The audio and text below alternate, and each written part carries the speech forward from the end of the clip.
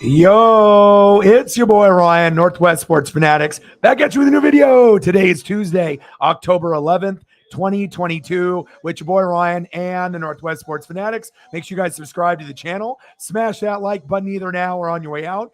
Donate to your boy if you can. Cash App, $ORION, NWSF, and the YouTube Super Chat right here. We got the NLDS game number 1, the San Diego Padres versus the Los Angeles Dodgers. Live play-by-play and reactions with your boy Ryan and the Northwest Sports Fanatics. The hat is still on. The do-rag is on. The J-Rod shirt is on. The J-Rod jersey is still on. What a heartbreaking loss for my Seattle Mariners to lose that matchup 8-7 when we were up 7-5, and all we had to do is just keep going with the closer, but you decided to pull the closer. You pitched to Yordan Alvarez, the best player on the team, with fucking Robbie Ray. And what happens? When you're up 7-5, you pitch it right down the middle, 3-run homer, Mariners lose. But at least we have Luis Castillo up next for game 2. I got tickets to game 4. We definitely let that one slip away. And if you ever have a feeling of your heart being ripped out of your chest, that was it. I mean, I know the Blue Jays felt that same type of pain when we came back 8-1 and we won 10-9. Now I know exactly how that feels when we were ahead the whole game and then they clawed back. And we already knew the Astros are the best team in the American League. But when you end up roughing up Verlander, the best pitcher in baseball, and then you think you're going to win, and all you got to do is just hold out to the very last couple innings, and you can't get it done. Now I know what the Blue Jays feel. And I'm still wearing the gear. I'm still going to have a smile on my face. A lot of people, counted us out, even making, a deep run in the playoffs or even winning against the Blue Jays. A lot of people said Blue Jays are going to win. The Mariners are ass. They're lucky. They're not going to be able to keep it up. And we were able to find a way to keep it up, beat the Blue Jays in 2 games. The Astros are a whole nother animal. And I'm hoping that we can win game 2 and 3. And when I'm in Seattle for game 4, maybe we can clinch then. It's going to be hard. It's going to be difficult. A lot of teams or fan bases are going to be against us. But, man, I don't usually have my heart ripped out a lot in the playoffs for the teams that I follow. But that one stung. That one hurt. And like I said, Scott Service doesn't make too many mistakes. Normally in that game, I want Munoz to pitch last, in the 9th inning, right? I want Munoz last, not Sewald. So normally Sewald in the 8th, Munoz in the 9th, and then that's it. But for whatever reason, we went Munoz in the 8th, Sewald in the 9th. We pulled them with 1 out to go. And why the hell would you put in Robbie Ray? Anybody but Robbie Ray. George Kirby, if you wanted Castillo to go for 1 pitch or 2 pitches, even though he's pitching tomorrow, anybody but Robbie Ray. That one stung. But, it is what it is. We got to move on. Blue Jays season's over. We still have a few games. It's a best of 5. We have to win 3. Now we're down 1 game to none. It is what it is. But your boy is here. I'm in a good mood. Let's go. Hey, what Scott today could it's not going to. Right. It's not going to. Swanson against Alvarez. Yeah. Well, it is what it is. It was Sewald. So, we went Sewald, it went Munoz, Sewald, and then Robbie Ray, which should have been Sewald, Munoz. You know what I mean? But he's not going to get fired. You know what I mean? He's done a fantastic job, all season. He just fucked up on that one particular mistake. And I guarantee if we get past the Astros this series, he will not make that mistake against the Yankees or the Guardians again. So it is what it is. It is what it is, man. And obviously they decided to go, with that particular matchup, they just thought, okay, we're going to go lefty to lefty instead of having a righty going towards a lefty. But I'm fine, man. I'm good. It is what it is. And obviously with Sewald, that was his bad. We should have probably went Sewald first or had maybe Castillo go a little bit longer. But that's baseball. That's what happens. We went Gilbert. And we had to pull him in the 5th instead of going to the 6th. So maybe if we would have went Gilbert a little bit longer. But Gilbert, Brash, Castillo, Munoz, Sewald, and Ray, you're not going to see that often. But it's very disappointing. Had my heart ripped out of my chest. Probably talked with Jake, Brantonio, my friend Justin, and Sarah throughout the whole game. But hey, at least if the Dodgers win for my dad, that could be a good momentum. But like I said, if it would have worked out and Ray would have got the strikeout, we wouldn't be talking about this right now. You know what I mean? Everything is a catch-22. When it doesn't work, we can complain. But if it worked, hey, we win game one. We're not even talking at all about Robbie Ray whatsoever. So, and we know Scott Service normally doesn't make bad decisions. Maybe he made questionable decisions prior to this year, but this is a special team. We're not going to turn our back on Scott. We're going to make sure that we can get this going. And it is the Houston Astros. Let's be honest. Houston, they're going to beat a lot of teams. They're considered the best team in the American League. But, it is what it is. So, yeah, Ray has been terrible. That was, very suspect. But even to go Gilbert, Brash, Castillo, Munoz, Seawald, Ray, I mean, that's kind of questionable right there in itself. But it is what it is. We probably should have walked Yordan Alvarez, but there's no guarantee that we win that game anyways. But we started off so strong. We can't just let wins slip through our fingers. But that literally is the first win that has slipped through our fingers in 2 months? So we got to stop the bitching, stop the fucking complaining, move forward. We got Castillo game 2. It's not like Scott Service is this guy that makes mistake after mistake after mistake. He's going to get manager of the year more than likely. Okay. You know what I mean? Rookie of the year to Julio. Everyone balled out. The pitching staff, Logan Gilbert, started getting roughed up. Then they went Brash. Then we went Castillo. Then they went Munoz, Seawald, which I probably would have went Seawald, then Munoz, and no Robbie Ray. But we can't we can't go back in time. You know what I'm saying? We can't go back in time. I mean, look at the Braves losing to the Phillies. I mean, everything is really unpredictable in baseball. So it is what it is. We just have to put our head down and grind. And obviously the momentum shifted, but how many people actually gave us a chance to win this series? Just because we win game 1 doesn't mean that the Astros can't rip off 3 games in a row and we lose. So I'm fine with it. Some of y'all might be bitching and complaining. You just got to be able to, understand it is what it is. We got to be able to move forward. And the more we dwell on this game 1, then we're going to lose the series. So, and I know Scott will get them amped up and Scott will say, hey, guess what? I fucked up. My bad. Let's not get mad at Robbie. You know what I mean? It's my bad. I made the decision and we're going to be able to move forward from it. So I'm okay. Let's go through some of the starting lineups here for today's matchup. Okay. We got Mookie Betts leading off. Batting second, Trey Turner. Batting third, Freddie Freeman. Batting fourth, Will Smith. Batting fifth, Max Muncy. Batting sixth, Justin Turner. Batting seventh, Gavin Lux. Batting eighth, Trace Thompson. Batting ninth, Cody Bellinger. And Julio behind the mound. Let's go, baby. Beautiful thumbnail for my boy Johnny. I see you. Jurickson Profar batting first. Juan Soto batting second. Manny Machado batting third. Brandon Drury batting fourth. Will Myers batting fifth. Jake Cronenworth batting sixth. Ha-Seong Kim batting seventh. Trent Grisham batting eighth. Austin Nola batting ninth. And Mike Clevenger on the mound doing his thing. Let's go. So normally I'm not going to pull up pictures of every single player and pitcher on the opposing team, but it is the playoffs. And if I was doing Mariners, I would have done the same thing. So here we go, baby. This has got to make up for that tough loss. Let's go. Big swing and a miss on Jurickson Profar. Strike number 1. Let's go. Let's go, baby. Rough loss, but hey, if I'm one of those, fans that's bandwagon, do you think I would really have the fucking gear still on after that terrible loss that we had? And I'm still doing the Dodger game. So there we go. 2 strikes. Let's go, baby. Yeah, Gilbert was dealing. Obviously we were hitting the shit out of Verlander, which was awesome. That never happens. We just got to be able to put the head down and move forward. Let's go. Well, don't be a negative Nancy, Jake. Okay. You know what I mean? And who's to say that we can't throw up 4, 5, or 6 against him again? No one thought we would do that today, and we did. So, you just got to be positive. Don't be a negative Nancy. Okay. And the more that the fans and the players and the managers and the whole fan base dwells on that loss, we're not going to be able to come back. But if we can put our heads down, move forward, Scott will take blame for the loss. We'll move forward, and we're going to be able to win game 2. It's Luis Castillo. He'll deal. We'll get game 2. It'll be 1-1, and then we'll take it one game at a time. So we'll go there. Yeah, but you're more negative than I am.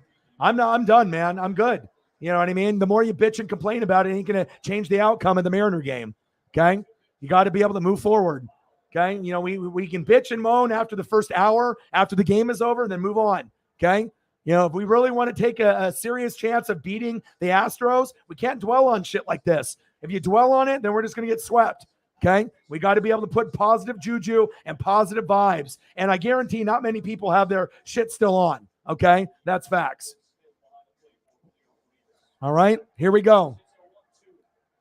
Little dribbler down third base. There we go. One away.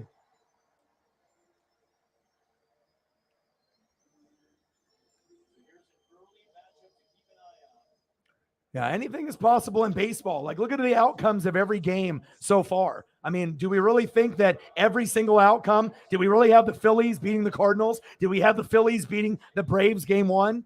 Did anyone have really the Mariners winning game 1? You know what I mean? So it's like we were playing with house money, and it's very disappointing what happened. But we have to move forward, and I still think we have a great chance to win the series. I really do. And if I didn't, I would be honest about it.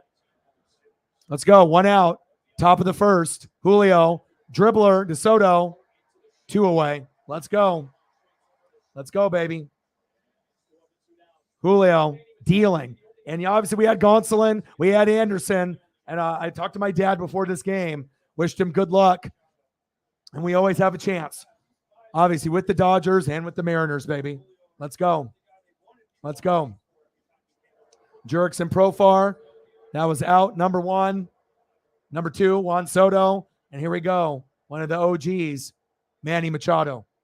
Let's go. Batting .370 versus Julio. 10 hits. This guy is a machine. Hopefully we can find a way to get past it.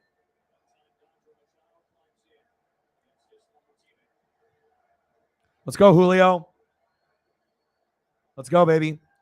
Top of the first, 2 outs, 0-0. NLDS game 1. Lots of surprises in playoff baseball today. I don't think anybody had the Braves losing. A lot of people had the Mariners losing, but you know, I would have rather lost that game 5-0 than to be up the whole game and then to get our heart ripped out like that. But this team is resilient, and I know we can come back. Julio. 2-0 count to Manny Machado.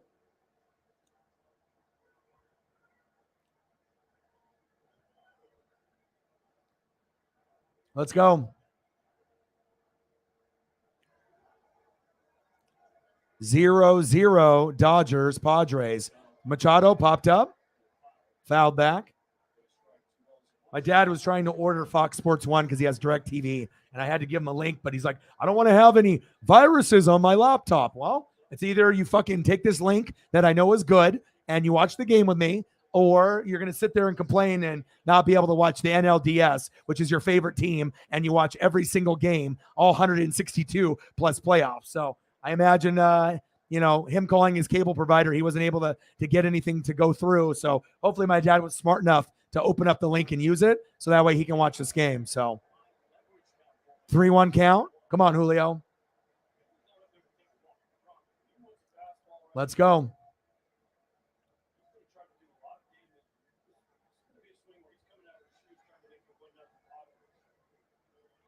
Come on, Julio. Let's go, baby.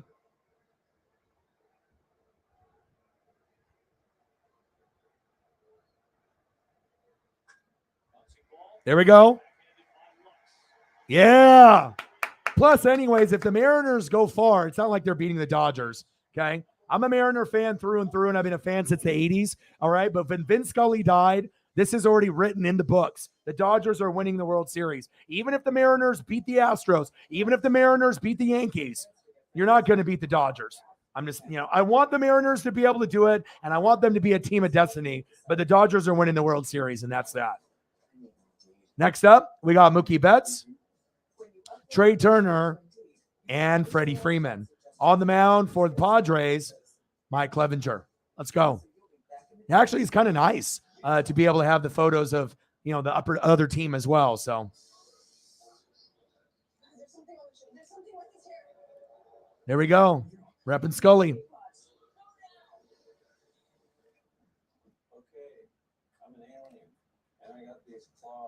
Let's go through the batting order here really quickly. We got Mookie Betts, Trey Turner, batting third, Freddie Freeman, cleanup, Will Smith. Batting fifth, Max Muncy. Batting sixth, Justin Turner. Batting seventh, Gavin Lux. Batting eighth, Trace Thompson. Batting ninth, Cody Bellinger. And on the mound, doing a great job in that top of the first, Julio Urias. Let's go.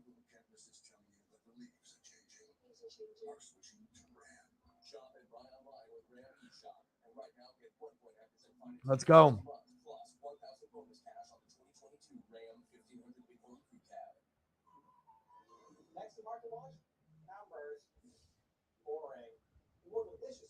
Yeah, and sometimes, sports has a way, to be able to, have a little bit of karma. You know what I mean? Like, especially the way that we beat the Blue Jays and how they got their heart ripped out. Sometimes you need to get your heart ripped out too. It makes you stronger. If you just go through the playoffs, you know what I mean, and you're not losing any time, that's going to be a point where you're going to have some adversity and you might crack. So I think now, obviously game one when we were ahead, it's, not the most ideal situation to lose, when we're ahead that whole game. But I guarantee it's going to bring this team stronger and we're going to be more together than ever. Because like I said, we got to win together. We got to lose together. We're going to live together. We're going to die together. Okay. And we're going to be able to have this good continuity and chemistry for 15 years. This is not like, oh my God, this is the only year we're going to be able to do something in the playoffs. No, this is year one of a 15 to 20 year stretch where we're going to be fucking relevant as long as we don't have any injuries. Okay. And who knows? Maybe by a miracle, Aaron Judge will be wearing, obviously, the Mariner colors next year. You never know.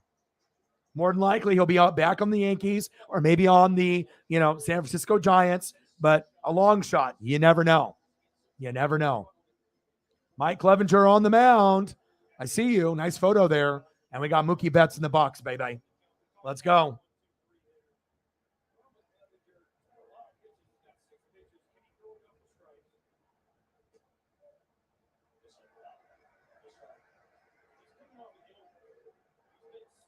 And I'm on Twitter, so if you want to do your boy a solid and like and retweet the stream, that would definitely help. We get about 20 to 120 extra views when we do that.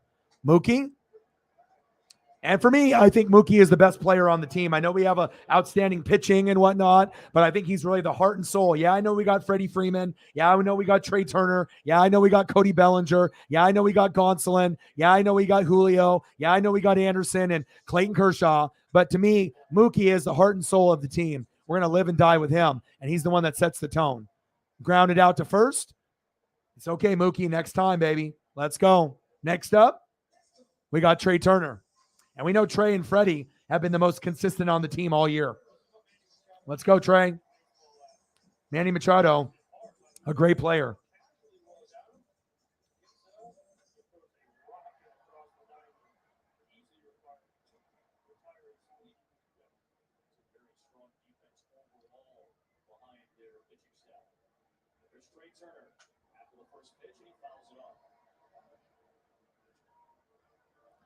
Yeah, we have to be active, obviously, in free agency, and there's going to be some tough decisions to be made. You know what I mean? Who we keep, who we let go. And obviously, if we get a good draft, maybe we can end up getting a steal. In Major League Baseball draft in 2023. So we're definitely not all there, but it's a beautiful sign where not only did we break the streak, but we actually won a round. No one even expected us to get this far. So we have to be blessed that we just broke the streak.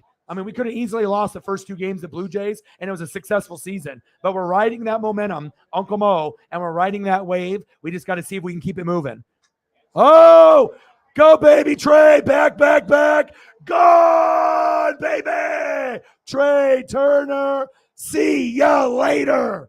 Bye-bye, Mike Clevenger. Let's go. Boom, boom, boom. Just like the Mariners' early bats. Hello, Trey Turner. Bang. 1-0. Dodgers. Let's go. Hell yeah. That's what I'm talking about, baby.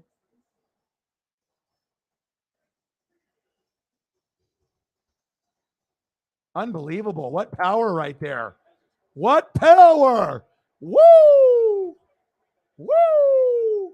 Next up, Freddie. Bottom of the first. 1-0 Dodgers, baby. Let's go.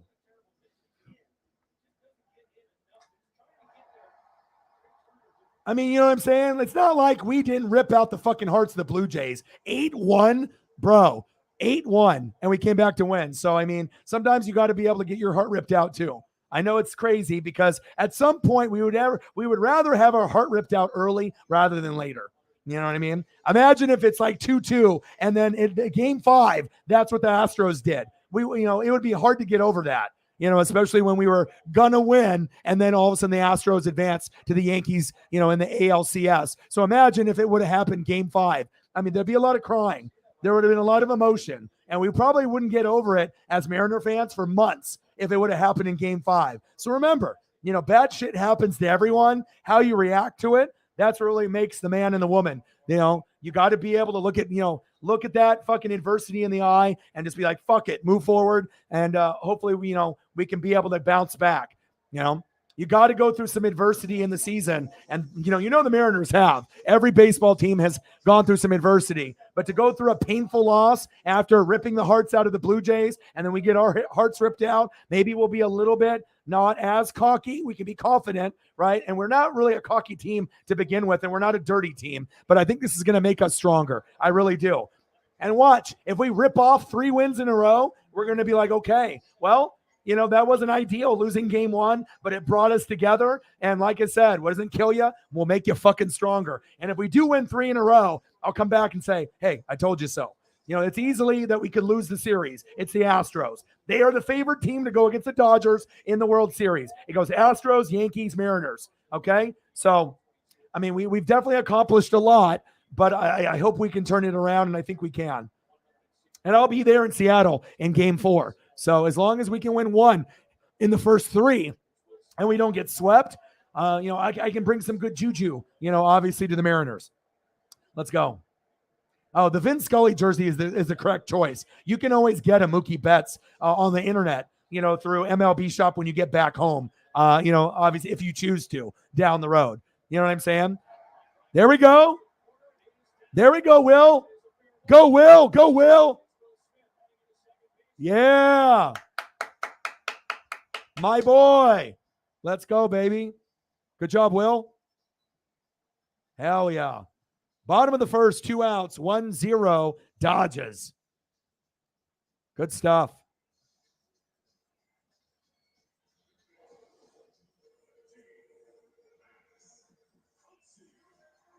All right, let's go, Max. Let's go, baby.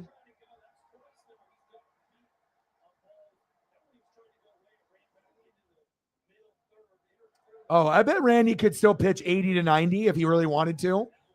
Randy is what kind of guy? He seems like a guy that, maybe, that he's not playing anymore and he knows it. But who's to say that, once or twice a year he throws, to, I don't know if he has sons or daughters. I don't know Randy Johnson. I haven't followed his career outside of baseball, in his personal life. But who's to say Randy doesn't go in the backyard and throw the baseball around maybe once a year? It's not like he's going to do it because he's retired, but I imagine, every once in a while, if he had the right friend come over or a relative, maybe throw the ball in the backyard for a couple minutes. It wouldn't surprise me. I'm not sure how many people could catch a Randy Johnson fastball. You know what I mean? But I imagine he's got friends, unless he's completely just, away from baseball and doesn't even want to think about it, but I know he's a private person and he has distanced himself from baseball. That's facts. So.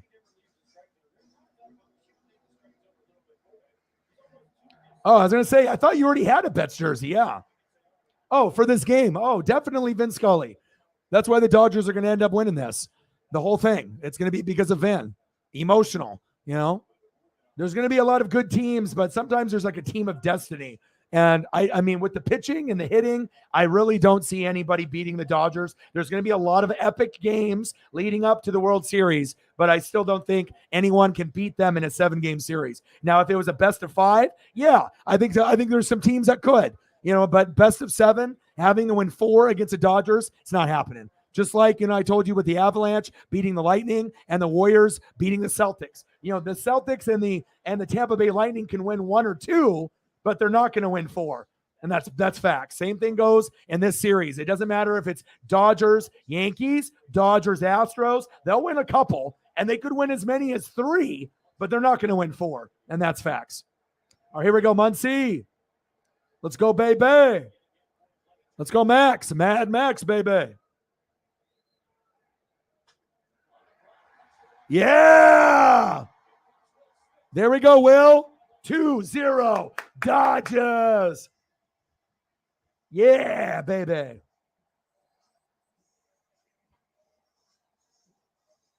Let's go. Good job, Max. 2-0 Dodgers. And nobody has a better home field advantage in baseball than the Dodgers, period. I mean, if you watch actual baseball, the passion from the Dodger fans, there's, you got to think they have more Dodger fans in LA than they do Lakers or Clippers or Chargers or Rams. That says something.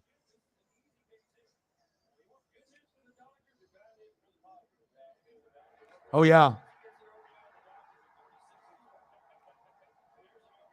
All right, let's go, Justin.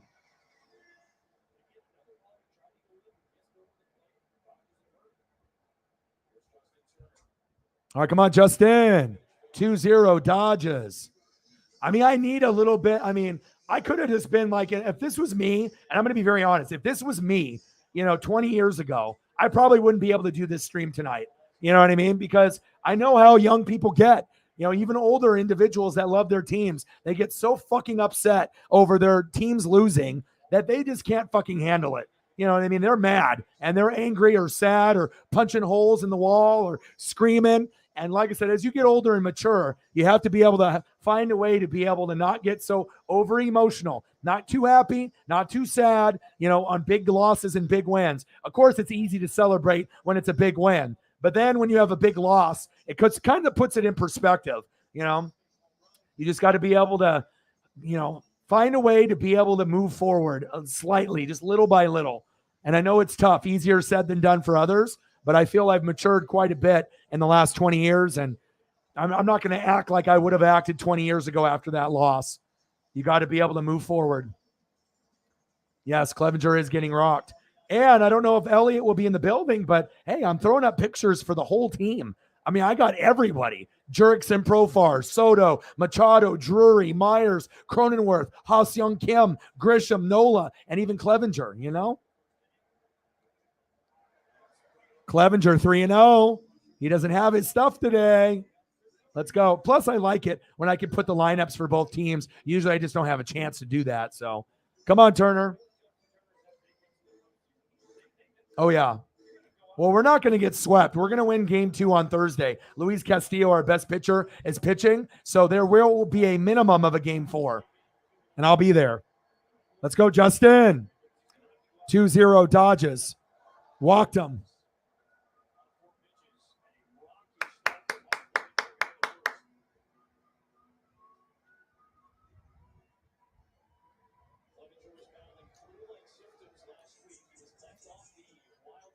Let's go. Hope everyone's having a fantastic day.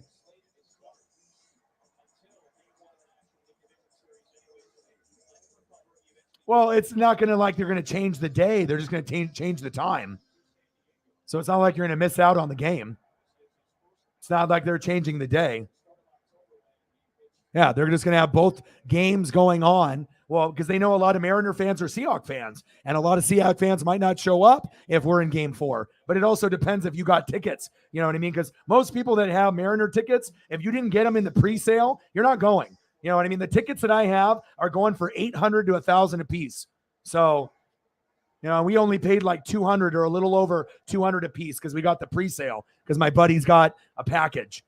So mini season ticket package where he paid like $800. So even if they move the, game, what time is the game normally supposed to be at for the Hawks? At 10?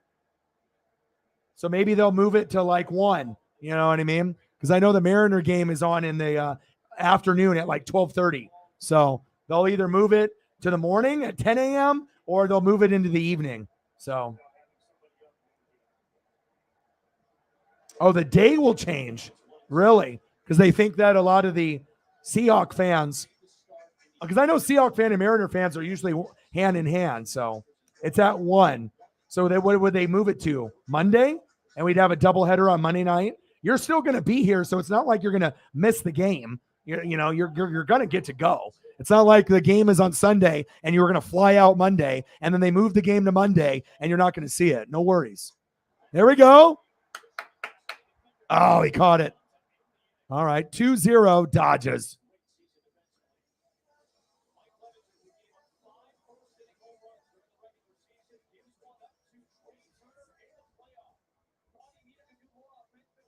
Good job, Trey.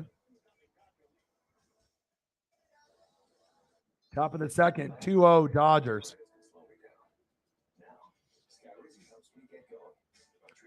Yeah, but again, it's not like Seahawks fans are going to be like, well, I'm going to go to the Mariner game. No, the Mariner game is like sold out. Like, unless you want to pay like $1,000 to go to the game, you know what I mean? Like, there's not going to be a lot of people. Most people, and plus the Seahawks have been doing well. I got Geno, Megan, in fantasy, okay? Because I'm not biased. Whoever's playing well, right? I'm going to start Geno Smith against Sarah in fantasy. I'm 5-0.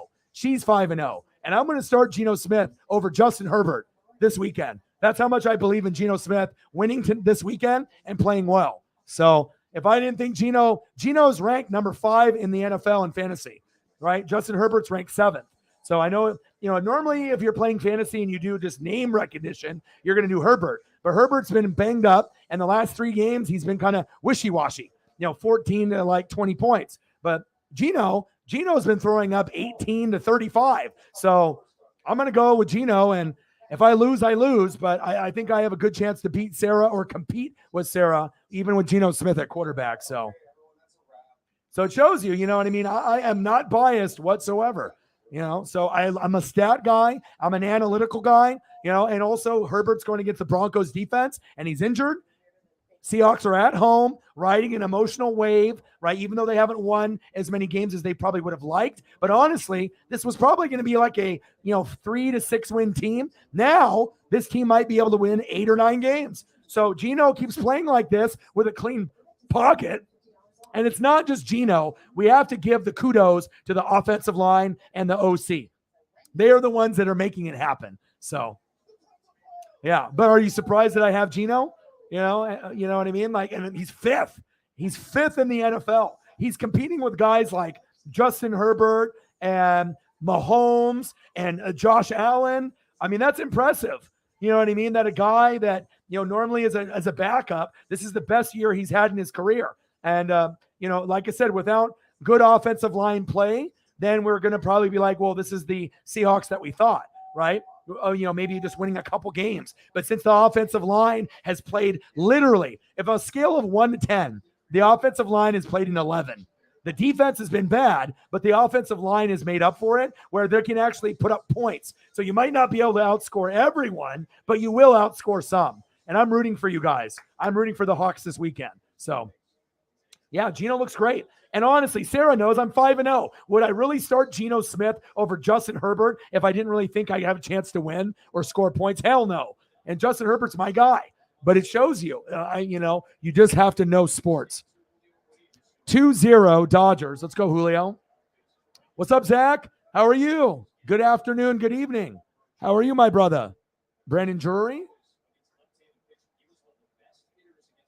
All right, Drury's batting cleanup. All right, come on, Julio.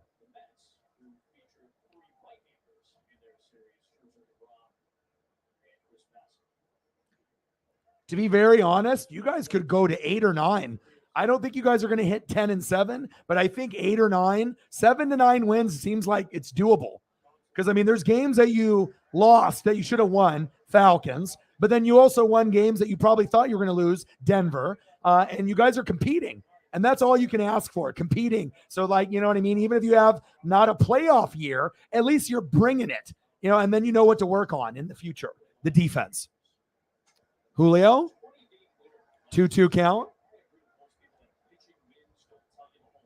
And if I say, for me, being this Northwest sports fanatics, and if I honestly say, hey, Seahawks could win 7 to 9 games, do you think I would say that just to say it? I mean, it's my reputation on the line. You know what I mean? I don't say shit that, just is completely wrong all the time. I mean, I feel like I'm usually spot on about 90% of the time, but again, it's sports. And sometimes you can't predict injuries or how a unit is going to do, like Seattle's offensive line. We knew the defense was going to be bad, but the O-line has surprised everybody. And just imagine, if you can have Cross and the rookie play like this, imagine if you draft offensive line again, like guards and maybe like a center, and you get same results. You might be able to win 10 games next year if you keep improving the defense and the offensive line. I mean, it looks like it's going to be like a 3 to 4 year process, but if your offensive line can give you results like that, who's to say that you can't get better results? So 2-0 Dodgers. Let's go, baby.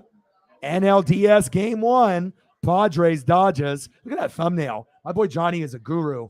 Let's go.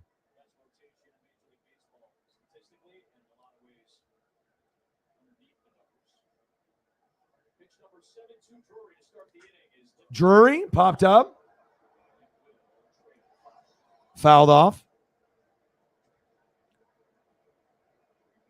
And I'm happy for you. Nobody wants to watch their favorite team just get their ass kicked, game in and game out. We have a lot of passion. And, there was a point for me, Megan, where I was watching Tampa Bay before even Jameis, right? And from 2008 to 2019, we were winning like 1 to 4 games almost for 10 or 11 years straight. That's brutal. Wearing the hard hat and screaming at the TV and buying a new jersey every year. You know what I mean? Not having any kind of hope.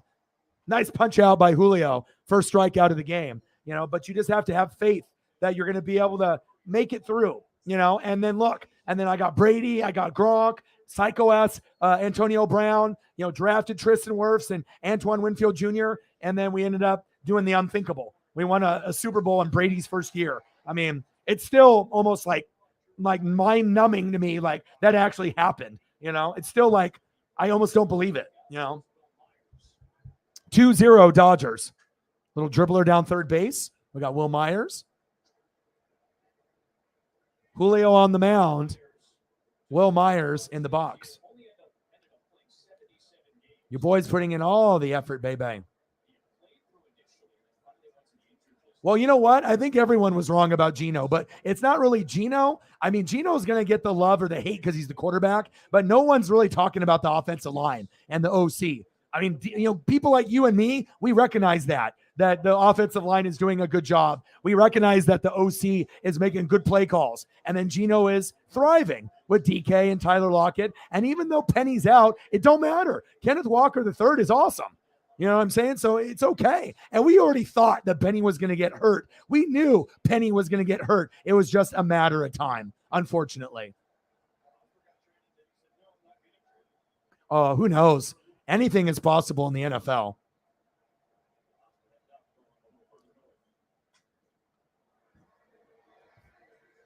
O2 count.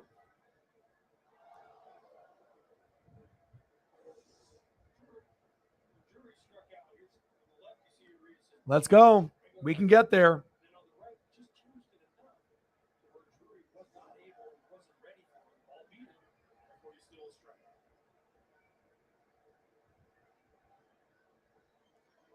Come on, Julio.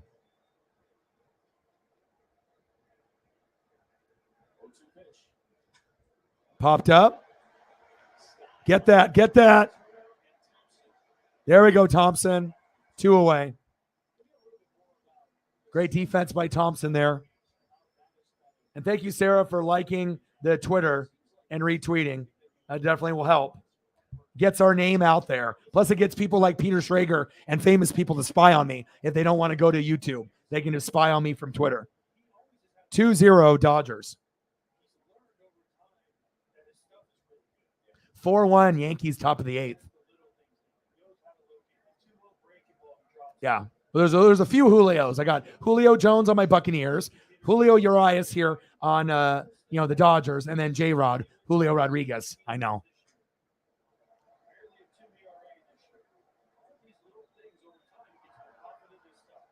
Jake Cronenworth in the box. Julio on the mound. Let's go.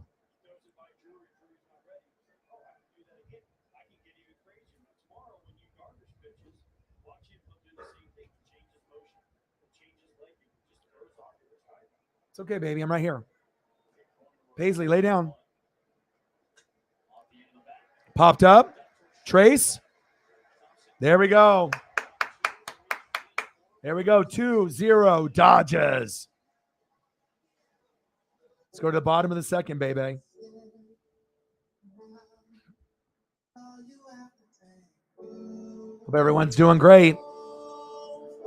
Tough loss for, the Mariners, but it is what it is. Let's go through the batting order here as we're going to be getting here to the bottom of the second. Leading off, Mookie Betts. Home run, obviously, in that first inning, Trey Turner. Batting third, Freddie Freeman. Batting cleanup, Will Smith. Batting fifth, Max Muncy. Batting sixth, Justin Turner. Batting seventh, Gavin Lux. Batting eighth, Trace Thompson, Klay Thompson's brother. Batting ninth, Cody Bellinger. Brand new photo, never used that one. And on the mound, Julio Urias. Let's go, baby. Let's go. I got Machado and I got Mookie.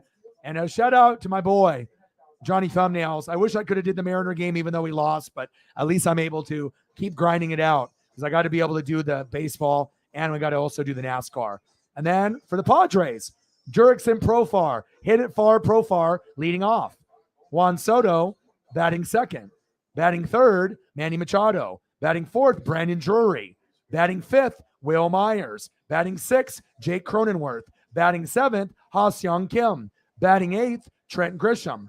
Batting ninth, Austin Nola. And on the mound, Mike Clevenger. And just imagine if they had Fernando Tatis, like how much of a better chance they would have if they had him in the lineup and on defense. That is facts. Next up in the lineup, we have Trace Thompson, Cody Bellinger, and then Mookie Betts. Let's go. Let's go, Trace.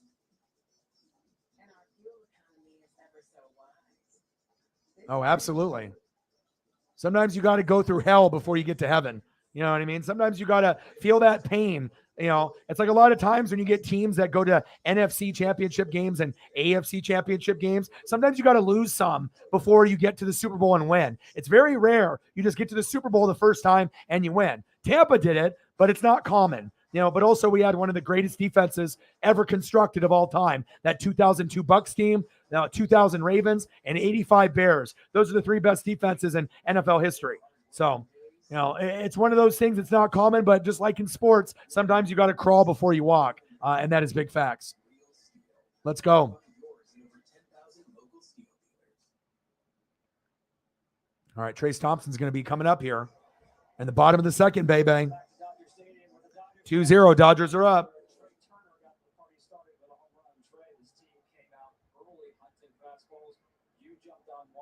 It's funny, my dad didn't want to use the link, Sarah, because it's like, I don't want to get a virus, but I was like, okay, well, you either take down this, you take this down and you write it down and you type it in, or you're not going to get to watch, But my dad needs to upgrade to Fox Sports 1.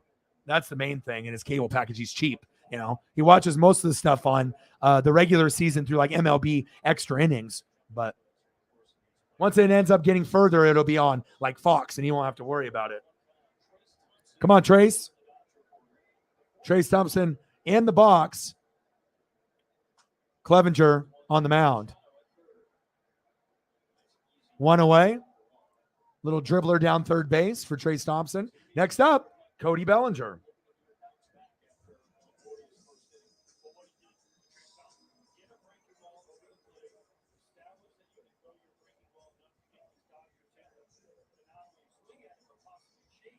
Let's go, Cody.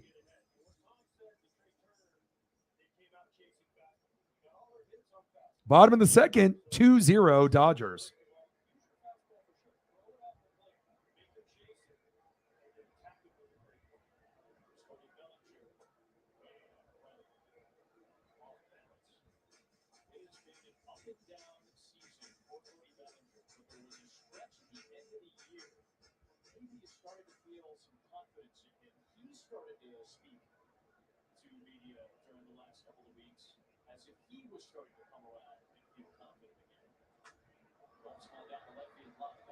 Fouled away.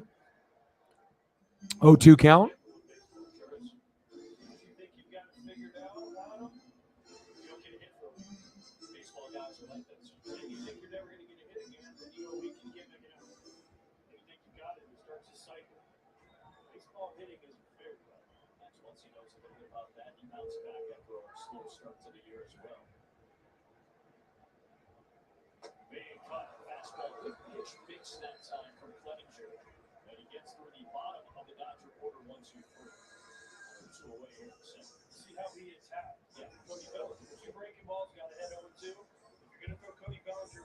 Struck him at. All right, let's go, Mookie.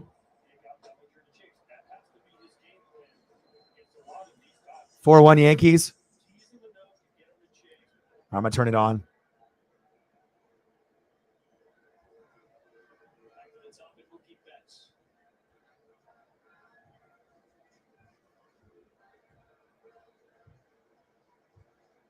All right, I got it on. Let's go, Mookie. And there's no World Series win without Mookie Betts. That's facts.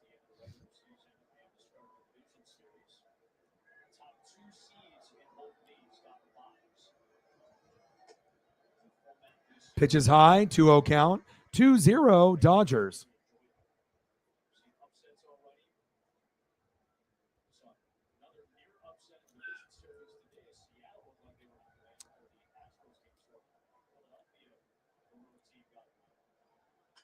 Mookie popped up.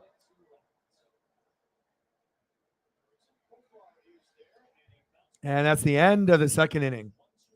1, 2, 3.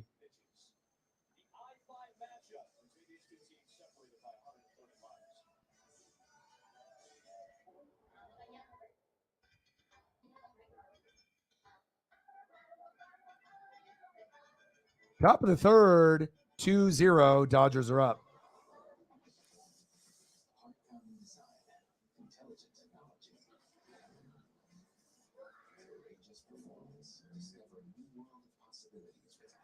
Yeah, that's awesome that he got a good deal on that. How much was it? A 43-inch for like $150?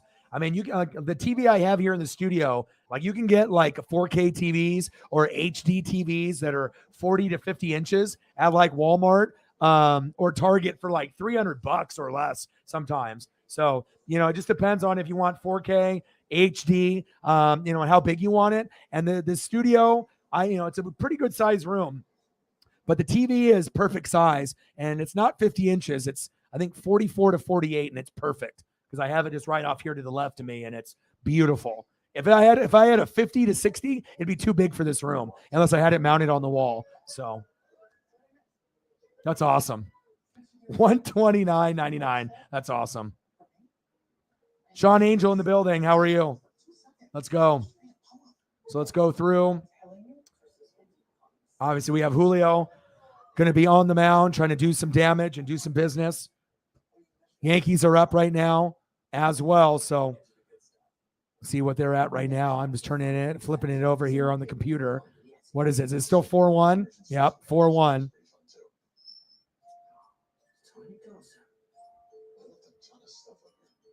Let's go, baby. Let's go. Beautiful thumbnail. Hopefully we can get enough donos to at least pay for the thumbnail. We got to make sure we get a good number. I think we'll get to a good number. Maybe we'll get some more people to hop in, as the night goes on. So not everyone's into baseball, but you can still come out and hang out with me. We can talk Mariners. We can talk Dodgers. If you want to talk wrestling, AEW, WWE. Hockey started up today, I saw. So all kinds of stuff is starting to fire off. NBA, we're getting closer. So NBA and NHL are right around the corner too. So let's go. Yeah, but definitely a painful loss. But we'll be able to rebound. I just need Scott to make better decisions, man. I mean, I've never seen him make decisions like that, and sometimes they can come back and bite you. But you don't go with guys that aren't hot. To try to give them confidence later on in the series. You just got to go with the guys that are hot, not guys that you think can do it. So, but Julio had a fantastic game. So we already know Julio is the business, but that definitely hurt. And we got Luis Castillo on the mound for game 2. So I know we're going to come back and win. All right, here we go. Julio on the mound, top of the 3rd. Ha-Seong Kim in the box. And thank you so much. I appreciate that. I mean, no one's going to be able to do it like me. A lot of people that are out there that, will have thumbnails and certain graphics, but they're not going to do it like this. Nothing captures, the moment rather than HD photo. I mean, whether it's food, wrestlers, NASCAR, baseball. I mean, it's just something about the HD 4K photos that just takes it to a whole nother level. 2-0 Dodgers. Ha-Seong Kim in the box. Julio on the mound. There we go. Thank you so much. Sarah's going to make sure we get it started. Julio with a punch out. Bang! There we go. Thank you so much. $10. Holla. 90 to go. Let's go. Bang, bang, bang. Thank you so much, Sarah. Boom, boom, bang, bang. Thank you so much. Appreciate you. During the commercial break, I'll get you a Cardinal. If you want me to get you some Pujols or Goldie, I can still throw up some photos for you representing the Cardinals because that's not going to go away ever. And you got your long sleeve tee today that I got you. Aaron Judge. Okay, perfect. Let's do that. And he's up right now that I'm watching. So, okay. I mean, I got a little bit of a delay.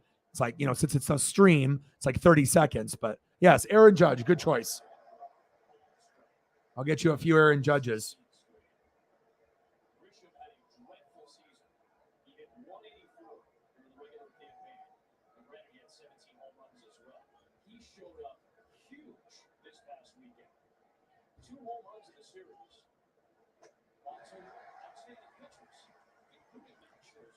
Top of the 3rd, 0-2 count. Let's go, baby.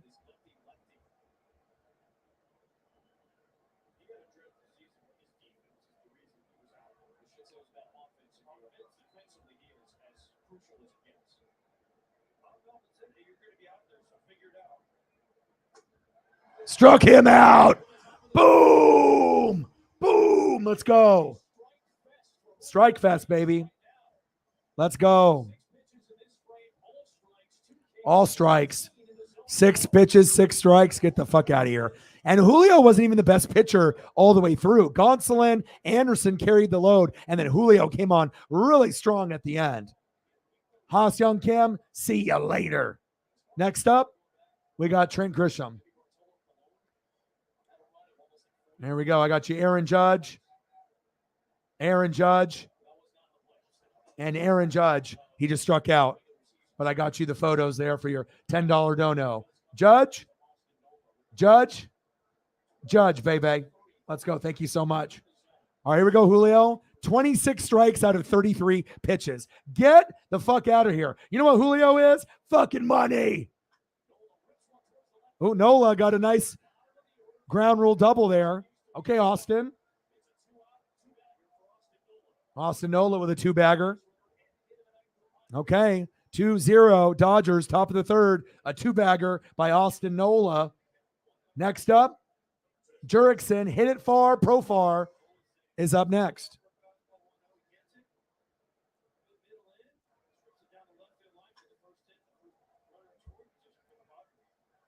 Oh, we'll be fine, MAGA King. Game 2, Louise. We already ripped the hearts out of the Blue Jays, okay? We already had their hearts ripped out when we were up 8-1, okay? So when we lost, we got our heart ripped out. When we were up, you know what I mean? I went up 7-5, and all we have to do is get one out. Why the hell would you put Robbie Ray in there? But Scott will learn, and we're going to win Game 2. I got tickets for Game 4, so the tickets are going for $800 to $1,000 a piece. And as long as we win Game 2, who's to say that we don't win Game 3 and Game 4? I mean, it is what it is. It's tough, but like I said, you're not going to win them all. And that was one of the first times in a long time that I've gotten my heart ripped out. But just think about the Blue Jay fans and how they got their heart ripped out in wild card game number 2. So, it's karma. It goes both ways. And it's better that it happened in Game 1. Imagine if we won Game 1, right? And then they win Game 2. We win Game 3. They win game 4. And imagine what happened to us today happens in game 5. We would be crushed. That would fucking hurt us for months until next season. So be happy that it happened in game 1 and it didn't happen in game 5. Okay? So it's better for it to happen early rather than late. We just have to be positive. Move forward. Okay? It's baseball. It's very unpredictable.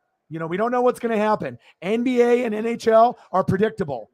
NFL, and towards the end of the season, in the playoffs, Super Bowl, predictable. Okay? But baseball, not predictable at all. Not one bit.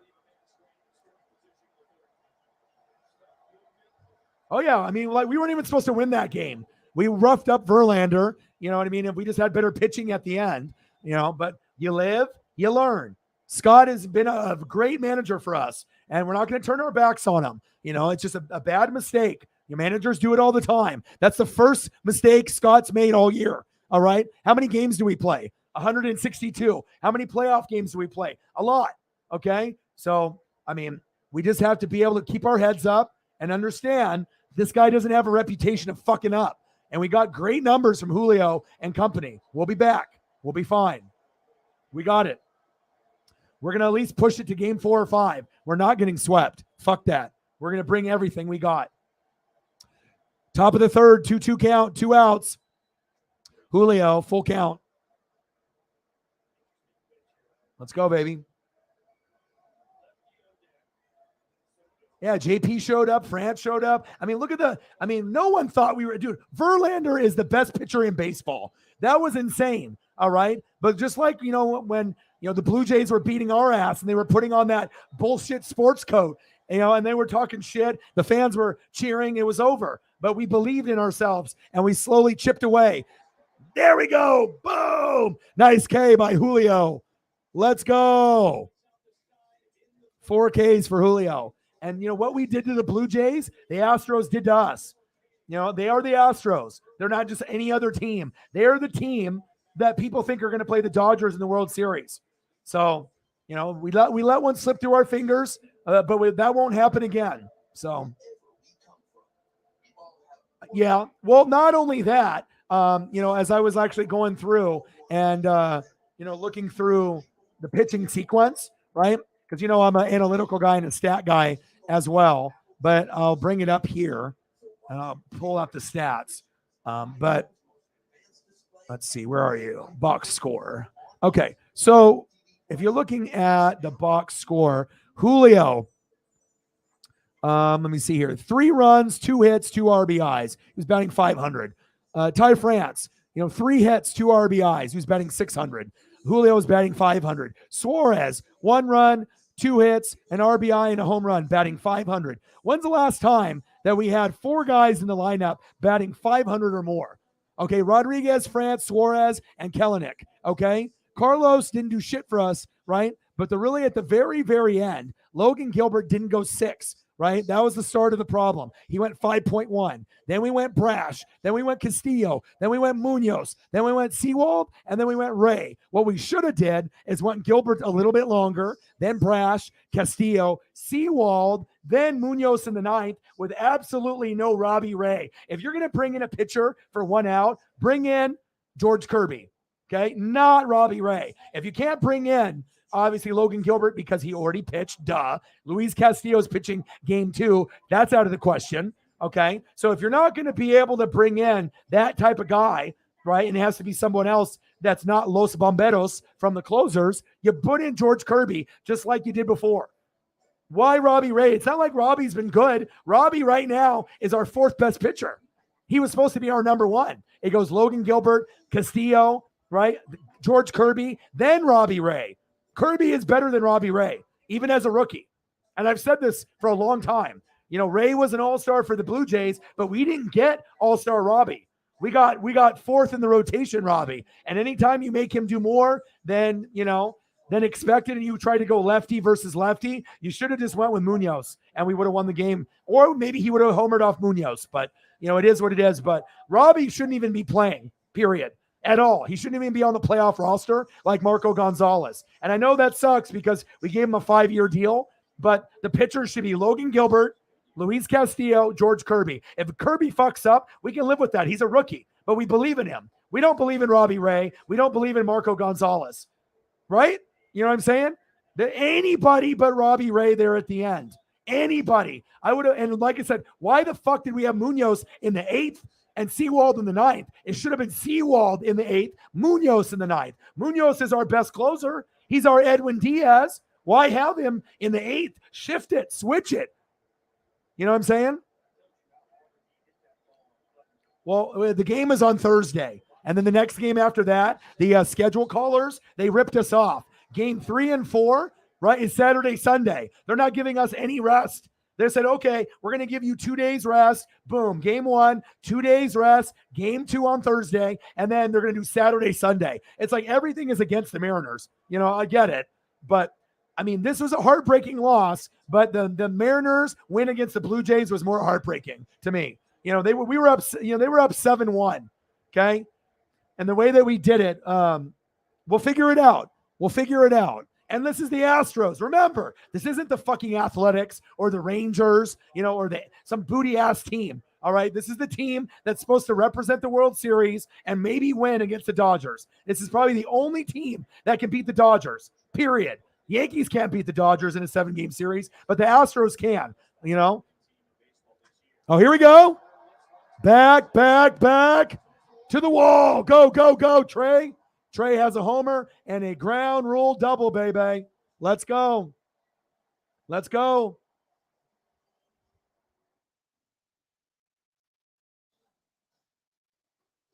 And it sucks, too, because the games are on so early, right? My girlfriend works from home for Verizon Business. She works from 7 in the morning until 4. So I can't be in here when she's on the phones and talking to clients and managers, which sucks. You know, because we have this studio space, you know, for this. But, you know, Saturday, I'll be able to do that game.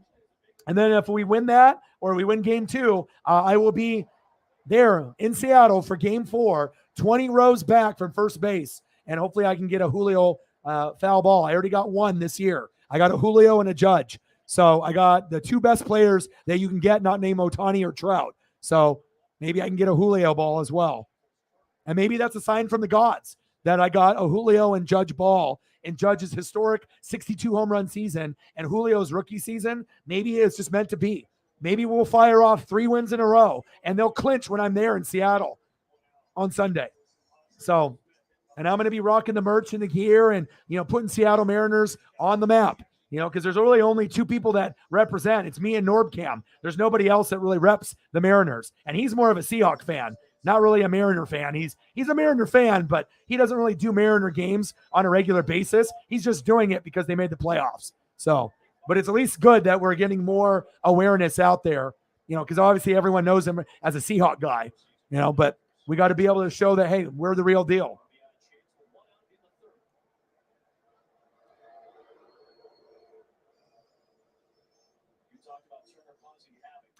Yeah. Well, if you really want to be honest about it, Julio's the rookie of the year overall. American League, National League, we don't get here without him. You know what I mean? He is the next Ken Griffey Jr. 2.0. And I even said that in April, and he didn't homer, and people were talking shit to me. I was like, all right, you wait, you watch. And now we got, you know, the superstar of the making. If I could have any player, even Trout or Ohtani, I would rather have Julio. You know what I mean? I mean, the only player that you would want over Julio or on the same level is Aaron Judge. That's it. That's the only player that you can really tell me. I mean, I like Ohtani a lot. You know, he's great as well, you know. But Ohtani and Judge would probably be the only ones that we could be like, okay. And who's to say Ohtani doesn't want to go to a Japanese ball club like Seattle, or Aaron Judge comes to Seattle? Can you imagine Ohtani and Julio, or Judge and Julio? If Judge comes to the fucking Mariners, watch out. I mean, I think we can, you know, in the next 15 or 20 years, we have a shot to make the World Series once, at least. And we're going to make a lot of ALCSs and ALDSs if we can stay healthy. But this is a special team right here, no doubt. Bottom of the third, 2-0 Dodgers. Let's go.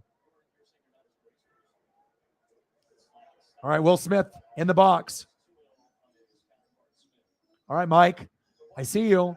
Mike Clevenger on the mound. Will Smith in the box.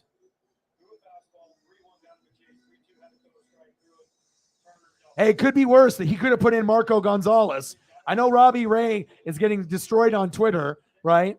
Right? But it could be worse. Marco has been trashed the whole way through, and the bats are alive, right? And normally the pitching is great and the hitting's not there. But now the hitting's there and the pitching, like I said, we just need to work on it. It's very hard to get both at the same time. And I'd rather have, obviously the hitting, because obviously if the pitching is so-so and the hitting is off, we're going to lose 1-0, 5-0, 7-1. And we don't want that. We want to be able to show America that we're the real deal and we're a threat. And we're the third best team in the American League. Astros, Yankees, Mariners. Right? So, no, he's not. Stop it. Marco's not better. Marco is dog shit. Ty did fix his stance. You can't just, because think about this. A lot of guys go through adversity, right? Let's say we end up getting past. Let's say we end up getting past the Astros and we win it in 4 games or 5, right? And let's say we go against the Yankees in the next round and Robbie Ray is dealing. Then we're going to be like, you can always crucify a guy when things are bad, but Robbie Ray might be able to be the hero down the road against the Yankees. So we don't want, he knows, trust me. If anyone feels the worst about this, it's going to be Robbie Ray and obviously Scott. Those are the guys that feel sick to their stomach right now. He feels sick to his stomach. Robbie feels the worst. The last thing Robbie needs is everyone on planet Earth to fucking just do that to him. He deserves it. I get it.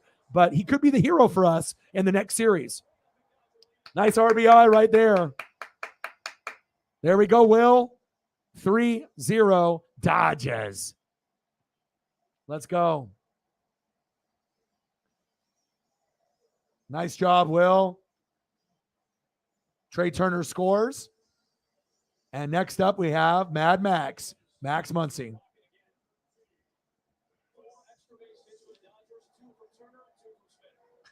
Yeah, Kirby would be the one we would want to have pitching.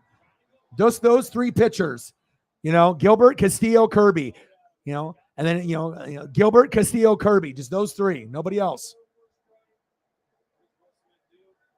Oh, he's definitely going to get some DT, the death threats. He definitely will get some of that bad stuff, and that sucks that people do that stuff. They're immature kids, or people that are, because like I said, anytime that someone goes through adversity, what will happen is there is a good opportunity for him to redeem himself, and he might end up being the hero. You never know. What happens if he's the pitcher that gets us to the World Series and we beat the Yankees, like in 7 games? Sports has a funny way. We learn a lot of life lessons in sports, right? And just because a guy has a horrible outing and he only pitched 1 out and he just, they should have walked Alvarez instead of pitching to him. That's the best player on their team. He's better than Altuve. Correa's not there anymore. He went to the Twins. Springer's on the Blue Jays. Yordan Alvarez is the best player besides Justin Verlander at pitcher. And then Altuve's third. So Castillo, game 5. I agree.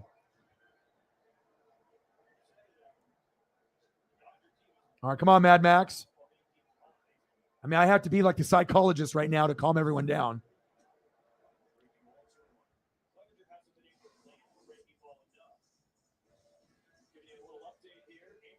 All right, nothing on the Cash App just yet. We're at $10, and I know we'll get to $100 before the stream is over.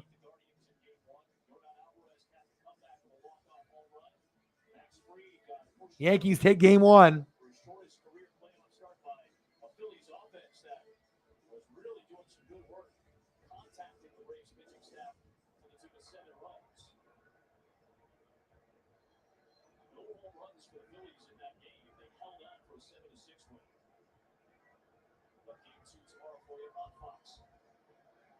And the crazy thing, Delete?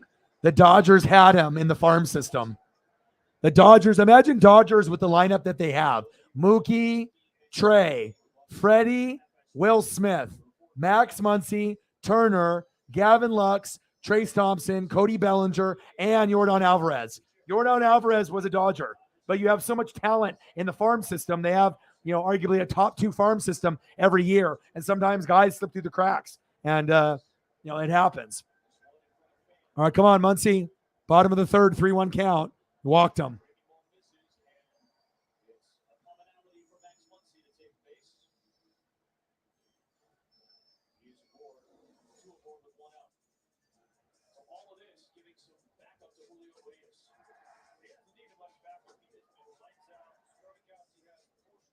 Yeah, Alvarez is so fucking good.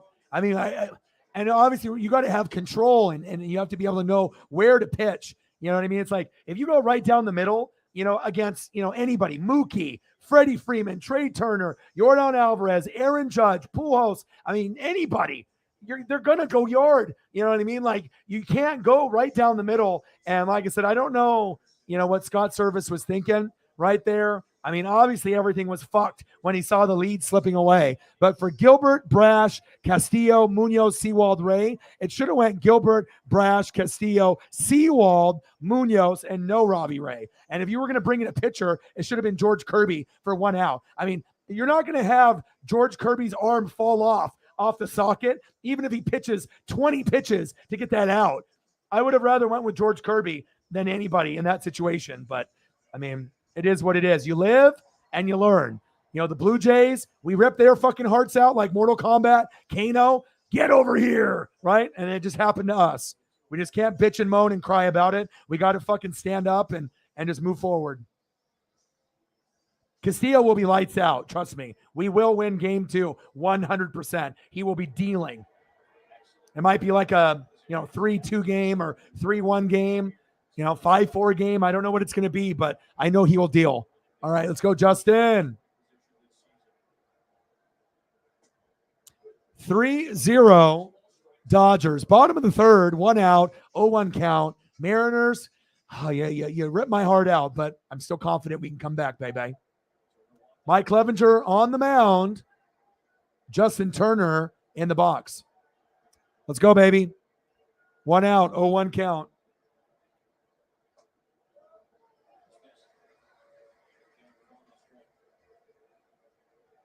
How's it going, Elliot? Did you see what I did for you, bro? Check this out, bro. Did this for you.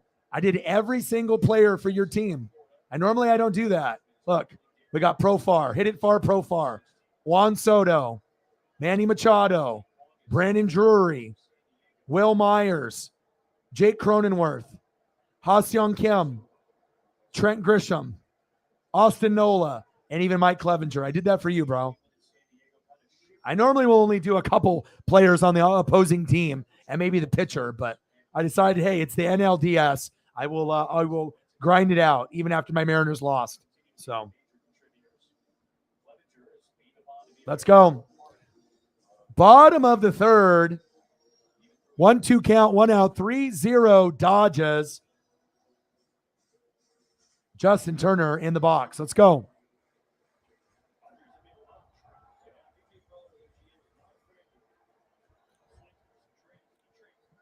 Bottom of the third, 1-2 count. Clevenger. Let's see what he does. Pitches outside, 2-2 count.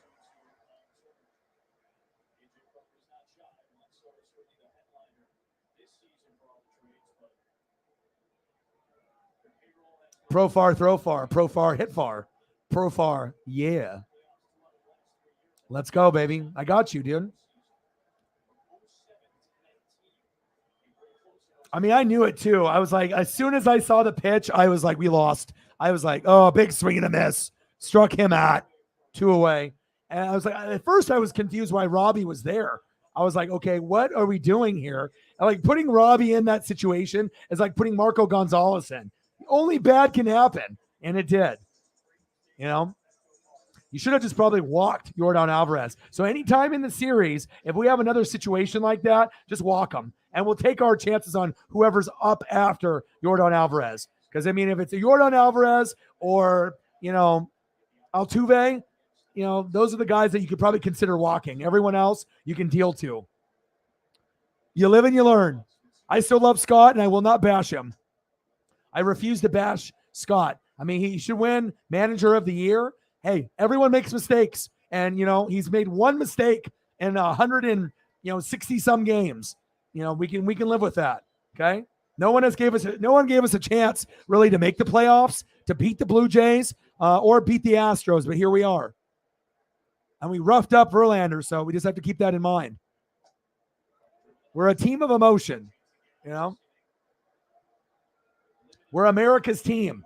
Not like the Cowboys or the Packers, but like anybody besides the Astro fan base is rooting for the Mariners in baseball. Think about it. We're a fun team. We haven't been there in 21 years. We dance after we win. It's fun, you know?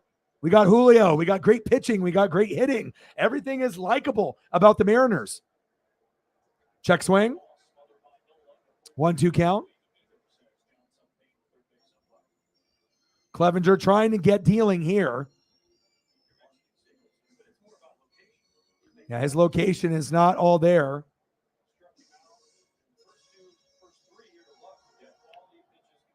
Still has like 3 Ks, but let's see what he does. Clevenger versus Gavin Lux. Come on, Gavin. Pitch is high. 2-2 count. Bottom of the third. 2-2. 2 outs. Gavin Lux in the box. And Mike Clevenger on the mound.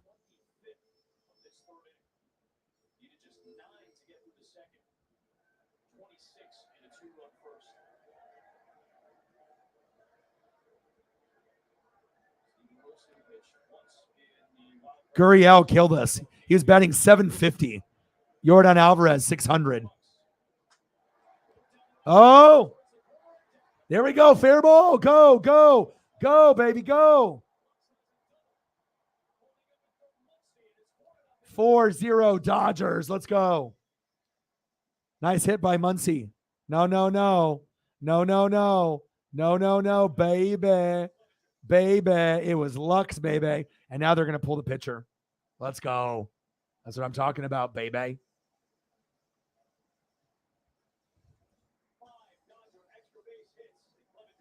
Clevenger is done. Bye-bye, Mike. Bye-bye. Next up, Trace Thompson.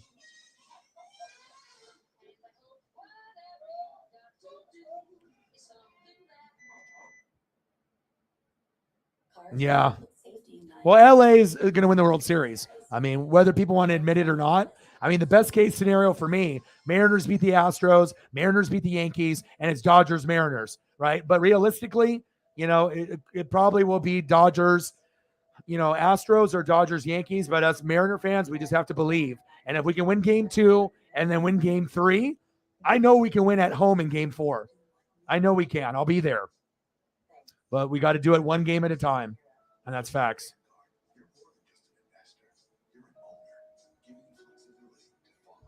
I mean, Houston's got a lot of good players. They've been the best team in the American League all year. Now, Altuve, Pena, Alvarez, Bregman with a clutch homer, Tucker, Gurriel, Mancini, McCormick, Vasquez, Maldonado.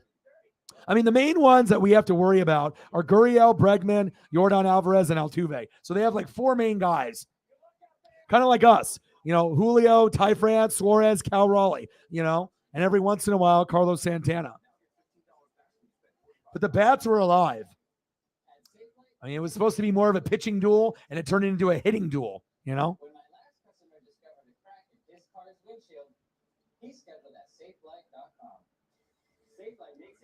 All right, let's go over some of the lineups here. Mookie Betts, Trey Turner batting second, Freddie Freeman batting third, batting cleanup, Will Smith, batting fifth, Max Muncy, batting sixth, Justin Turner, batting seventh, Gavin Lux, batting eighth, Klay Thompson's brother, Trace Thompson, batting ninth, Cody Bellinger, and Julio Urias on the mound. Postseason baseball, baby. Let's go. And for the Padres, throw it far, Jurickson Profar. Batting second, Juan Soto. Batting third, Manny Machado. Batting cleanup, Brandon Drury. Batting fifth, Will Smith. Batting sixth, Jake Cronenworth. Batting seventh, Ha-Seong Kim. Batting eighth, Trent Grisham. Batting ninth, Austin Nola. And on the mound, who just got pulled, Mike Clevenger. Rob Lowe at the game.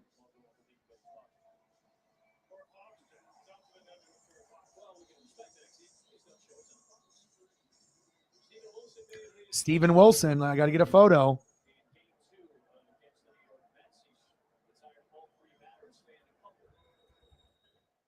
It shows you how important pitching is into baseball. You know, if you didn't recognize how important pitching was, you kind of get it now.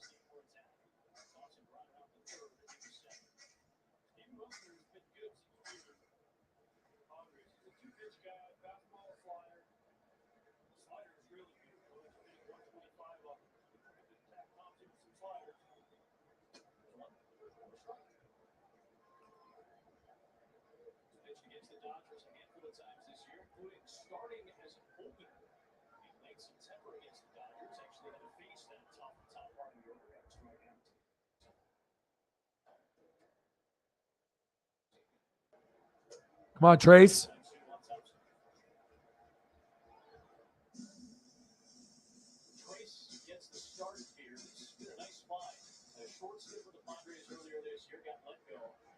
Trace in the box and Steven Wilson on the mound.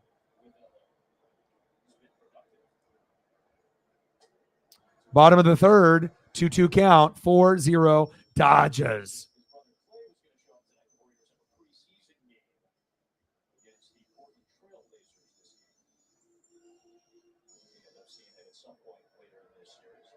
Okay, no problem. Have a good night. 4-0 Dodgers, bottom of the third, 2 outs. Check swing. Did he go? No swing. What do you think about all the pictures, Elliot? Do you like them? I mean, I tried to get some really nice ones for you, you know. I mean, too bad Tatis isn't playing. That could have been an X factor for you guys, for sure. I tried to get a combination of white and obviously the darker pinstripes and some nice HD 4K photos for you. Walked them. Bases loaded. They go from Mike Clevenger to Steven Wilson. I'm not sure if that was the right move.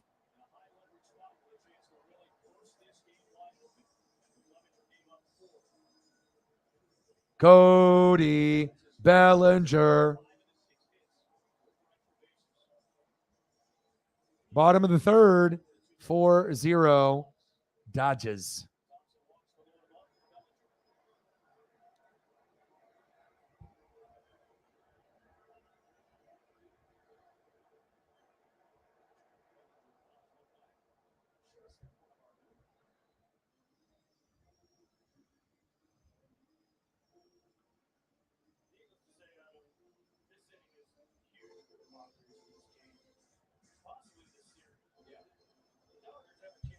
Let's go. Belly bomb, possibly. Mike Clevenger was on the mound, got pulled. Now you got Steven Wilson, and now in the box, one of the Dodger heroes from a few years ago, Cody Bellinger. But he's so inconsistent. I mean, think about it. They got Bellinger batting last. Ninth. You know what I mean? That's crazy. There was times where they had Bellinger batting fourth or third or second or first. But it definitely makes that 7, 8, 9 a little bit more lucrative with Lux, Thompson, and Bellinger, or if it ends up being Bellinger, Betts, Turner to lead off an inning.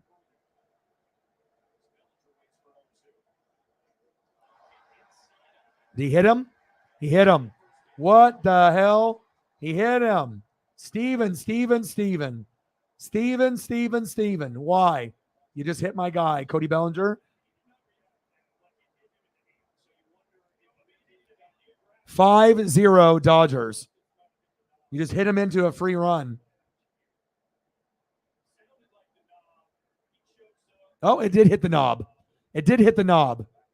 It hit the knob. It did not hit him. It hit the knob. It hit the knob. It hit the knob. It hit the knob. Give the run back. Only 4-0. That hit the knob. Reversed. This is not 5-0. 4. Go back. That hit the knob. That's very clear.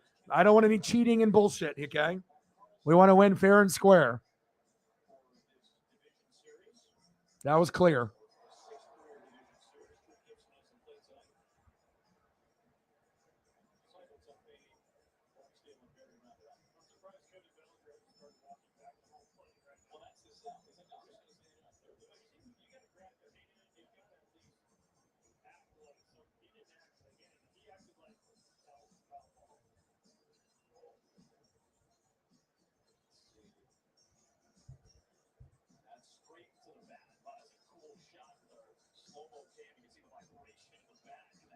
I know, man. I'll throw up a Tatis photo here for you, even though that he's suspended, but he's one of your all-stars, and if you guys ever win a World Series, you're going to need him.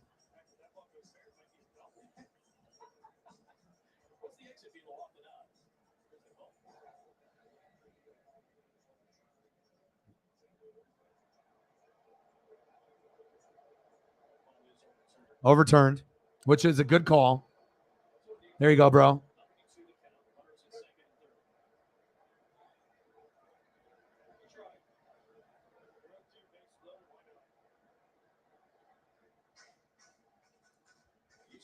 Yeah, the schedule, MAGA is bullshit. You know, they have 2 days, and then all of a sudden it's Saturday, Sunday, Monday, and we got to fly back after an emotional win if we win. And so that's why we need to win game 2, game 3, and then end it in game 4.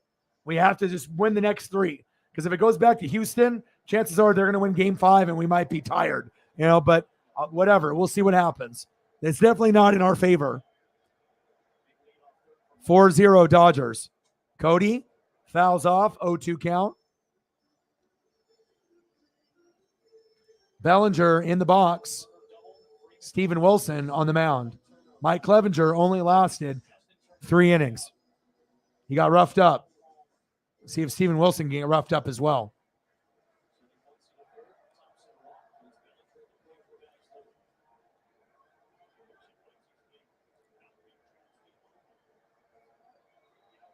Let's go, Cody.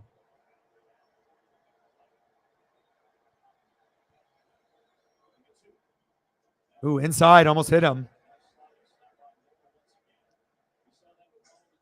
Oh, it's not even, is it a nasty trio? They are. Those are 3 of the best baseball players on planet Earth. Tatis is great. Soto's great. Machado's great. I still can't even believe you got Josh Bell included in that Soto deal. He's awesome too.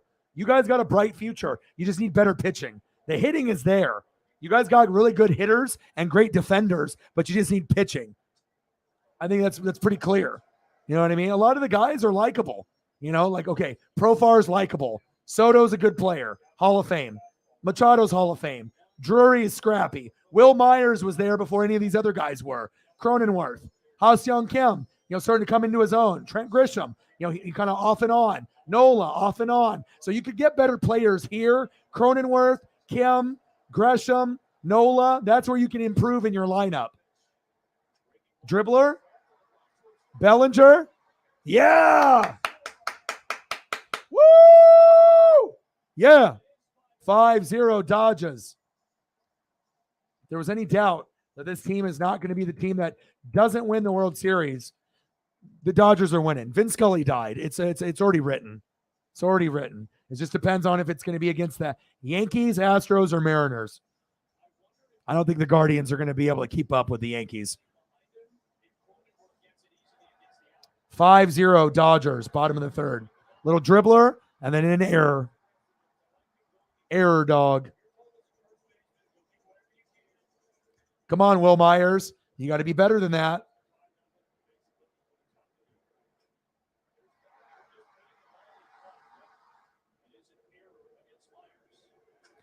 Ooh, Mookie. Jesus. Mookie was about to say bye, bye, bye. He was about to do an NSYNC song right there. Did you see that? Jesus. Mookie, Mookie, Mookie. Mookie's my favorite. I mean, besides Clayton Kershaw, of course. Without Mookie, there's no World Series. Period. The heart and soul.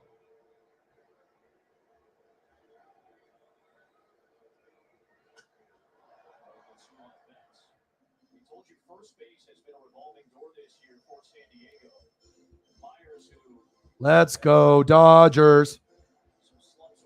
Let's go, Dodgers. Let's go, Dodgers. Let's go, baby.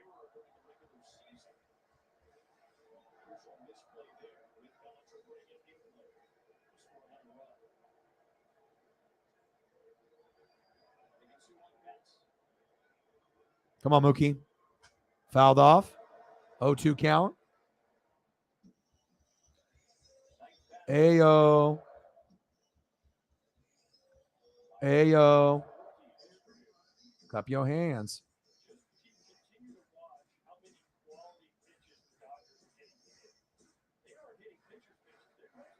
Let's go, baby. Let's go, Mookie.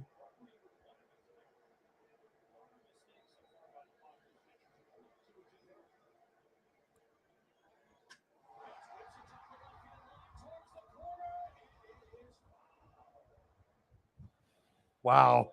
Oh, man. He almost went yard right there. Wow, that fan got that ball.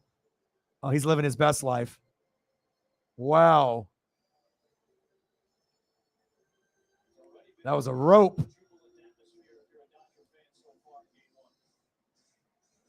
Let's go, Dodgers.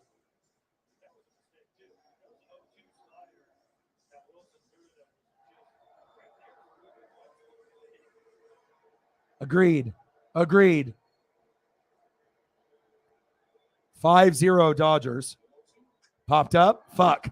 Good pitch there by Wilson. Jeez. What a long run to get that.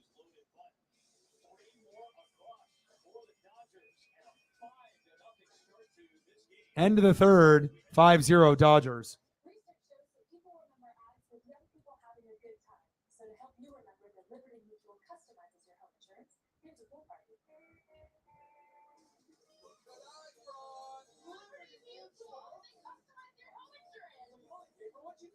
Let's go, Dodgers.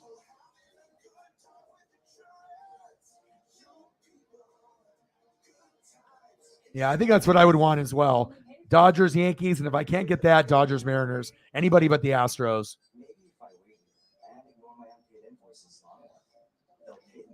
Yeah, as long as I have time to prep and I can do photos for both teams and both pitchers, it's it's very smooth and streamlined, you know.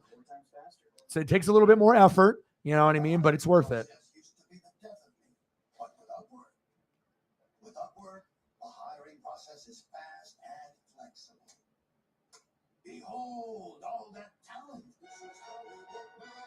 Valdez? You mean Vasquez?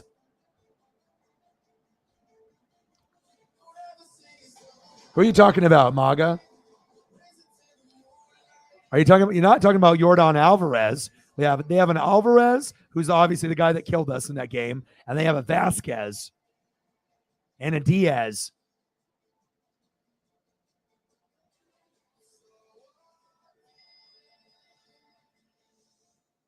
They don't have a Valdez on the team.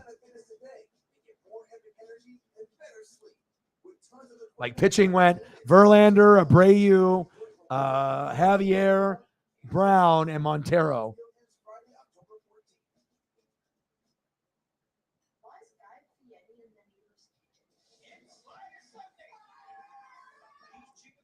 Yeah, tough one today.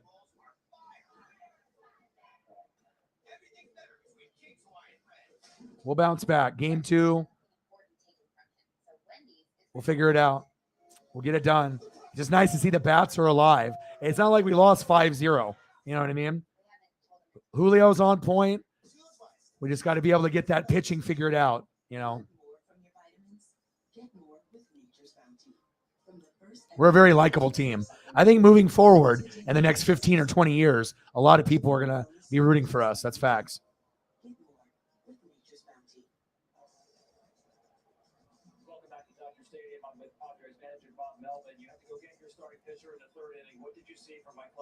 Oh, I thought Frank, I was like, who are you talking about? I thought you were talking about someone that played today.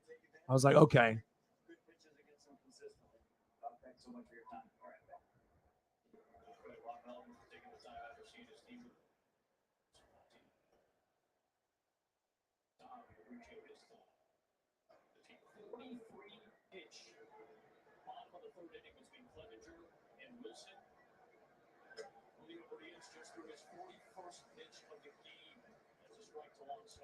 Framber Valdez. Well, he's a fucking ace. 17 wins, 6 losses, 2.82 ERA, 31 game saves, 201.1 innings pitched, 191 strikeouts, and a 1.16 whip. So he's really fucking good. So Verlander's better, but Framber Valdez is good. It's not going to be easy, but we got Luis Castillo, so.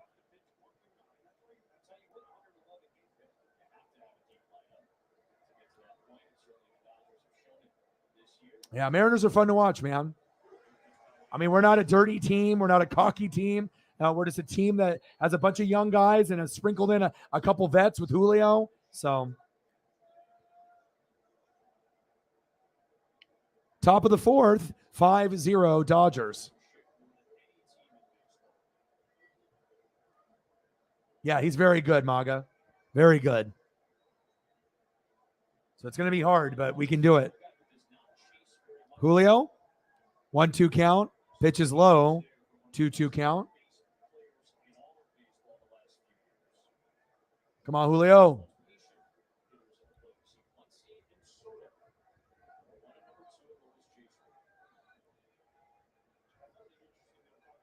Now, a lot of times people will come through, even if you don't like NASCAR or baseball. I'm going to do, as many things as I can. NFL, college football, baseball, NASCAR, NBA, a little bit of everything. There we go. Good job, Bellinger. Good defense there. Good D, Bellinger.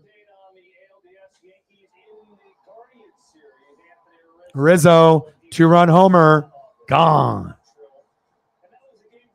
Spike Lee out there. Final score, 4-1 Yankees over the Guardians.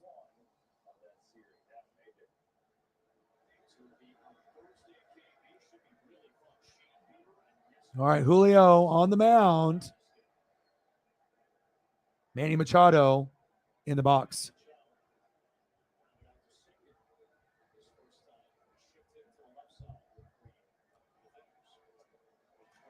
Right down the middle, strike one.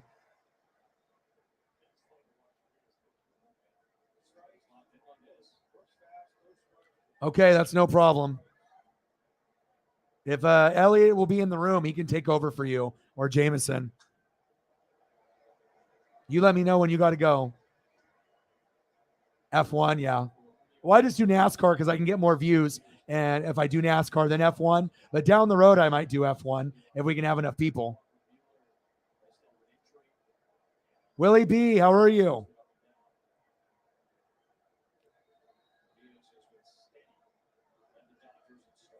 Yeah, I've been a fan since 1985, so.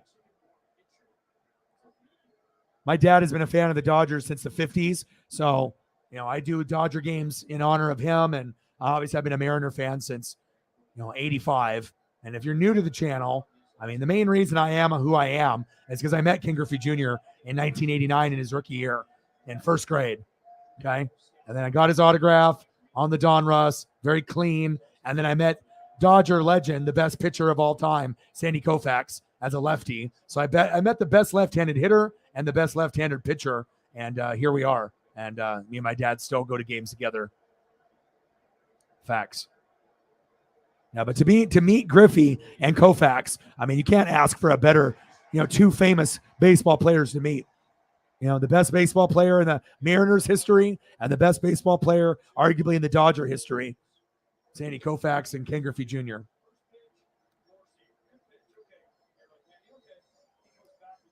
I'm 40. I know. A lot of people think I'm 20, 25, 30. I'm 40. But I'm half Japanese, so I'm Japanese and I'm European, so I got the good skin. Yep. You can spend time with family. It makes it better. But yeah, I've been watching sports and wrestling since I was 3, since 85. So collecting cards and toys, Transformers, G.I. Joes, Ninja Turtles, whatever it may be, starting lineups, McFarlane's. But I'm a huge card collector and toy collector. 5-0 Dodgers. Top of the fourth, 2 outs, 0-1 count. Brandon Drury in the box. Julio on the mound.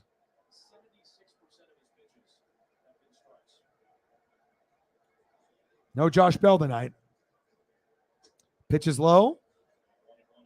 1-1 count.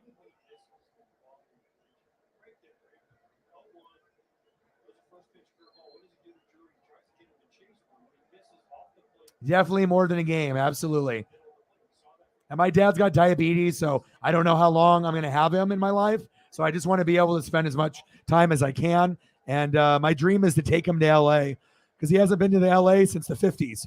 And I would love to take him to a Dodger game, preferably World Series or a playoff game before, it's too late. So there we go. The Chiefs fan base is the biggest on this channel. Chiefs, Eagles, Saints. Even though I'm the only team I root for outside of the Mariners and the Dodgers on the West Coast. Do Mariners, Blazers, Oregon Ducks, and obviously I'll do NASCAR because I like Dale Earnhardt and Chase Elliott. But the only team I root for on football is the Buccaneers, and I'm not a Brady bandwagon. I'm a defensive guy. So it really started right here, when I was 13 years old, Sapp and Brooks, and I've stuck with them ever since. So just not a Seahawk guy like I am a Mariner guy. Fouled up.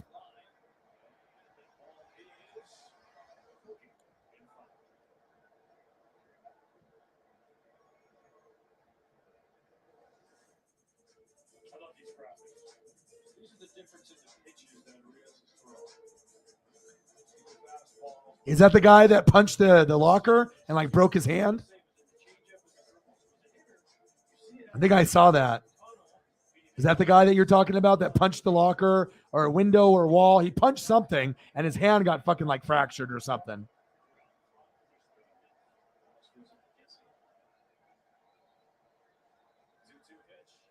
Yeah, I live here in Oregon, so.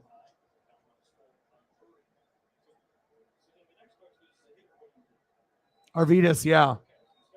I had an experience like that with Rick Smits when I was a little baby kid, and it was against the Pacers. And I went up to literally Rick Smith's kneecaps, and he gave me his autograph. Reggie Miller and Dale Davis and Antonio Davis, they didn't really sign autographs, but Rick was cool, and I went up to his knee. There we go. Nice punch out by Julio. There we go. Back-to-back strikeouts for Julio. We are in control, baby. Now we're going to be going to the bottom of the fourth. Yeah, but to me, Ken Griffey Jr. and Koufax, it doesn't get any better than that.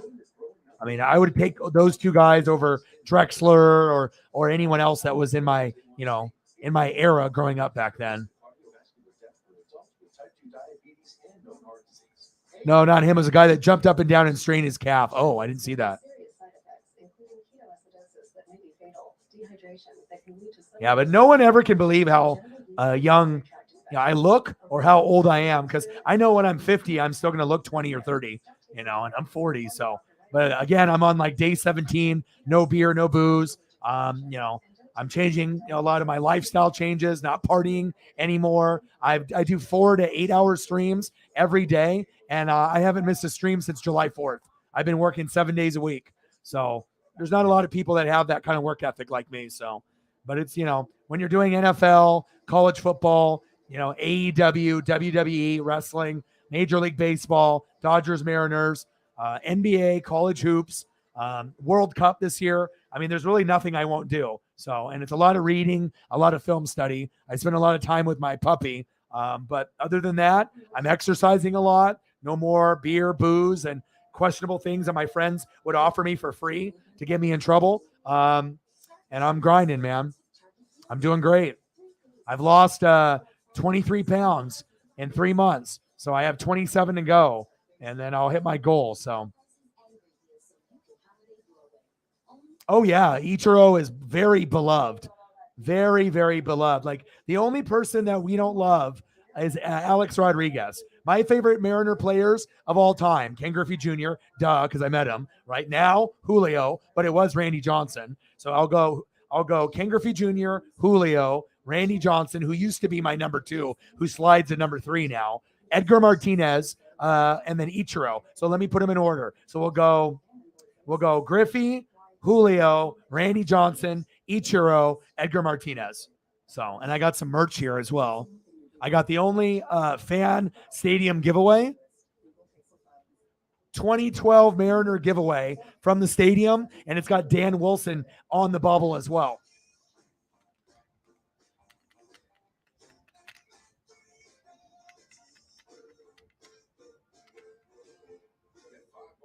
It doesn't get any better than this right here. To get Dan Wilson and Randy on a bobble. And I got a collectible Griffey.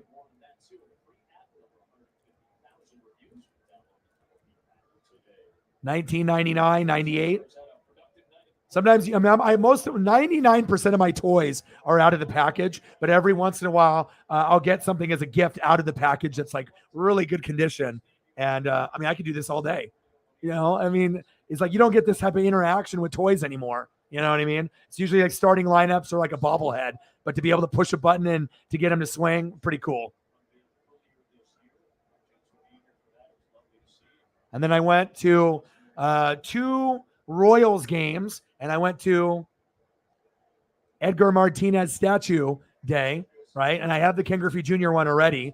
And I got super drunk and I dropped the box. And we had a lot of Jaeger, like 10 beers in the hotel. And my buddy spent $150 on beer, 10 tall boys each, or total, 5 tall boys each on top of that. And then I didn't get a foul ball that game, but the next day I ended up getting a Julio Rodriguez foul ball in the 9th inning. And then a few months later, about a couple weeks ago, I went to see the Yankees as they're showing Sandy Koufax in the crowd, and I got an Aaron Judge ball. So I've gone to 7 Mariner games, and I've gotten 3 baseballs. Kike Hernandez, a year before COVID, when the Dodgers came to town, was my first.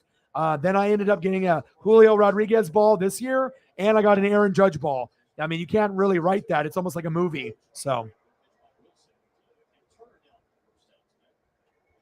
yeah, I mean, and I predicted that I would get a Dodger ball. I did. I predicted on the channel I would get a Julio ball. I did. I predicted I would get an Aaron Judge ball. I did. So, some people say it's luck, but it's kind of ESP. And I don't know. I always have these like crazy things that happen to me. So, I mean, I got violated twice. The first ball, I got body checked from behind when the guy dropped it with his mitt twice, and I slid past the grandma and grandpa and got the Kike Hernandez ball, which I predicted I would slide past the grandma and grandpa 10 years before it happened. I was like, if I have to get past the grandma or grandpa to get a foul ball, whatever. And literally, when I went to the game, grandma, grandpa, 90 years old, me, and my dad. It's like you couldn't even, it was creepy. And then I got the Julio foul ball against the Royals in the 9th inning this year off first base. And then I sat on third base with my friend Preston, and I got an Aaron Judge ball. So if you go to my Instagram, you can look at the baseballs that I've gotten. So,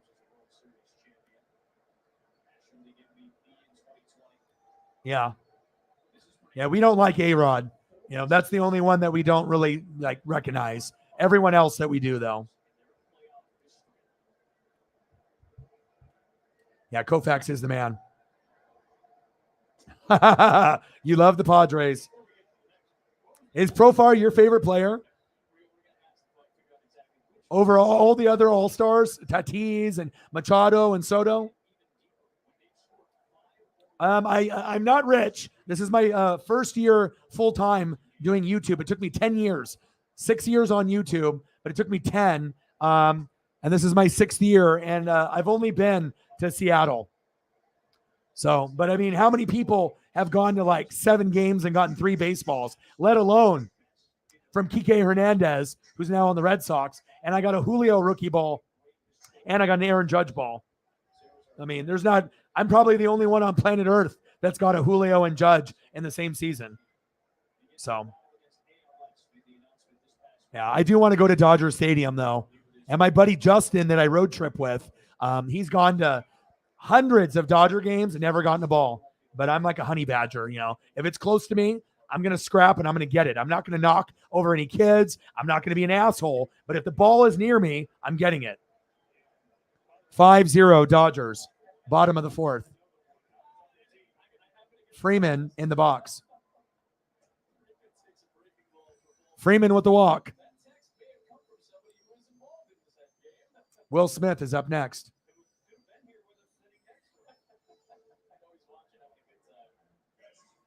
Yeah. It's really funny. I was supposed to go see the Rangers back when they had Canseco, back in the day when he got hit in the head and then the ball was a home run. Remember that? I was supposed to go see Canseco and Will Smith, or Will Clark, excuse me, not Will Smith, Will Clark and Jose Canseco and some of those guys back in the day when they were on the Rangers, like in the mid-90s, like 95. But then the Kingdom collapsed with that falling tile, and then we got refunded. But I was supposed to go see the Rangers back then. The Kingdom collapse with that falling tile. I'll never forget it. But at least I got to meet Griffey and Koufax. So, and I got to meet Ken Griffey Sr. too. And in that Sandy Koufax card show that was in 1992, Willie Mays was supposed to be there and he canceled. So I probably would be a big Willie Mays fan today if I would have met him, but he never showed up. So pretty much all my love goes towards my dad's, favorite team, the Dodgers, since the 50s. And he's got the biggest Dodger collection in the Northwest. And obviously the Mariners, if you meet Griffey when you're 7 years old, that's kind of a big thing. So, oh yeah, I'm definitely going to be going to Busch Stadium. I want to go to Wrigley. I want to go to Yankee Stadium. I mean, when I get rich, I want to be able to go to every ballpark. And it wasn't a big stadium collapse. It was just in the Kingdom. They had these loose tiles from the roof, but it was enough damage where they had to take like a week to repair it to make sure that more tiles wouldn't get, I don't know if there was like a storm or it wasn't the earthquake that happened, because I remember that one too, when the Giants and the A's, when they went to the World Series, Kevin Mitchell, Will Clark, and they went against Canseco and Dave Stewart and Carney Langsford. Then we had the Bash Bros with McGuire. That happened, and I remember that happening. But this was like a couple years after that.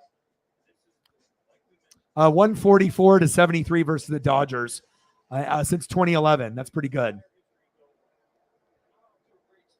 Yeah, and it wasn't a big stadium collapse, but there was enough tile pieces that came down, maybe like 5 to 10 pieces, where they were like, okay, we need to repair this. And then they had to refund people for games for about a week or two, so which was kind of shitty. But yeah, that's my Rangers almost experience.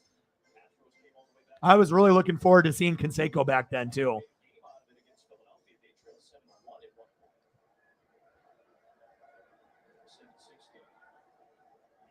Rangers country, yeah. Who are your teams, Chandler? Big swing and a miss. 5-0 Dodgers, 1-1 count, 2 away. So you like who do you like? You like what? Rangers, and you like the Mavericks? So do you like Cowboys too? Are you all like all the teams in Texas?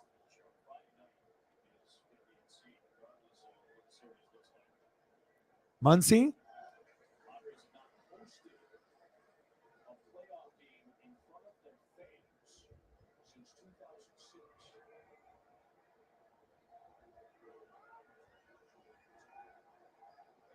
Elliot, are you going to stay in here for the whole game? If Sarah leaves, when she leaves, I need someone to help me with the donos to get us to a hundo if she takes off. Either you or Jameson, but he's not here yet. Big swing and a miss, 2-2 count.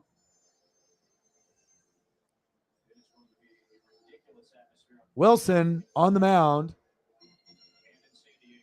Max Muncy in the box. Let's go, Max.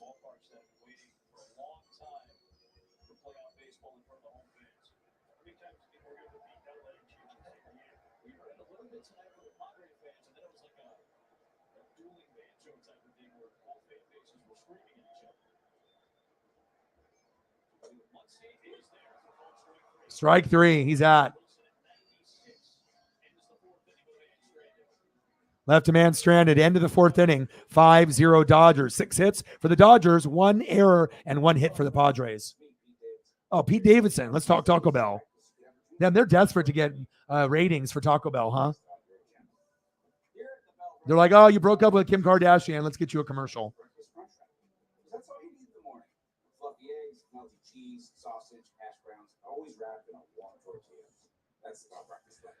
Next up, Will Myers, Cronenworth, and Ha-Seong Kim.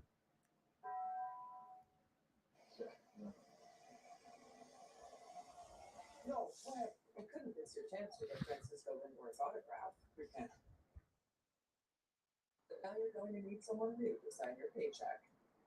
I need Indeed. Indeed, you do. When you upload your resume to Indeed, you get personalized. Oh, yeah, Chiefs, yeah. Based on your skills and Then Cardinals, Mavericks, FC Barcelona. Awesome. Yeah, we actually do Chiefs games here. And I do most of them. I mean, I cover all 32 teams with no bias, but I'm not sure if you probably weren't here yesterday, but I make sure I give the best of the best. So we'll go Mahomes. I mean, it's an experience when you watch me call a game. I mean, you can ask anybody in the room. There's a lot of people out there that call games, but I don't think there's anyone that really is on my level as far as energy and also knowledge, because I spend about 5 to 8 hours every day reading on all the teams and fantasy football. And I mean, obviously Kelsey, we know what he did, but I definitely give it an experience when I end up doing the streams here. And the biggest fan base that supports my channel is Chiefs Kingdom, believe it or not. I mean, but when you throw up awesome photos like that and you get the support, but we got a lot of heavy hitters, you know, that'll donate 10, 20, 50, 100, 500. So I'm like the only guy on YouTube that can have 20 people or less in the room, and I can still make 100 to 1,400 every night. I mean, that's pretty impressive. I mean, every once in a while we'll have a stream where, you know, we'll hit under 100, but, you know, to have 20 people or less to be able to hit like, you know, 300, 500, 1,000, you know, 1,400. I mean, who does that? Nobody on planet Earth. I think I'm the only one, you know, but it shows you I got a really loyal fan base. So, okay, you let me know. And then, like I said, hopefully we can at least get to the 50 to 100 range. And all it takes is one person to make the stream successful. So, Elvis Gerbach. Yes.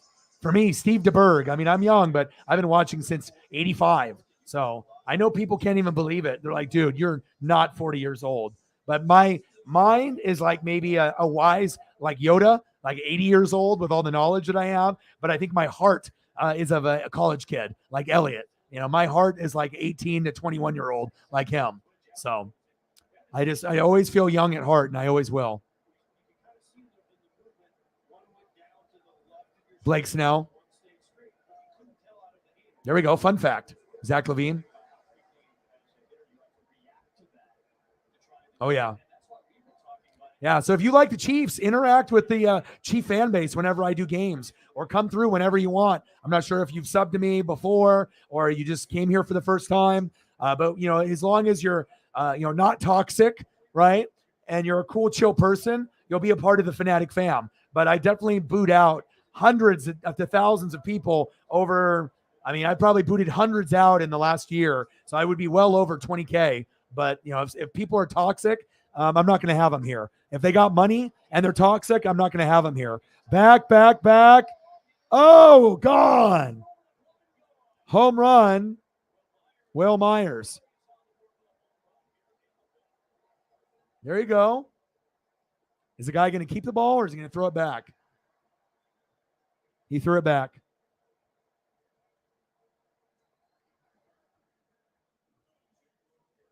Yeah, the clone. Yeah, close. Yeah, Patrick the Clone Mahomes. You know, because they always call Showtime. That's what they would call him, right? But he's kind of a clone of like many quarterbacks, like a little Dan Marino, you know, a little Tony Romo, you know, a little John Elway, a little Joe Montana, you know, a little Brady. I mean, he's got like everything you would want in a quarterback. There you go. There you go, bud. Hit the guy on the wrist. Mr. Miyagi missed it right there. If you would have had a mitt, you would have caught it, bud. Or if you just had better hands than that. And that's crazy, too, because out of all my baseballs that I've gotten, I've never bring a mitt. I don't believe in them. If you can't get a ball without a mitt, you don't deserve one. You know what I'm saying? My boy Preston always brings a mitt, but I don't believe in that shit. There you go. Yeah. I always come up with the original nicknames and catchphrases like Uncle Momentum. And then Peter Schrager came to the channel and he stole it from me and used it on Good Morning Football twice. You know, but he used it kind of out of context and no one really was feeling it. Kay or Nate or anybody, you know what I mean? So, but Peter Schrager watches the channel. And if you've played Madden, the video game, you know, that thing, Sack Lunch, I made that up. You know, it's 12 noon. You know what time it is. Time for a sack lunch. Yum, yum, yum, yum, yum, yum. And they would put sack lunch in the audio in Madden, or it would say sack lunch on the screen when you got a sack. I was the one that created that. And EA Sports and Madden haven't paid me. And Peter Schrager hasn't given me any credit. but it shows you don't have to have 2 million subs to be able to be copied. Often imitated, never duplicated. So, I got Chiefs. Chiefs at home. I mean, the Bills are going to be very, very good, and hopefully Butker's healthy. But I think the Chiefs are the best team in football. I think the Bills are very, very good, and they're going to go to the AFC Championship game, more than likely against the Chiefs, I hope. And the Eagles are undefeated. But if the Eagles played the Bills or Chiefs today, they're not beating either one. So I think that the Chiefs, if they can execute the run game and win the battle on the line of scrimmage, they have an excellent chance to beat the Bills. But if they play like they did against Devontae Adams, they are going to get tore the fuck up by Diggs and Gabe Davis. So it could go either way. I'm rooting for the Chiefs. The Bills could win, but the three best teams in football right now are the Eagles, the Bills, and the Chiefs. And that's not me being biased. That's just reality. Because the fluke loss to the Colts was just like, that happens. It's the NFL. Anybody can beat anyone on any given Sunday, Monday, Thursday. So, okay. Padres trying to get on a little rally here. Top of the fifth, 5-1, Dodgers.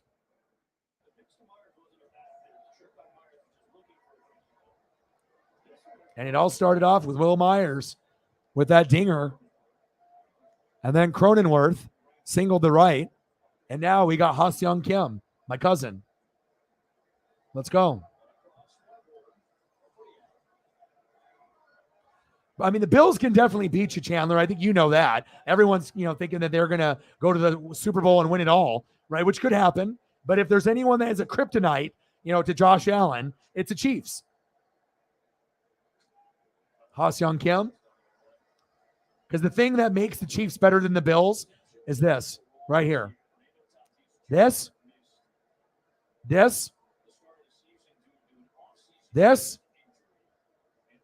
this. And then you get 4 tutties, and that's what happens.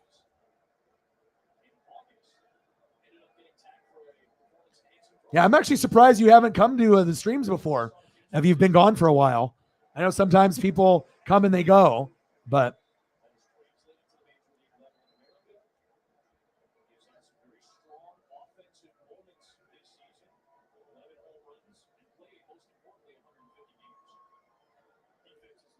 agreed, 100%. But also the Bills have 5 starters injured on defense. So if the Bills starters were all healthy, the Bills are the best team in football, period. Even if the Eagles are 5-0. I mean, if everyone's healthy, Tre'Davious White was on the PUP list for the first 4 weeks, and they've had injuries all on that defense. Ed Oliver, everybody. You know what I mean? So when they're healthy, right, the Bills are the best team in football. But if anyone can compete with them, it's the Chiefs. I think we know that.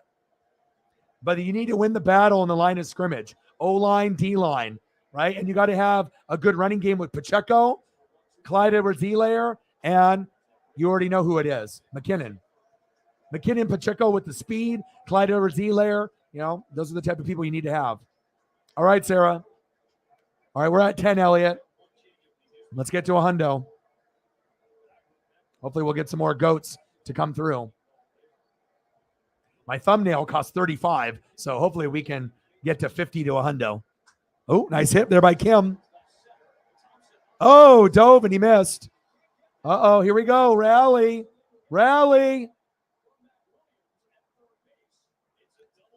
A double for Kim.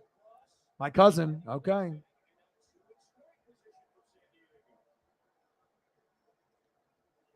Oh, absolutely. And we don't even know if he's long-term. He's like wishy-washy if he actually wants to be there. So you might have to replace him at some point.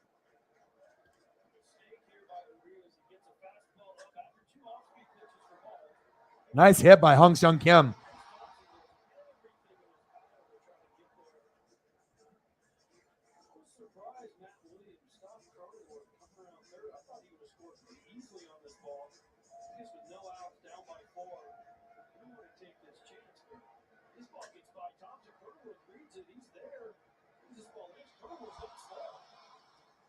All right, Trent Grisham's up next.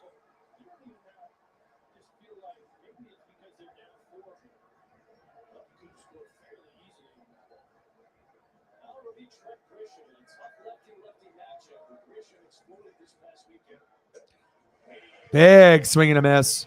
Top of the fifth, no outs. Runners on second and third. 5-0 Dodgers.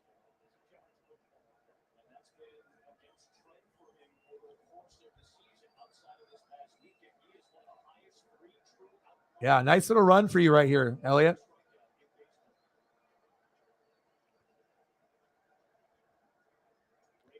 Nice breaking ball. 0-2 count.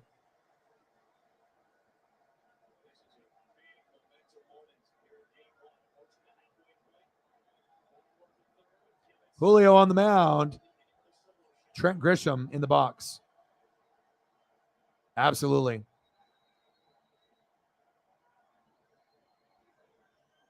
Fouled off. Let's go, Julio. And you see how much love I'm giving your Padres? If I was just a fucking hater, I wouldn't be pulling up any Padre photos. It would only be Dodger photos.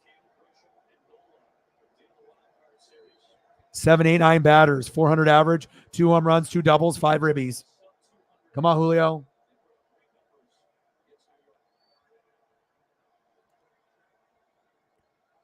Top of the fifth.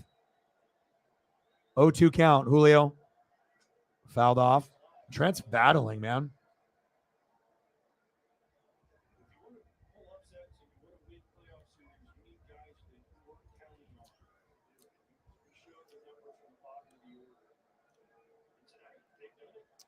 Julio on the mound. Top of the fifth. 0-2 count. Dodgers up 5-1. And Trent Grisham in the box.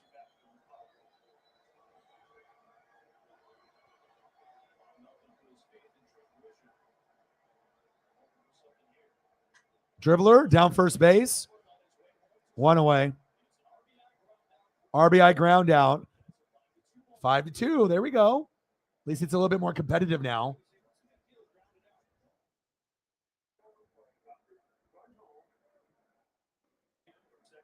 All right, 5-2 Dodgers are up.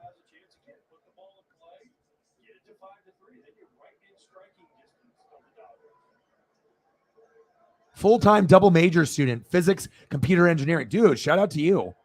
Keep going, keep grinding, man. Salute, dude. That's awesome. Yeah, but you can always make time when the Chiefs are on. You know what I'm saying? Always can take a little bit of break from the studies if the Chiefs are playing. You know that. I think you would get along with a lot of the Chiefs Kingdom too. We got a lot of goats, a lot of, mods, and just a lot of just awesome Chief fans that support this channel. Facts.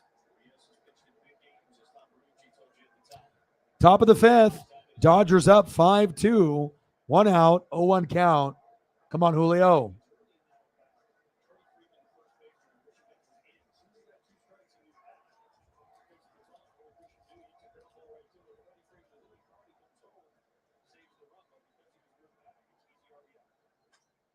Good dribbler down third base.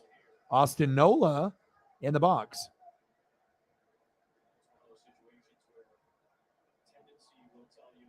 Absolutely. And I do an extra deep dive for like the Eagle fans and the Chief fans since they support me the most. I mean, I go to every team website, and I mean, I know more about the Chiefs than even Chief fans. I mean, I really do take it serious. So, I mean, it'll happen if I read for 4, 5, 6 hours a day. And I do a lot of film study too. Most people don't put in that time and that energy, but it's just who I am. So, oh, dude, no worries, dude. I love it. Our biggest fan base is Chiefs. I don't even have any Buccaneer fans that really follow me. I have a few, but not as many as the Saints and the Falcons and the Panthers. So I don't mind it, man. I love the Chiefs. Growing up as a kid, that was the team I really loved watching. Oh. Kim goes into the plate hard. Sliding in hard, but he's safe. 5-3. There we go. Elliott. No, I can talk Chiefs all day, every day. I mean, as a little kid, I loved watching the Chiefs, the Eagles, and the Niners. Since I grew up in the 80s and the 90s. So Bro, it's you just got into it. And I haven't been to the playoffs, in 21 years. We both are feeling it, for the first time for two different reasons, just because I haven't been able to have these feelings for playoff baseball since 95, 97, and 2001. And this is the first year of your long, long life that you're going to love baseball, and it's going to be an obsession. And I will take you to a game one of these days down the road. We will link, and it'll be fun. Maybe you, me, and Mick, we can go to a game. I think that'd be awesome. But, obviously I have to be able to get donos, and, I have to be able to make shit happen. So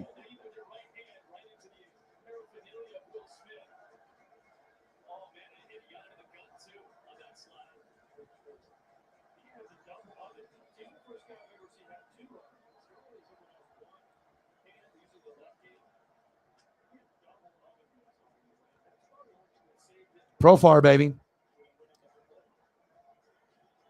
I know, dude. Isn't it nice, though? You went from hating it to like obsessing about it, and then doing fantasy baseball, and now doing fantasy basketball. Like, you're really coming into your own. There's a lot more to the life than just the Saints.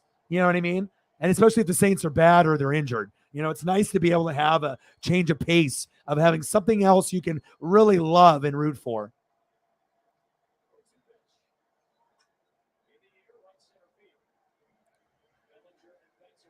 There we go, Mookie.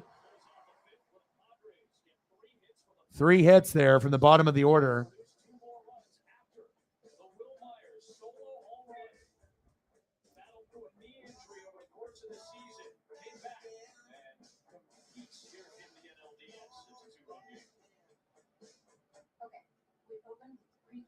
That's funny that you bring this up, because one of our biggest donators, Holly Hundo, who's a mod for Grossi, Tom Grossi, and me, and she's probably the most famous mod on YouTube. And she's donated hundreds of thousands to me since she came over during the Grossi raid last fall. And I actually bought her for her birthday a couple days ago. Her birthday's today. I bought her a Derek Thomas Mitchell and Ness jersey, and I from '94 Mitchell and Ness, and I also bought her a Mitchell and Ness long sleeve tee jersey. So I spent about $300 on her, but she donated $500 a few days ago to me, and that's what I do. If you take care of me, I take care of you. And I've given her a starter jacket. Anyone that donates hundreds or thousands to me, I take care of them. I don't give them a fucking pencil or a koozie. I give them good gifts, great gifts that I would buy for myself. So, oh yeah, and she does chief artwork as well. So. Absolutely, man. I'm a big Derek Thomas guy. I mean, my favorite, player, it's like I'm a Derek Brooks guy because I'm a Buccaneer guy. So I like defense. Derek Brooks, Warren Sapp, John Lynch, Mike Allstott. Those are my guys. Rondé Barber, those are my guys. And my favorite player now is Devin White. I'm a linebacker guy, Levante David. So, but I love me some Derek Thomas. If I was going to wear one jersey of a defensive player not named Dion on the Niners in '94, it would be Derek Thomas. I love him. Sad that he passed away too soon. Here's a glimpse into the not too distant future of Lincoln. It's what sanctuary could look like, feel like, sound like, even Hear that? smell like. Derek Thomas on Steve Young. That's it. The best part, the prequel is pretty sweet too.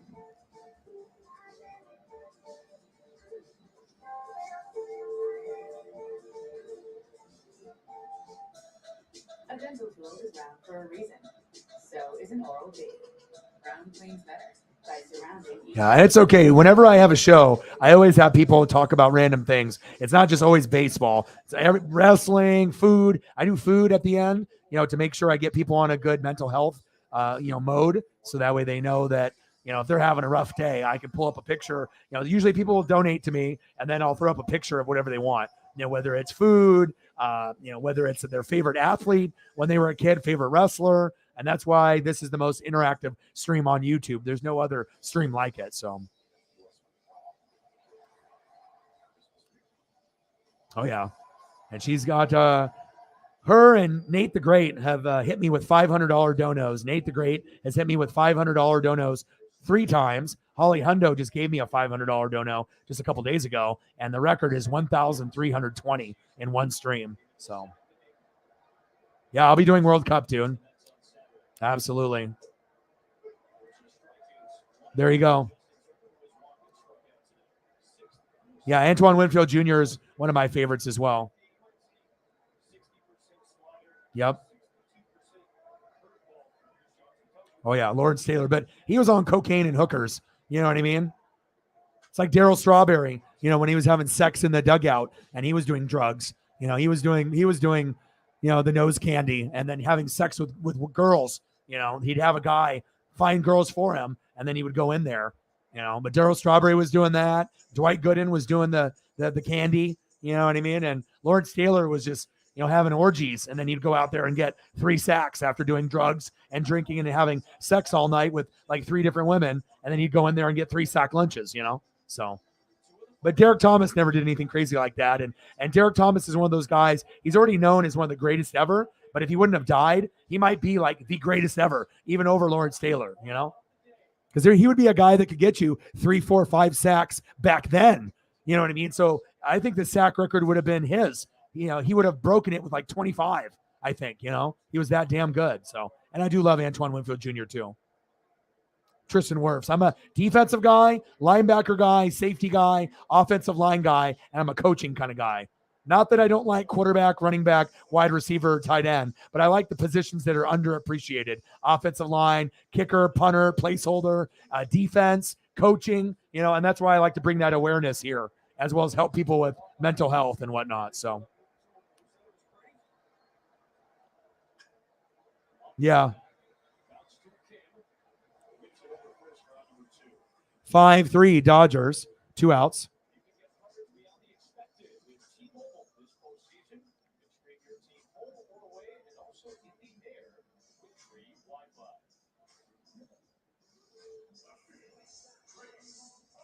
All right, traces up.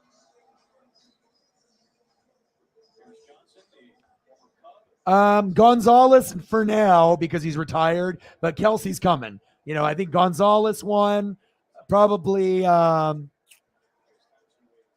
I mean, there's so many. Gonzalez won.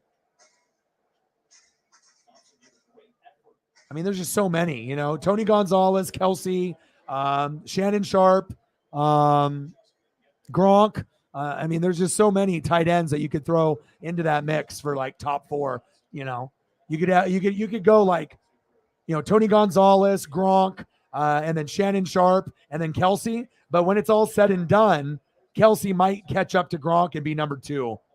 But I'm not sure if he's going to catch Tony. But, I mean, it could end up being Gonzalez, Kelsey, Gronk, and then Shannon Sharp when it's all said and done. But at this point, Kelsey's probably 4th, but he's creeping up 3rd and 2nd. He's got a long ways to go to catch up to Gronk in touchdowns, though. Yeah, it is. 5-3, bottom of the 5th. Dodgers are up.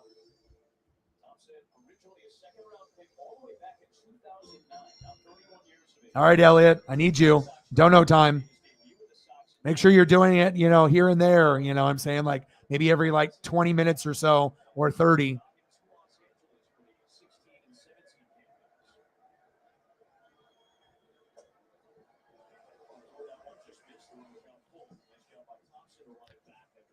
Bottom of the 5th, Dodgers 5, Padres 0.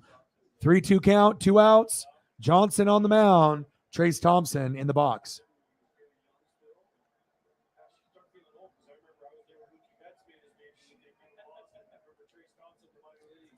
But hey, 4 touchdowns in one game was pretty fucking incredible. Thompson. End of the 5th inning. Then Trace pops out.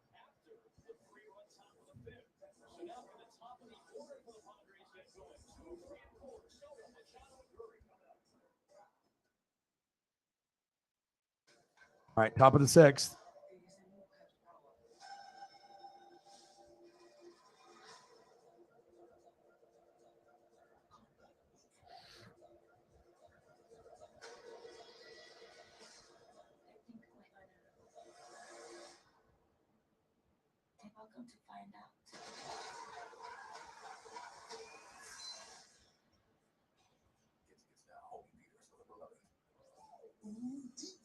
Chicken strip basket? I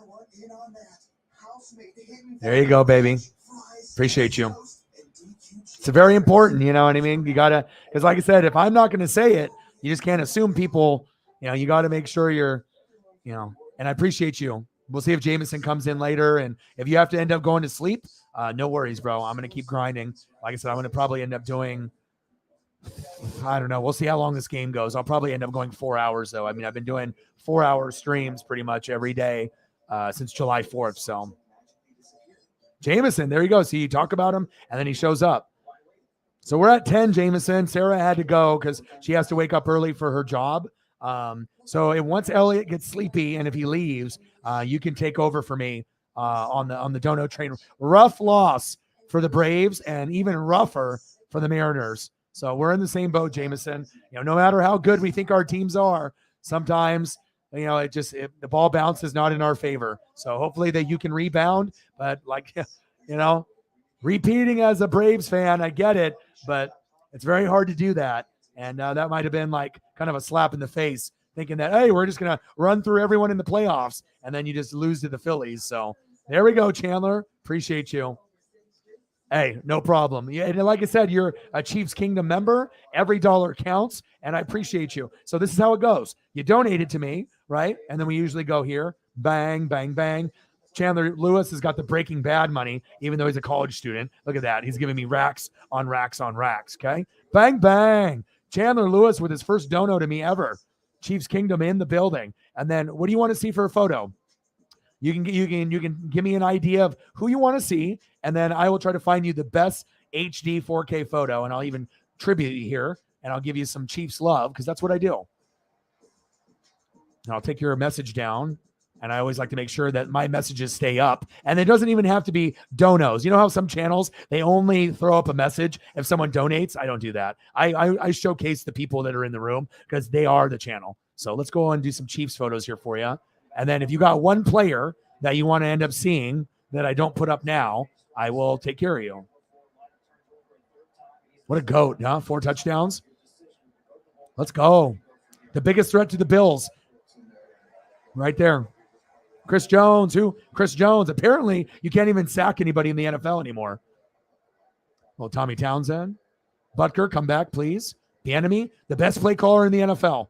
Yeah, I said it. There's a lot of play callers that are great. Nobody's better than him this season and normally in general. Andy Chiefs. Thank you, man. Appreciate you. Before the dono, after the dono. Thank you, man. Appreciate you. Thank you, Chandler. Appreciate you tremendously. Tony G or Dante Hall. How about both? How about both? What's up, JT? And here's the Derek Thomas there for you, just to give you a little extra. All right, we got Soto up.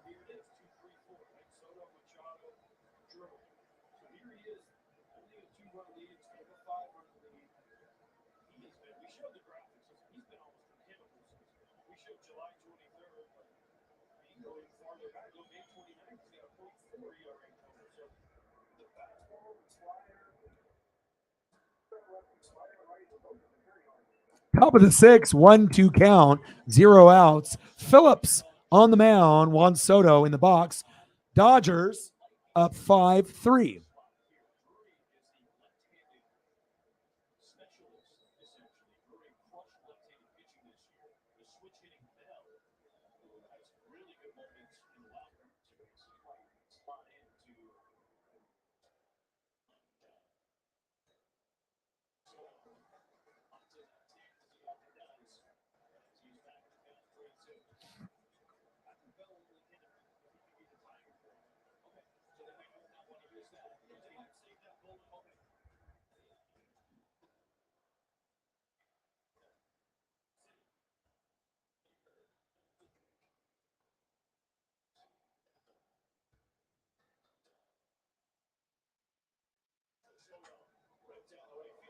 Soto, foul.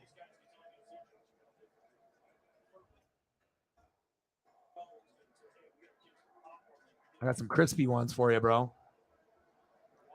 You donate, you get something special. You get a lot more than you do on any other channel. I'll tell you that right now. I appreciate you. Ooh, crispy.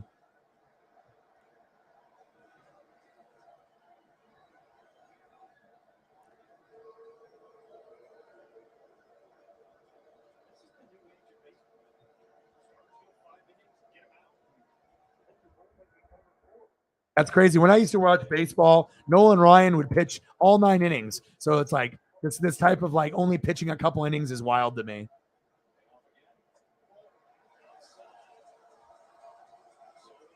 Soto's walked.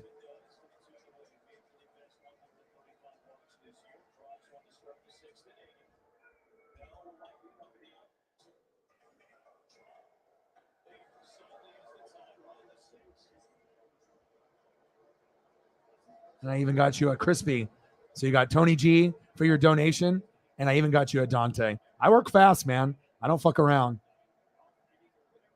Sometimes I'll pull it up like 100 in like, I don't know, 10 minutes. Like I fucking work fast. I got you, bro. Thank you so much for your donation. You're the man. Thank you so much. Appreciate you.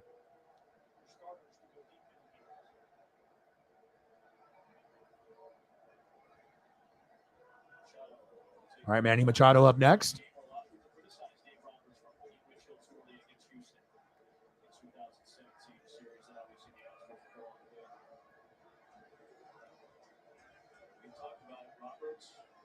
Josh Bell coming in. Top of the 6th. 5-3 Dodgers.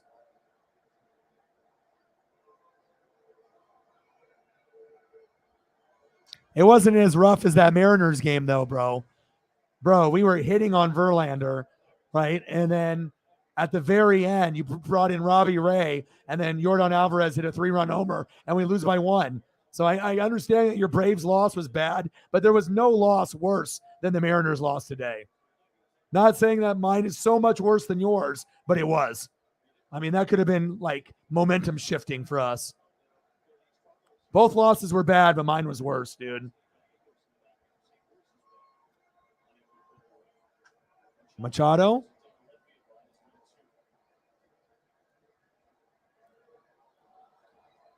Both, because they're both great.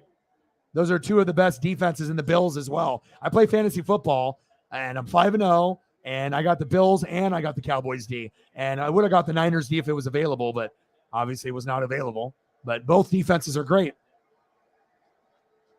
Micah Parsons is great. Fred Warner is great. Nick Bosa is great.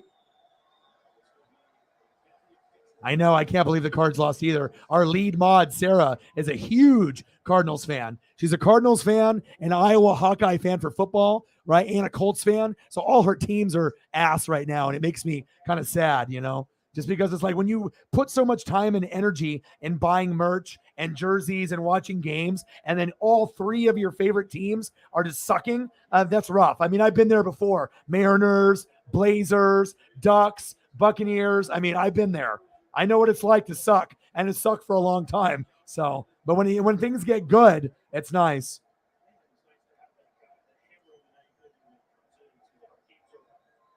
I know. You're welcome. I told you, bro. Didn't I tell you? I said once you end up going with your boys and you go on that road trip, you're going to love it, man. And all you got to do is pick a player, pick a team, stick with it. And if you didn't want to stick with Cubs, you know, this is my team. And then you just never look back. And now you're obsessed with it. And you can always talk with me with baseball. You know, there's not a lot of people that know more than maybe me, Jameson, and Sarah, you know, as far as regulars on the channel. So, yeah, that was so stupid to bring in Robbie. Machado, dribbler. Fuck. Damn it. At least the Padres are fighting right now.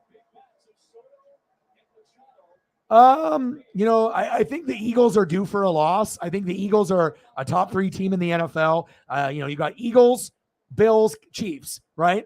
But the Cowboys defense was able to shut down the Rams on the road, and no one expected that.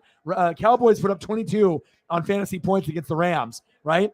So Cooper Kupp and Stafford, obviously they can go to Higbee and they go to Cooper Kupp too much, right? But I think that the Cowboys legitimately have a shot to win on the road.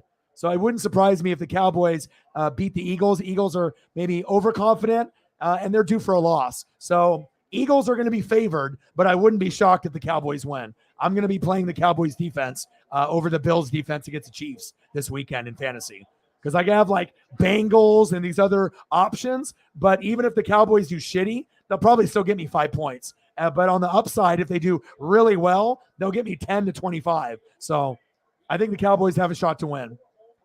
I'm just not a biased fan. I just call it how I see it. All right, Josh Bell, baby.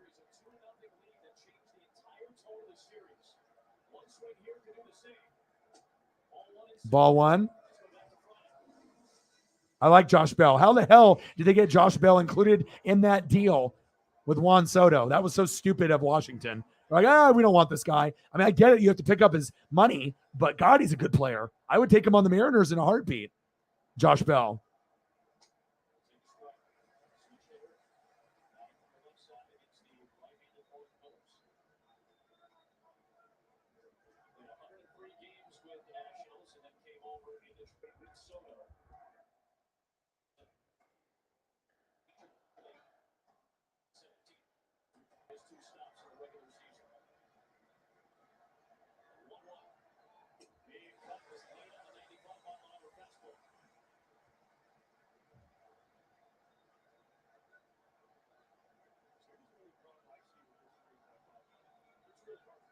Top of the sixth, 1-2 count, 0 outs. Runners on first and second, 5-3. Dodgers are up. Josh Bell with one swing of the bat could end up taking the lead. Foul ball. And I got to fire Josh Bell for you, Elliot. Elliot is our youngest mod.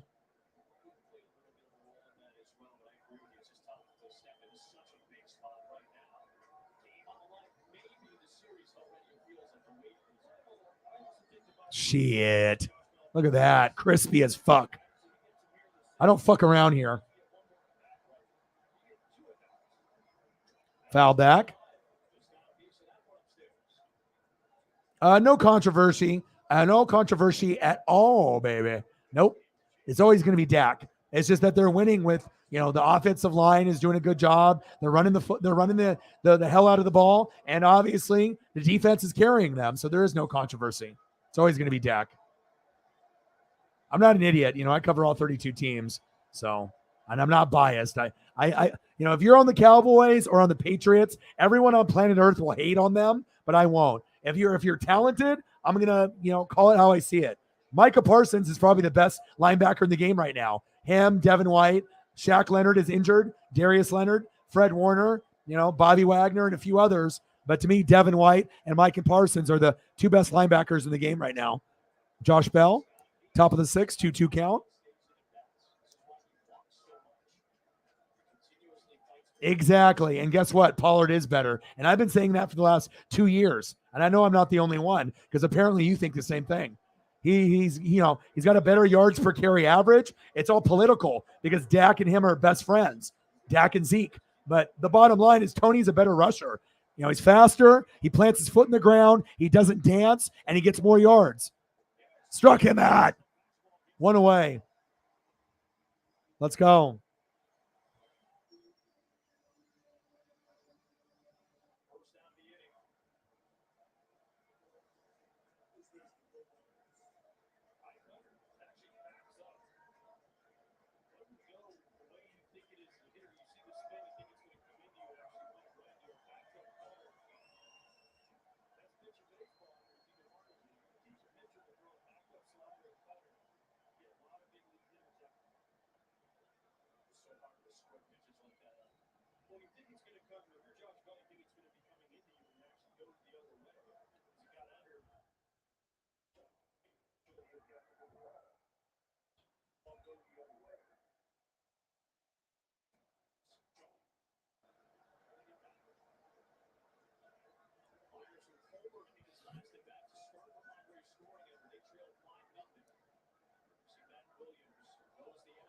Let's go, baby. Come on, Evan.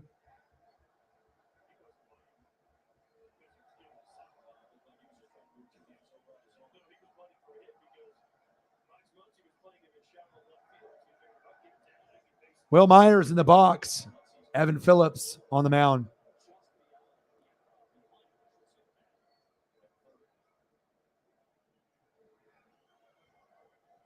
Well, he might win defensive the rookie, or not defensive rookie, but defensive player of the year. Micah Parsons might win it this year. I mean, Micah's special, just like Devin White and Darius Leonard, Shaq Leonard. Fouled off.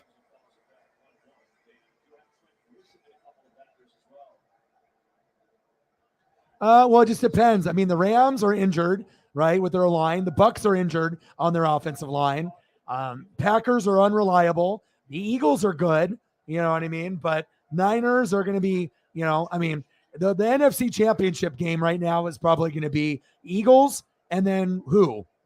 Rams, Buccaneers, Packers, or Niners, more than likely. But I would say the AFC is better to me personally.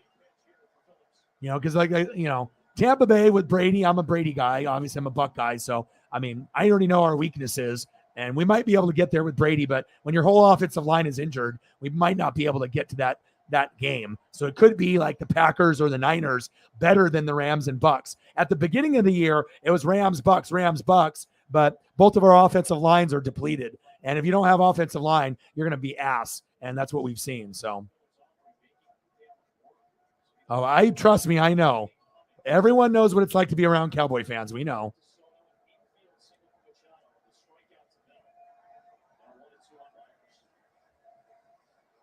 Well, the thing is, if the Chargers can get healthy, you know, and actually fire Staley and get a better defense, Chargers could do something, but there's nobody in the league right now better than the Bills or the Chiefs. So no, whatever combination that you have over there, Eagles and whoever, it's not better than the Bills and Chiefs. So Chargers had a chance to be number 3, but, you know, obviously Herbert's injured with those cracked ribs, you know, the cartilage. So besides the Bills and the Chiefs, I mean, it's up for grabs who's the third best team is, but I would take the AFC, Bills and Chiefs, over anyone in the NFC. So that's why I'll go AFC.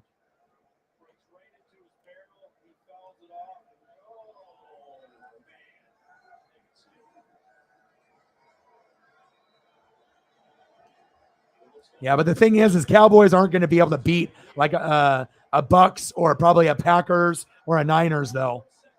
Double play? Yeah! Good double play right there. Oh, absolutely. I thought that they would have a chance to compete for first, second, or third in the AFC West. I did not know that Russ was going to be injured, and I didn't know that Hackett would be the worst coach in the NFL. After getting double MVPs for Rodgers, but the thing is, he's trying to do plays like he's got Aaron Rodgers still, and you got Russell Wilson. So, and then Javonte Williams got hurt. All their players got hurt. Darby got hurt. Everyone's hurt. So the Broncos could still, you know, make an AFC championship game maybe in like 5 to 6 years. But until they get better offensive line, better defense, and fire Hackett, Hackett needs to go after this year. So Bucks Chiefs, we could do that. We could do that. I wouldn't mind. I don't know if my team's good enough to get there, though. Just being honest, I'm not biased, you know. I don't know. I've never seen a team with no offensive line go all the way to the Super Bowl and win. I mean, can you remember any time? I mean, like, remember when the Chiefs went against the Bucks, you guys didn't have Mitchell Schwartz, right? Or Eric Fisher. And what happened? I fucked you guys up with my defense, and Mahomes didn't even throw one touchdown pass. And we know that's crazy, right? And then the Buccaneers tried to repeat, right? We tried to repeat, and our offensive line got hurt, right? And obviously we had, you know, Tristan Wirfs go down, and we had Ryan Jensen go down, and we couldn't beat the Rams, even though we were down 27-3, and we tied it up 27-27. So it shows you, if your offensive line is banged up, you have no chance. You need to make sure O-line, D-line, defense, and coaching. And even though the O-line stunk for the Bengals, right? O-line, D-line, defense, coaching, right? Rams, and McVay, you already knew they were going to win. But the crazy thing is that Joe Burrow and Chase and that defense and Mixon were so good with Higgins and avoid the Boyd, Tyler Boyd, that they only lost by 3. And if Burrow would have had 2 more seconds on that last play before the sack lunch, Chase was open, and that would have maybe won the game for them. So it shows you offensive line, even when the Bengals improved it, Kappa, and they draft some, their offensive line still is ass. So the Bengals are not going back to the Super Bowl, and neither are the Rams. And I kept telling those fan bases, listen, it just doesn't happen. And they wanted to fight me, argue me. The last time a team went back-to-back was 03-04 Patriots. And we know the Bengals aren't the same team as they were last year. And the Rams don't have Whitworth. And their line stinks. You lost to the fucking Cowboys at home. What does that tell you? With no Dak Prescott, it shows you the Cowboys defense is the real deal. Top 3 in the league. Niners, Cowboys, Bills, Buccaneers. So if you got defense, you're always in the game. And that's facts. There we go. We're at 15. Let's get to a hundo, baby. Definitely need O-line in December and January. Exactly. Me too. Because if the Rams can beat them, and you can't go to Cooper Kupp 20 times a game. Well, I guess you can. It's good for Cooper Kupp and fantasy holders. You know what I mean? And Higbee's getting it. But Allen Robinson stinks. They don't even get him the ball. They should have kept Robert Woods. But the only reason the Rams won the Super Bowl last year, and I know Stafford and Kupp were great, right? Triple crown for Kupp. Von Miller, Odell Beckham Jr. If you didn't grab those two guys, there is no Super Bowl, period. Oh, it was. That's not being biased. That was a Super Bowl. That was. Facts. And a lot of times the AFC and the NFC championship game are the real Super Bowl. And then the Super Bowl comes and it's not even good. It's like one team beats the shit out of the other, I mean, how often do we get a close Super Bowl? What was the last one that was close? The Patriots against the Rams, right? And then the Patriots finally got a long catch by Gronk and they won. It was like 10-7, 13-10 bullshit, So, but it's like I said, it's coaching, offensive line, Russ being injured, them trying to cater a game plan to Aaron Rodgers, but it's Russell Wilson, you know what I mean? But the Broncos are the biggest disappointment of the year. Facts. So, I mean, you can't be right about every prediction, but I still think that the Broncos can make an AFC championship game in the next 5 to 6 years, but a lot of stuff has to change. And Russ got to be like Seattle Russ, not whatever this Russell Wilson, poor man's Russell Wilson that I'm looking at. And look at Geno Smith. The offensive line has improved, and Geno is a top 5 quarterback in the NFL and fantasy. I got him on my bench with Herbert as my starter. So it shows you if you have a good offensive line, with Charles Cross and the other rookie on the other side, they're keeping the pocket clean. And even though their defense is ass cheeks, right? Seattle's winning more games than expected. Facts. Bottom of the 6th, 5-3 Dodgers, 1 away.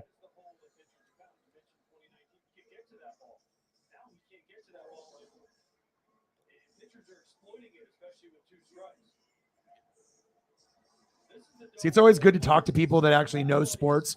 Every once in a while I'll get a kid in here that tries to school me on sports, right? Or you get some guy just thinks he knows everything, and everyone thinks they know everything, right? Any sports fan thinks they're an expert, but the reality is it's not true.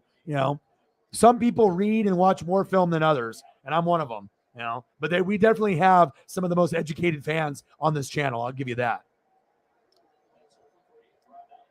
Falcons, Pats. Yeah, true. But the Pats-Rams game as of late, that was the closest because both teams couldn't score and both defenses were top 5. So it's like, what do we do? Like, you know what I mean? Like Jared Goff, obviously they had to get, Matthew Stafford, but I honestly think if Jared Goff stayed, they eventually would have, been in contention of a Super Bowl, but getting Matthew Stafford was the right call. Right. They do have potential, and I always root for the Jags, the Jets, and the Lions. I don't like seeing teams being bad every year. Now, if the Browns with the raper, with Deshaun Watson are bad for the rest of my life, I could care less. And I don't really mind the Texans. I kind of feel sorry for them. But Cleveland Browns with Deshaun Watson, I got no love for them. But I do love Nick Chubb and Kareem Hunt. I'll give them that. My fantasy team is lit.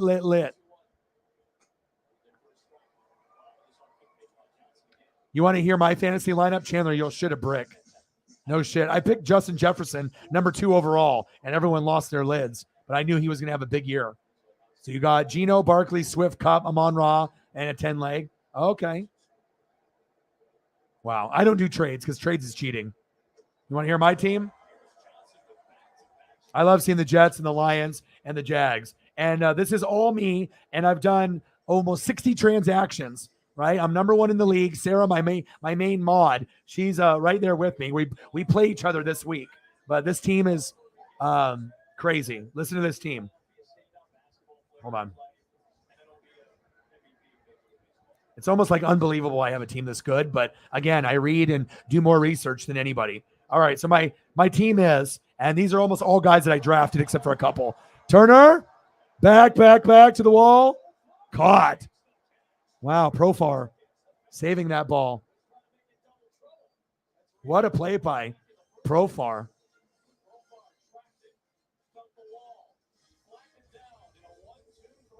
One, two, three, sixth inning.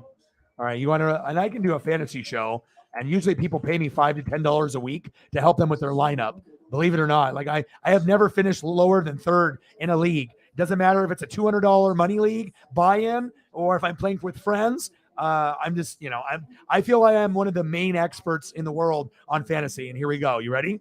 Justin Herbert, Nick Chubb, Saquon Barkley, Justin Jefferson, Chris Godwin, Mark Andrews, Jeff Wilson or Josh Jacobs, but Jacobs has a bye this week. Cowboys D, Koo as my kicker. And listen to my bench. My bench is the best in the league, and it always is every year. My bench, Josh Jacobs, Bills D, DeAndre Hopkins, Curtis Samuel, Adam Thielen, Gerald Everett, Geno Smith, Elijah Mitchell. I mean, and normally when I have a lineup, it's going to be Herbert, Chubb, Barkley, Jefferson, Godwin, Mark Andrews, Josh Jacobs at flex, Bills D or Cowboys D, and then Koo at kicker. And I drafted Butker, but I had to drop him because he got hurt. And then I got Koo. So I've scored the most points in my league. I've made, let's see how many transactions I've made. 57. I normally make like 200 in a year. Nobody works harder in fantasy than me. But if you look at my team, you can see why, right? And then Sarah's team is the number 2 team. She's undefeated. And her team is pretty stacked as well. Let's go to her team if I can go to the matchup here. Sarah, my lead mod, is undefeated as well. She's got Josh Allen, Kareem Hunt, Jonathan Taylor, Tyreek Hill, Mike Williams, Travis Kelce, Gabe Davis, Tampa Bay D, and Carlson, Raiders kicker. So she's getting a lot of points out of Gabe Davis and Mike Williams, and it shows you if you have a really, really good wide receiver 2, it can be wide receiver 1 numbers, and she's been doing it. Her bench, Naheem Hines, Amon-Ra St. Brown, Make him puke Ayuk, Brandon Ayuk, Trevor Lawrence, Russell Gage, Gesicki, and I had George Pickens. I dropped him. She picked him up. So my bench is better than hers, and I think that's why I'm going to win. But her top-heavy lineup of Allen, Kareem Hunt, Jonathan Taylor, Tyreek, Mike Williams, Kelce, Gabe Davis, Tampa D, and Carlson with a little bit of Amon-Ra St. Brown. It's going to be me or her, but it just depends on who scores more. So that's how it goes. But I mean, I picked Justin Jefferson 2 overall. Then I went Nick Chubb, right? Then I went Mark Andrews because she went Kelce.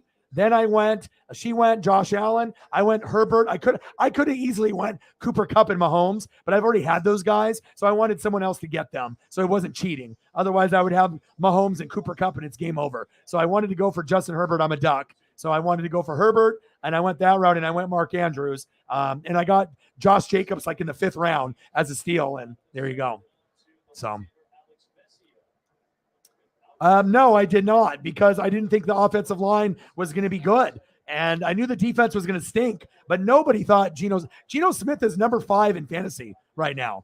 And I picked him up like 2 weeks ago because I had a feeling he was trending upwards. So, and Trevor Lawrence started strong, but he had a bad game last game, but he's still a good guy to have on the bench. You know, Trevor Lawrence is going to be better than Carson Wentz. Carson Wentz started strong, but then it's kind of fluttering, but he could still bounce back and have a couple 20-point games. But I think, I had Kirk Cousins originally when I drafted, but I dropped him to try to find someone better for me to replace Justin Herbert if he got hurt. At one point, I had Jared Goff, Kirk Cousins, and Herbert. And then I had Jared Goff. And who else did I have? I had Jared Goff and someone else, and I've had to rotate, so. You hit a message? From who? From someone in the room or yourself? Yeah, but nobody thought Geno was going to be this good. 5-3 Dodgers.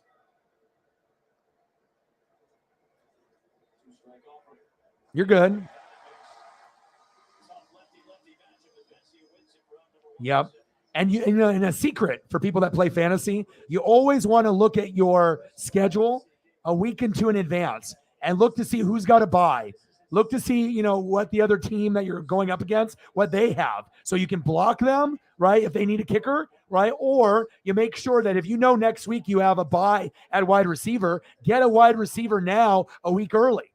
Not a lot of people use their brains in fantasy. And if you don't have a good draft, you have no chance of winning. You have to be top 4 or top 5 draft out of a 10-man league or woman league. And if you don't have a top draft, you're fucked. I mean, I can reconfigure a team, but you're not going to get that heavy hitter status with the Josh Allens, the Kelseys, the Andrews. Those are irreplaceable. You know what I mean? So, yeah, I predicted that the Vikings would be the sleeper team of the NFL, and I was correct. So, yeah, I think the Vikings can win the division. I mean, we know Kirk Cousins is on or off, but the Packers don't have Devontae Adams. So, they're kind of a work in progress themselves. And if the Vikings don't make the NFC North championship this year, they're going to get into the playoffs this year with the number 2, in that division. You know what I'm saying? Like Packers will be first, Vikings second. Lions are coming, Bears are the worst. So, but eventually, once Rodgers leaves or when Rodgers is there, the Vikings are going to win the division within the first 3 years of Kevin O'Connell being there. And that's the big difference. It's not Zimmer, it's Kevin O'Connell. And he was the OC for the Rams that won the Super Bowl. So that's a big thing. For me, it's coaching. Kyle Shanahan, Sean McVay, Kevin O'Connell are the best young coaches, and the best old school coaches, Andy Reid, Mike Tomlin. 5-3 Dodgers, top of the 7th. You're good, Elliot. Yeah, but like I said, how many people have made almost 60 moves? We're only on week 5. You know what I mean? So I replace everything, and I don't have players on my team that I wouldn't start. You know what I mean? My bench is like, if I got a guy on my bench, that means I believe in him so much that I might put him in over Chris Godwin, like Adam Thielen. I have to look on the matchup, and I have to see if it's a good thing for me to do. But I never have anybody on my team that I wouldn't start, ever. If you do, you're never winning a fantasy championship. You have to make sure you have a deep team. Yeah, Olave had a concussion, though, so you have to look for that. And it's all about matchups, And you can still have a red matchup, bad, and still get big points. You know what I mean? Sometimes you can't you have to go with your gut. Sometimes you just can't be like, oh, I have a bunch of red matchups, I'm going to lose. Cam struck out. You have to be able to use common sense. And just because it says it's a red matchup, it doesn't mean the guy can't score 30. It definitely is against you. But, if the player's good, like Justin Jefferson, they're going to find a way, But, first pick was Jonathan Taylor from Sarah. And I picked Jefferson, too, over Derrick Henry and all. I could have went Cooper Kupp, but I already know it's a wide receiver league. So, I wanted to do a different type of strategy, and I knew I could get running backs later. So I ended up getting Nick Chubb, and there was like 6 running backs ahead of Nick Chubb. But the reason why I always pick Nick Chubb is he's the most consistent running back in the NFL. The last 4 seasons, he's had 8 touchdowns. No one else has been that consistent year in, year out. Yeah, you're going to get Derrick Henry stats. Yeah, you're going to get Jonathan Taylor. But look at Taylor this year. Injured, not as good. And then the Colts are kind of crap. You know what I mean? So sometimes you have to, be a trendsetter and do something that people don't think you're going to do. And I do more research and film study than anybody. So that's why I have a gauge. And obviously I didn't think that Herbert was going to get hurt this year, but at least I have Herbert and Geno, and I'm good to go. So I'm 5-0. And like I said, I've never finished under third in any league I've ever done. I mean, there's a reason why people pay me money for fantasy, because they know I know what I'm doing. Facts. Yeah, I wouldn't have picked Saquon first round, but I saw that Saquon was healthy, and he might still get hurt. I hope not. But I took him in the 5th round because everyone just was passing on him. I was like, you know what? Saquon's not like George Kittle or Run CMC. Those motherfuckers are injury prone. Saquon, just had some bad luck. And I think Saquon now is showing he's Saquon from his rookie year. And now Saquon and Chubb are 2 of the top 3. So I have 2 of the top 3 running backs, and then I got Jacobs. Now I have 3 of the top 5, and I got Justin Jefferson, and I got Mark Andrews. And I got Bills and Cowboy D. I'm not fucking around. I'm trying to win. All my pieces in the starting lineup are ranked 7th or higher, except for Godwin because he was hurt at the beginning of the year. So if you have a team of 7 or better, chances are you're probably going to fucking win or be really good. So, yeah, or you can play both of them. You can play Kelsey at tight end and Andrews at flex. I mean, Andrews had a bad game, but he made up for it. Sometimes people go flex tight end, but you have to have guys like that. If you didn't have those two, I wouldn't do it because even Darren Waller is injury prone right now. Pitts isn't getting the looks. You know, Goddard isn't the same. There's only 2 elite tight ends in the league right now, and it's Kelsey and Andrews, and those are the 2 best. Yeah, I got Thielen. I drafted Thielen, Jefferson, and Kirk Cousins, but I had to drop Kirk. And I even dropped Thielen, and I got him back. I've dropped a lot of guys and got him back because I'm always looking at the best possible outcome for me each week. So,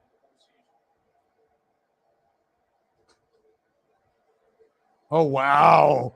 Yes. Talk about using your brain, bro.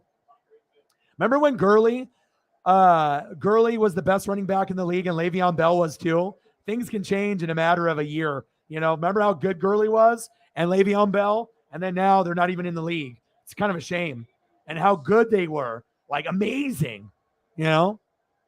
Shelf life of a running back is about 4 to 5 years, unless you're a legend. 5-3 Dodgers, top of the 7th. Yeah, but it's nice because, like, when you talk to people with sports, you can immediately know when you're listening to someone or you're talking with someone, are they full of shit or do they know what they're talking about?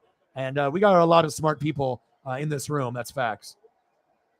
A lot of passionate fans, too. Yeah, me too, man. It's like Brandon Roy for my Blazers. You know, he lost all the cartilage in his knee. Can you imagine if Brandon Roy was still playing? I mean, he would have been Hall of Fame. You know, it's like rookie of the year, all-star. Knee got fucked up, went to Minnesota Timberwolves, retired. I mean, Brandon Roy was like the biggest, like, what if? Him and Derrick Rose. If Derrick Rose and Brandon Roy actually had good knee cartilage, those guys would be in the Hall of Fame, like, no doubt. And we would have so much joy watching them, you know? Ooh, Waddle, Hill, and Evans.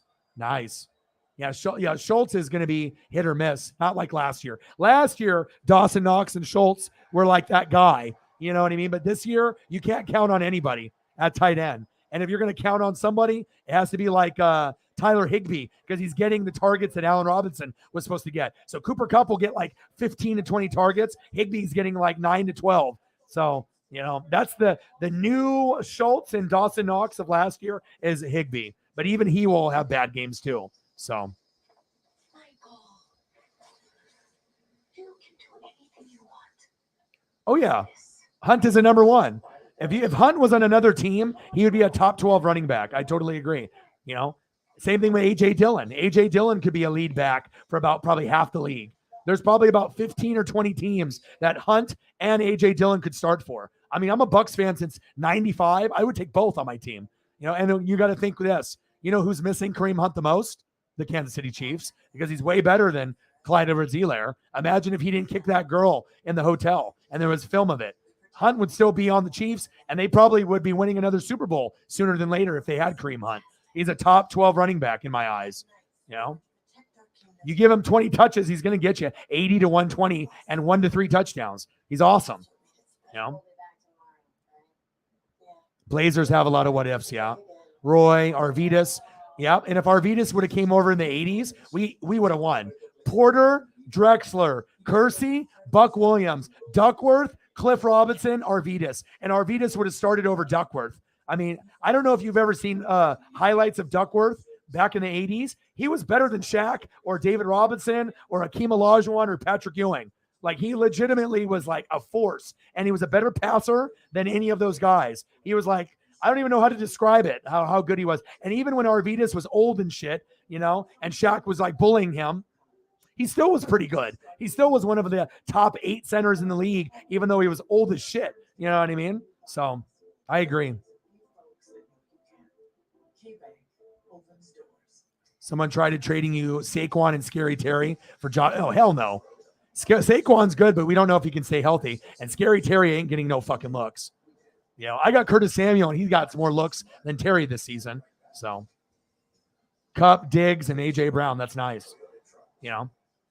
I'm a trendsetter, you know what I mean? And you know what's crazy? Once I went Justin Jefferson number 2, 4 of the first 6 picks in the draft, you know how normally it's all running backs and then Cooper Kupp, Justin Jefferson, Jamar Chase, and Devontae and Tyreek. After I went Jefferson 2, 4 of the first 6 picks were wide receivers. It went Jonathan Taylor, Justin Jefferson, me, Eckler, and then it went Cooper Kupp, Chase, Devontae Adams, and Tyreek. It was crazy. I've never seen that before. That was the first time I've ever seen 4 receivers picked in the first 6 picks. But it was the right thing because it's a passing league, and the running backs are getting injured, and I got the 3 best: Chubb, Saquon, and Josh Jacobs. So.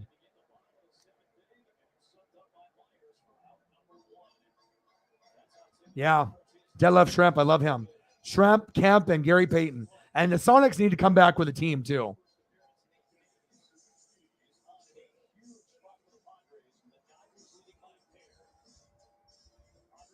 Bottom of the 7th. 5-3 Dodgers.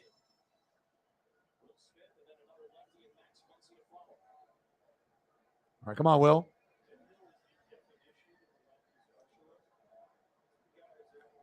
Yeah, I don't think he would have been better than MJ, or Kobe, Magic, Bird, but he would have been one of the best big men. Like, it wouldn't just be Olajuwon, Patrick Ewing and David Robinson, and then later Shaq. It would be, Arvidas would be up there with Olajuwon, and I think that Olajuwon would, those would be the best. And then after that, Robinson and then Ewing. But I think Schrempf would have been correct with it being like maybe the top center or top 2. Because if you go back and watch his passing, he passed like a guard at like 7'4". I've never seen anything like it. And most fans have never seen Arvidas in his prime. They saw Arvidas when he was old and fucking run down and fat, and he was on the Blazers going against Shaq in his prime, and he was bullying him, And even that being said, he still was a key cog with Scottie Pippen and Steve Smith and a lot of those older guys that were past their prime when we played the Lakers in 2000. So, yeah, but he still would have been one of the best in the world. I would agree with that.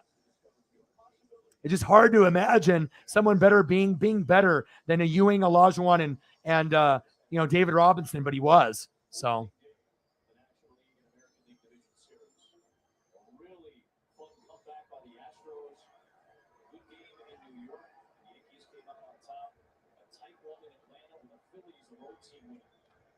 All right, Muncie's up. Oh, fuck yeah, dude. They did, dude. They didn't do us any fucking favors. Because if we would have got him in 86, oh my God, we would have won 90 and 92 against the Pistons, the bad boys, right? And against Jordan. We would have won at least one of those. Maybe not both, but I think we would have won at least one. Probably the Pistons one, even though they were awesome and they were the bad boys. The Jordan one would have been much more difficult. But, I mean, Bill Cartwright was a non-factor, and Jordan made B.J. Armstrong and Horace Grant and everyone else better. But there's a chance that we would have won both of those because we would have had Porter, Drexler, and Drexler was the second best guard in the NBA back then. It was Jordan and Drexler, so we just needed a little bit more, and we just didn't have it. So Amari, Judy, and Tua as your backups. I mean, Judy might be droppable. Same thing with Tua. You might have to move on from those. End of the 7th inning. To the 8th we go.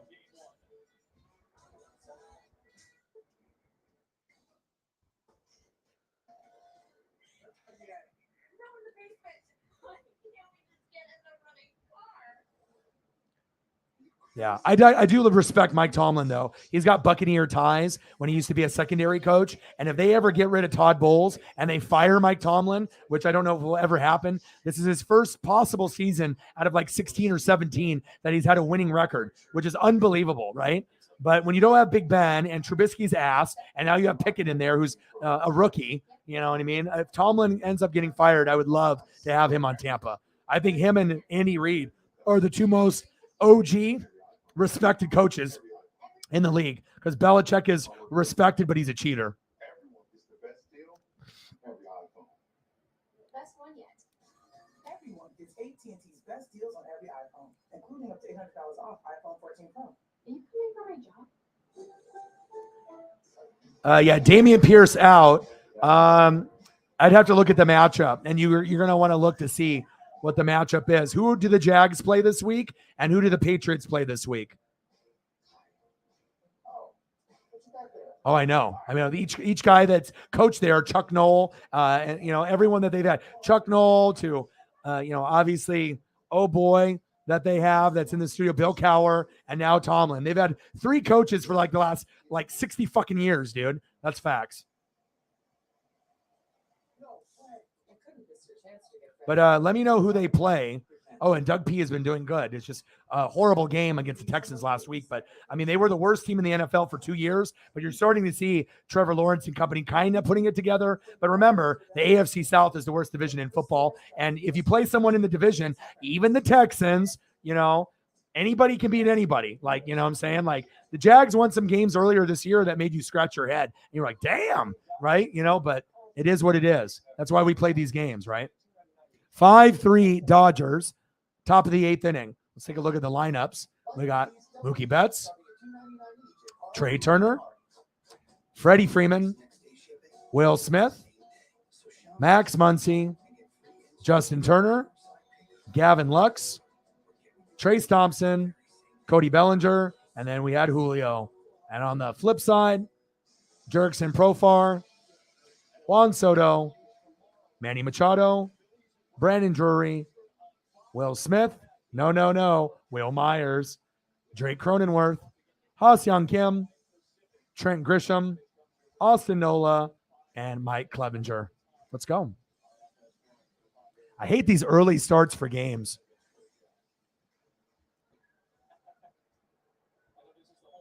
$15 in donos. Let's get to a hundo. Let's do it. Let them know, Elliot.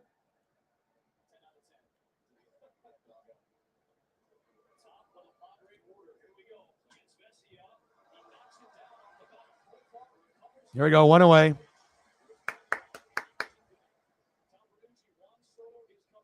Yeah, well, it's just like Pat McAfee. Logan Paul and Pat McAfee are great on the mic. So, and they also are great athletes. So they're trying to get Logan Paul's YouTube fan base, to go and watch WWE. Just like why they brought Pat McAfee in. Triple H is not an idiot. He knows what he's doing.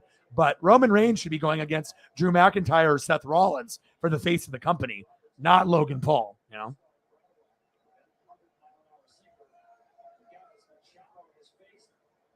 Oh, yeah, Lawrence's year is identical to Peyton Manning's year. Peyton Manning's first year was trash. It was horrible. All kinds of picks, more picks than touchdowns. But you need coaching, and you got to remember, you're the worst team in football for 2 years, right?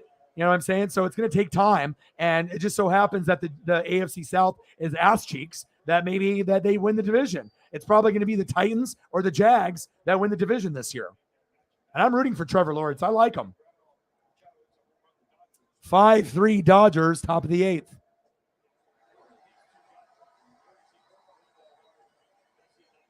Soto in the box.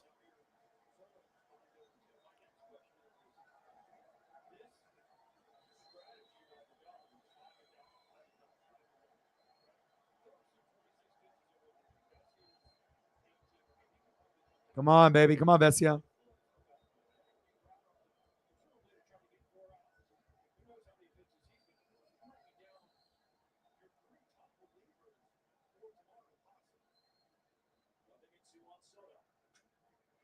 Soto popped up.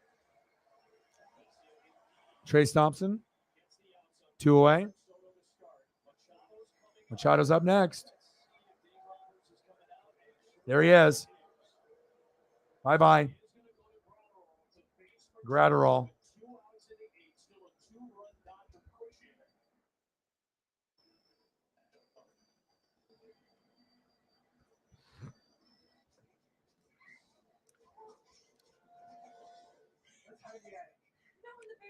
Bruisdar. Let's get him in here. Got to make sure we have something HD 4K quality.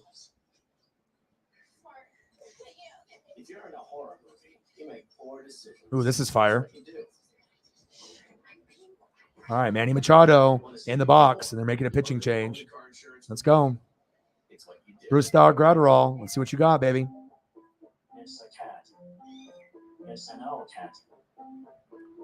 They confirmed it's Darvish and Kershaw. Ooh, baby. Hell yeah. I mean, if I can get my girlfriend to be done with work in time and I can start prepping, the game is at 5 Pacific time, I could be able to do Dodgers game 2. I shouldn't even be streaming right now based off that Mariner loss and having my heart ripped out like fucking Mortal Kombat Kano with a fatality, finish him, but we did it to the Blue Jays. So hopefully we can rebound and find a way, but it was tough. Yeah, Undertaker ain't coming back.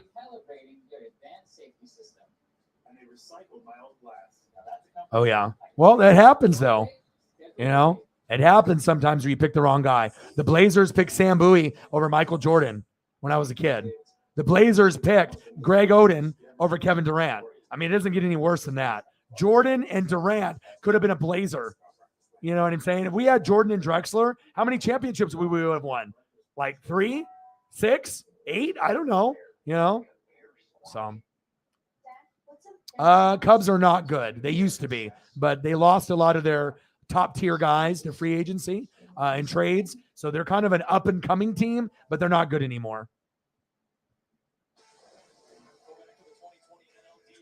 They got really cool jerseys, though. I'll give them that. I think the Cubs jerseys are fire. White Sox are, they won a World Series a few years back, and they've been kind of up and down. 1 year good, 1 year kind of bad, and they're kind of like middle of the pack. They're not great, but they're not the worst team in the Major League Baseball either. So,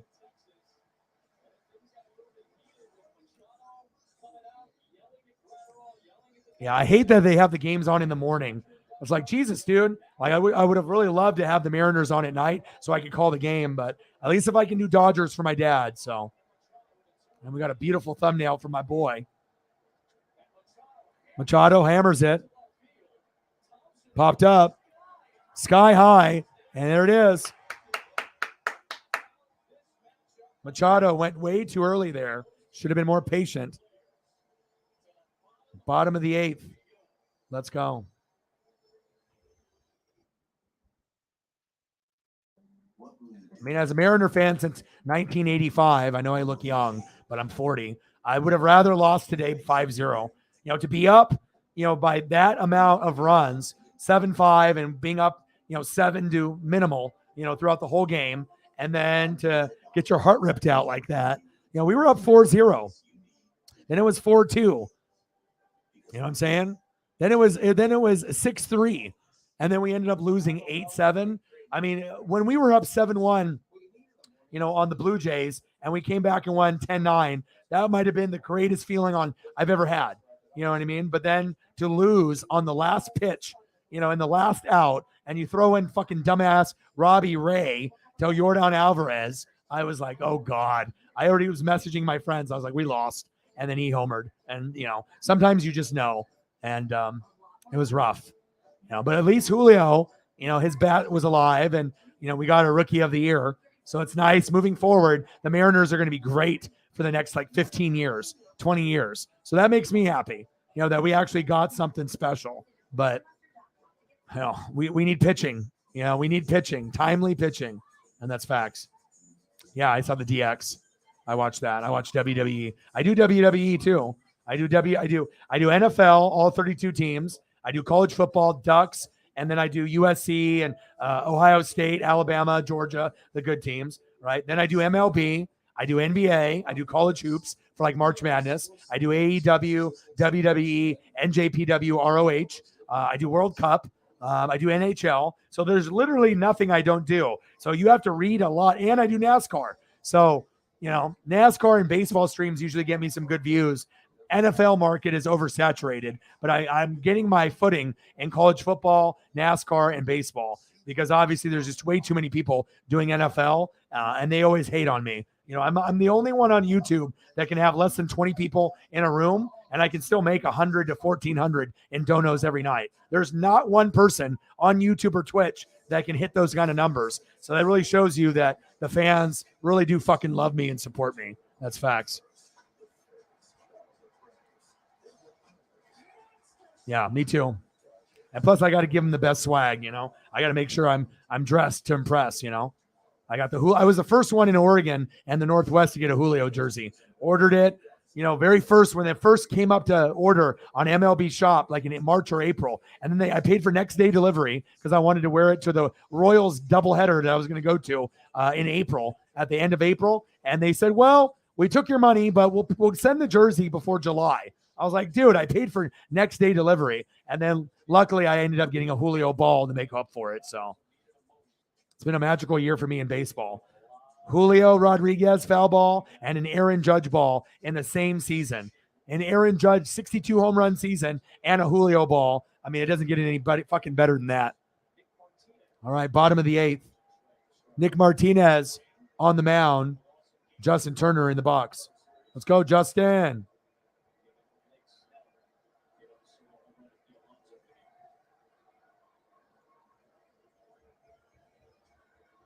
Pitches outside. That pitch is inside. 1-1 count.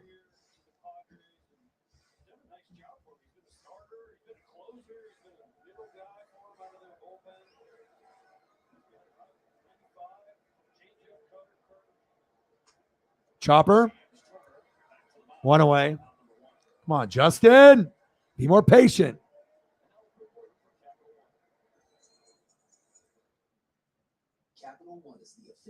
All right, next up, Gavin Lux.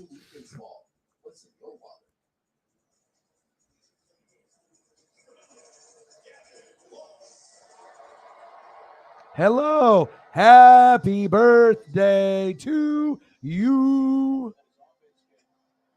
Yes.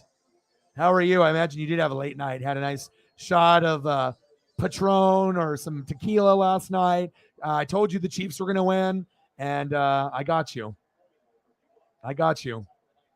And I still haven't got a notification from Mitchell and Ness for the Derek Thomas jerseys that I bought you for your birthday for being the best human on planet Earth. Sarah had to wake up early for work or a doctor appointment. I think a doctor appointment or something that she has going on. So she left a couple hours ago. But happy birthday. I hope you had a great one yesterday and celebrating it today. Oh, yeah.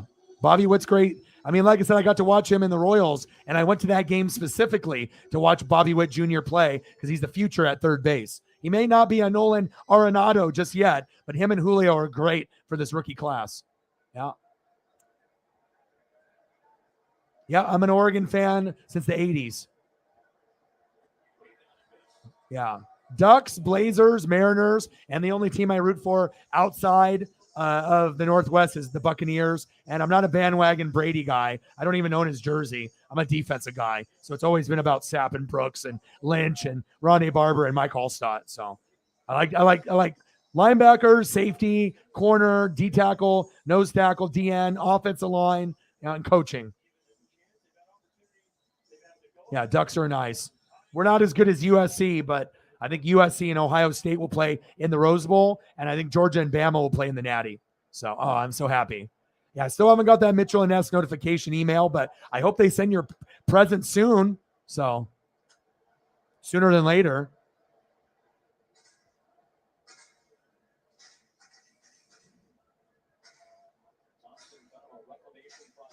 All right, let's go, baby. 15 in donos, Elliot says. Let's get to a hundo. Oh, yeah. Bobby is going to be a legend there. You guys just need more players, more coaching, more supporting cast. But he's going to be a guy that where once he gets really, really good, everyone, in that area will be rocking a Bobby Witt Jr. I think he could be, but he's injury prone. He's my Oregon Duck through and through. But Oregon Duck players always have problems with injuries, unfortunately. Besides maybe like Haloti Ngata. He might be the exception. But I do think Thibodeau can be an impact player, but he works so hard, and his body, is like a freak body, like a Saquon. So when you play really hard, you're going to get injured. He's got a nonstop motor. So I do think Thibodeau will be a great player, but he's going to get hurt a lot, just like Nick Bosa, just like Joey Bosa and Chase Young. Have you noticed those guys are all elite, but they all get hurt? And sadly, Kayvon's in that same boat. End of the 8th inning. Back-to-back Ks. Do up Bell, Myers, and Cronenworth.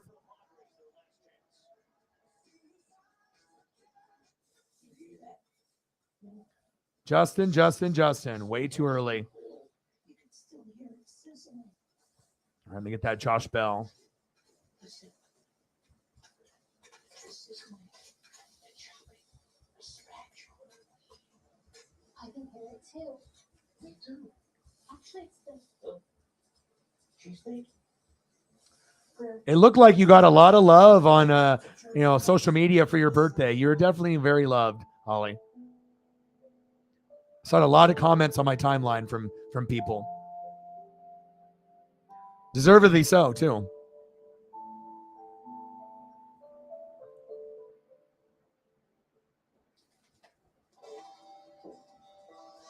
Yeah, that's awesome. Chandler here in the room is a Chief fan, college student as well. I told him if you come during Chief streams, there's a lot of goats. I mean, the Chiefs are the biggest supporter of this channel, the Chiefs Kingdom. So Try Downy Light in Wash Freshness Boosters. It has long-lasting light scent. no problem. It's your birthday. No problem. I'll be back tomorrow. So yeah, have a great birthday, and I'll give you an update on those Derek Thomas jerseys if I get any emails. Have a great night, and happy birthday to you. Oh, fuck yeah, he does. The guy's he lost his cool, and the guy's pressing charges. Yeah, he definitely needs to be fined. Maybe not suspended, but fined. And then the fine money should go towards some kind of charity, and go toward any lawyer costs towards that guy. So that was definitely uncalled for. Not normally a Davante Adams personality, but when your coach is an idiot and doesn't go for the extra point, and you guys go for trying to win the game, that's what happens.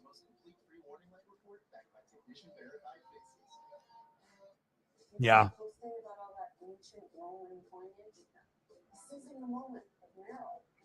Yeah. Willie Gay was suspended for 4 games for breaking a vacuum cleaner. Davante should see suspended, but he's a superstar, so he'll probably get away with it. Or they'll probably just give him a fine or a slap on the wrist or say, hey, Davante, don't do that.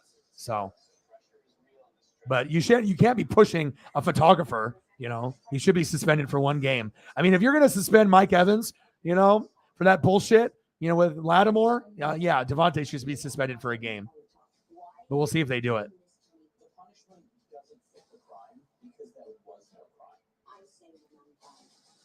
We talk about Davante Adams, boom, the Davante Adams photo comes up. Yeah. And they were trying to get Willie Gay suspended for 6 games for breaking a vacuum cleaner and yelling at his baby mama. It's just ridiculous. Yeah, he was just doing his job. He didn't do anything. Didn't even say anything to him. Yep. No, I 100% agree. And apparently you can't sack a quarterback either in the NFL now, right? Apparently you can get a sack and strip it, and it doesn't count. But I told you from the sports gods, I was not going to let the Chiefs lose that game on your birthday and the anniversary of your cat, and I came through again. Just like when I told you that the Kansas Jayhawks were going to come back and beat North Carolina, right, in the championship game for college hoops, and they did. I mean, I usually come through with my predictions. So, all right, here we go. Josh Bell. Looks like the rain is coming down in L.A.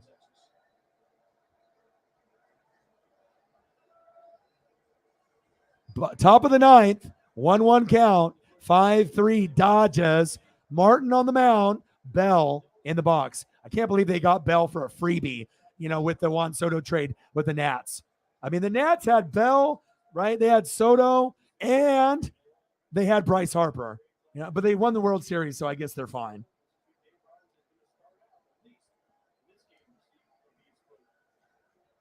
I don't know. It all depends with Dobbs and Lazard if they step up, and Aaron Jones and A.J. Dillon.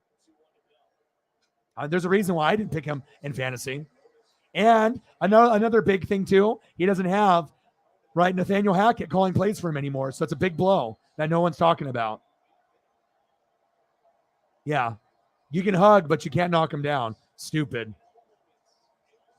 Yeah, and I know it would have been, kind of a bad memory with the whole cat and then the Chiefs losing. I want to make sure that, you have the best birthday out of anyone on planet Earth because you deserve it.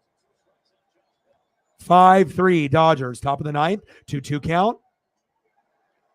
How was that night strike three? Whoa.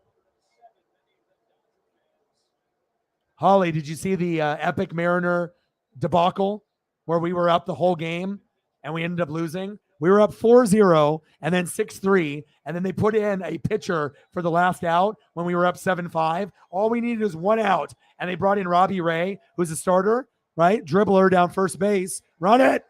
There we go, one away. And then Yordan Alvarez hit a 3-run homer, and we lost 8-7. I literally had my heart ripped out. We played Verlander, the best pitcher in baseball, and we were kicking his ass, and we let that slip through our fingers. I've never had my heart ripped out before, besides maybe a girlfriend in the past, but that hurt.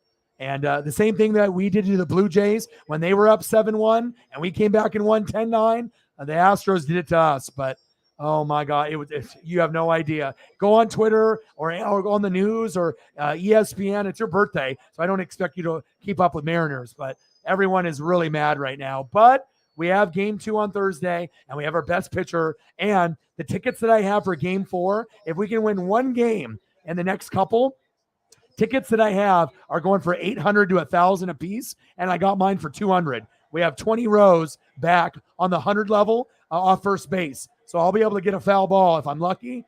Maybe another Julio ball in my future. So, I mean, if I get 4 baseballs in 8 games, that's wild.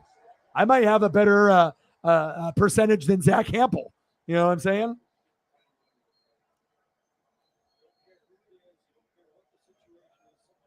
Yeah, power rankings are a joke every week. Yeah, it stunk. But I'm still wearing the gear. I still have a smile on my face.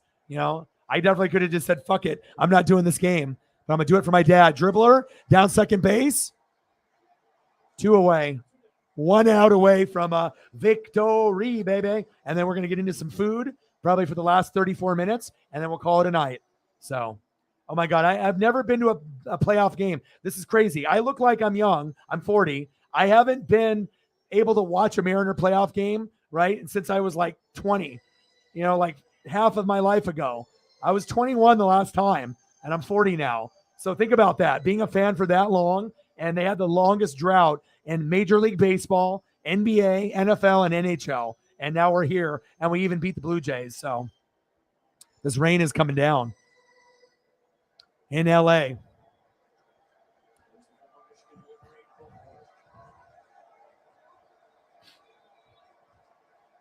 Jake Cronenworth in the box.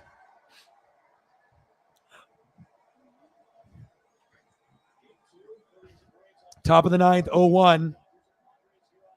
2 outs, 5-3 Dodgers. Yu Darvish going against Clayton Kershaw tomorrow. I should do the game tomorrow at 5.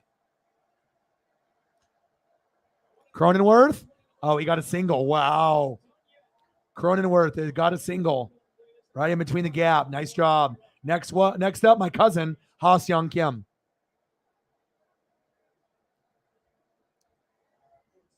I know. I think this is awesome. Physics and engineering.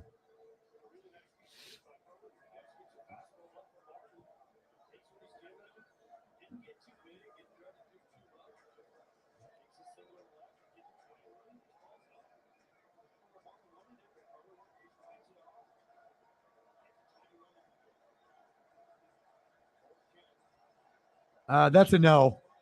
They're not even going to get there. But maybe in the future, though. Kim popped up. Game is over.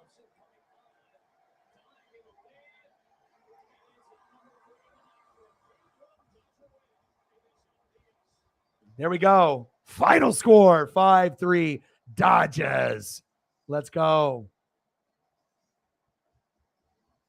Fuck yeah. All right, we're going to do food for the last 30 minutes. So I don't know if you have to go, Holly, or not, but.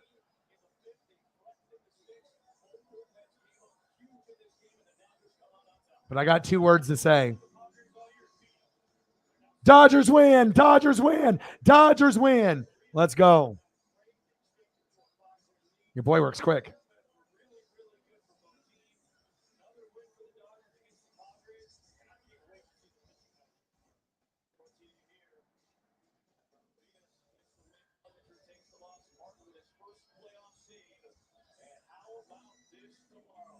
Tomorrow, 16-8, Darvish versus the 12-3 Clayton Kershaw. It starts at 5. So as long as my girlfriend is done with work, I will be calling that game. So yeah, I'm doing food for the last 30 minutes. I mean, even if the donos are a little low, it's all good. It happens. Some days are going to be great. Some days are going to be a little lower. It's a part of life, you know? All right, let's do food. Whatever food that we want to get into. Holly, what do we want to do? It's your birthday, so you choose. I'll let you choose whatever you want, and we'll do food photos for the rest of the night. And then for anybody that's a newbie that's never seen what we do here, prepare to get hungry. I'll tell you that right now. But I give you the best food photos on the internet, and nobody else does that on the internet right now either. So it's a fully interactive stream, regardless if there's donos or not. So.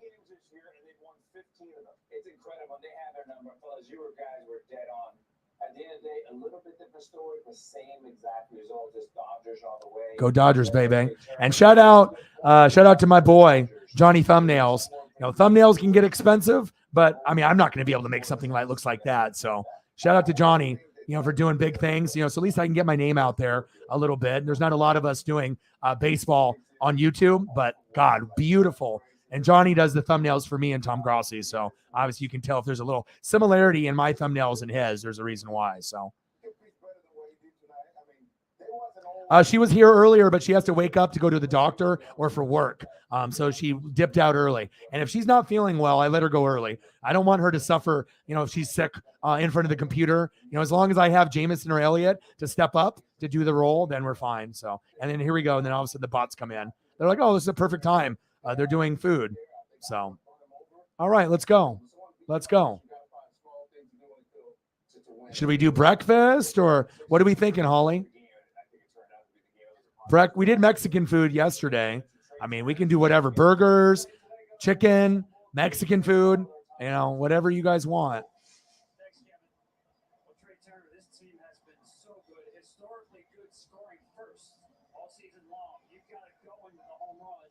Why is this team so good at playing out front?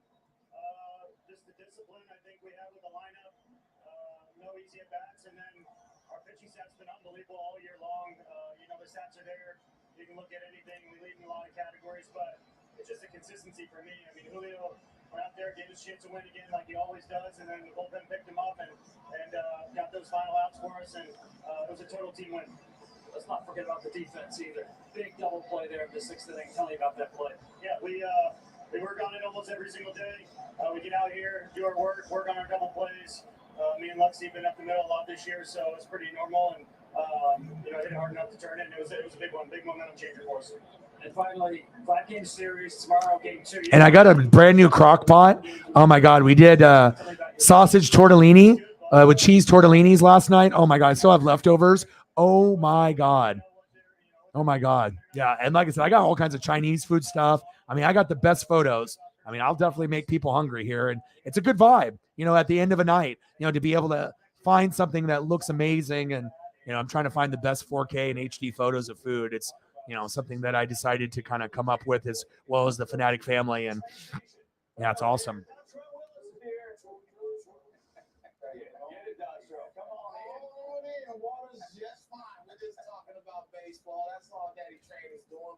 And I work fast too. I mean, if you want to get hungry, I got you. It's all about having that mouth-watering food. And you can look at it on your phone, on a tablet, on a computer, or on the TV. But I definitely make sure I bring it. I got a reputation, so.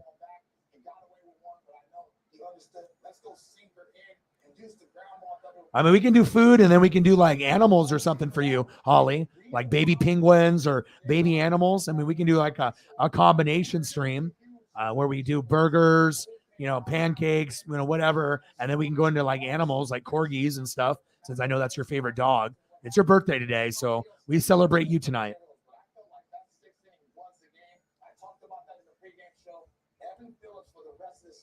I mean, I don't fuck around here. And it's funny how like food like really applies to everyone. You know what I'm saying? Like you can love baseball, but everyone loves food. You can hate baseball. People love food.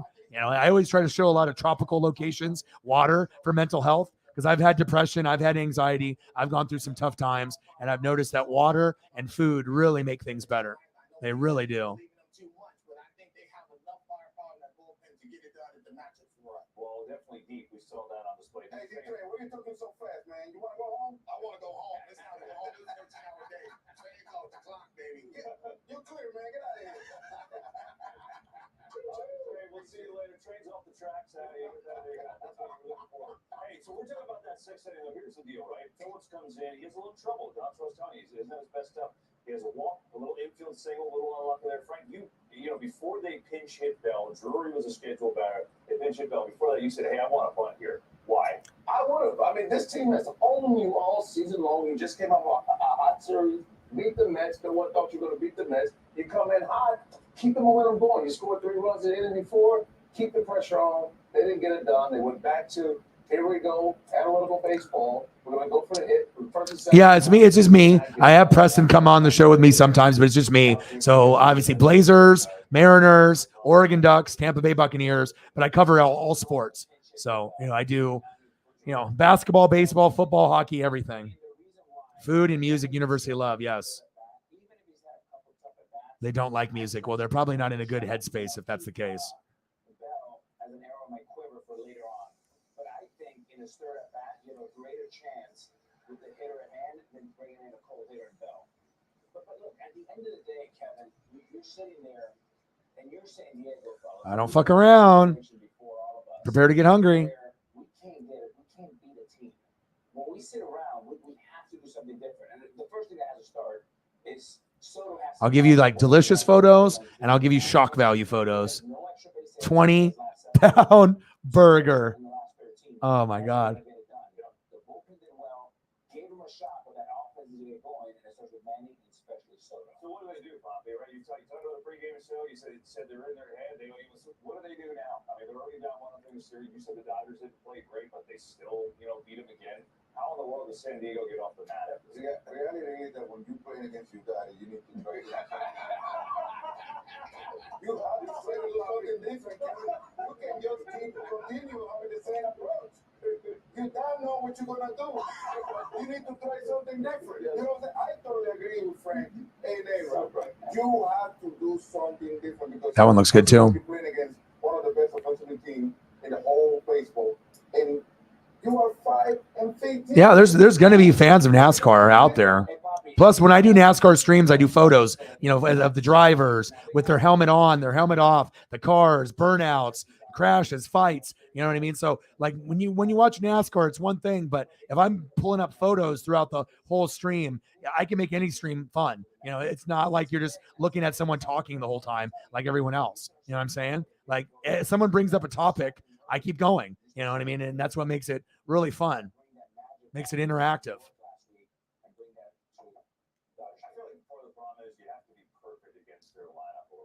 And food makes people smile, and that's what I want to try to do, you know? I'm trying to create a vibe. Thank you, Holly. Italian food. Okay. All right. No, we can do that. Absolutely. Let's do that. Anything that you have specific that you want to see in Italian food?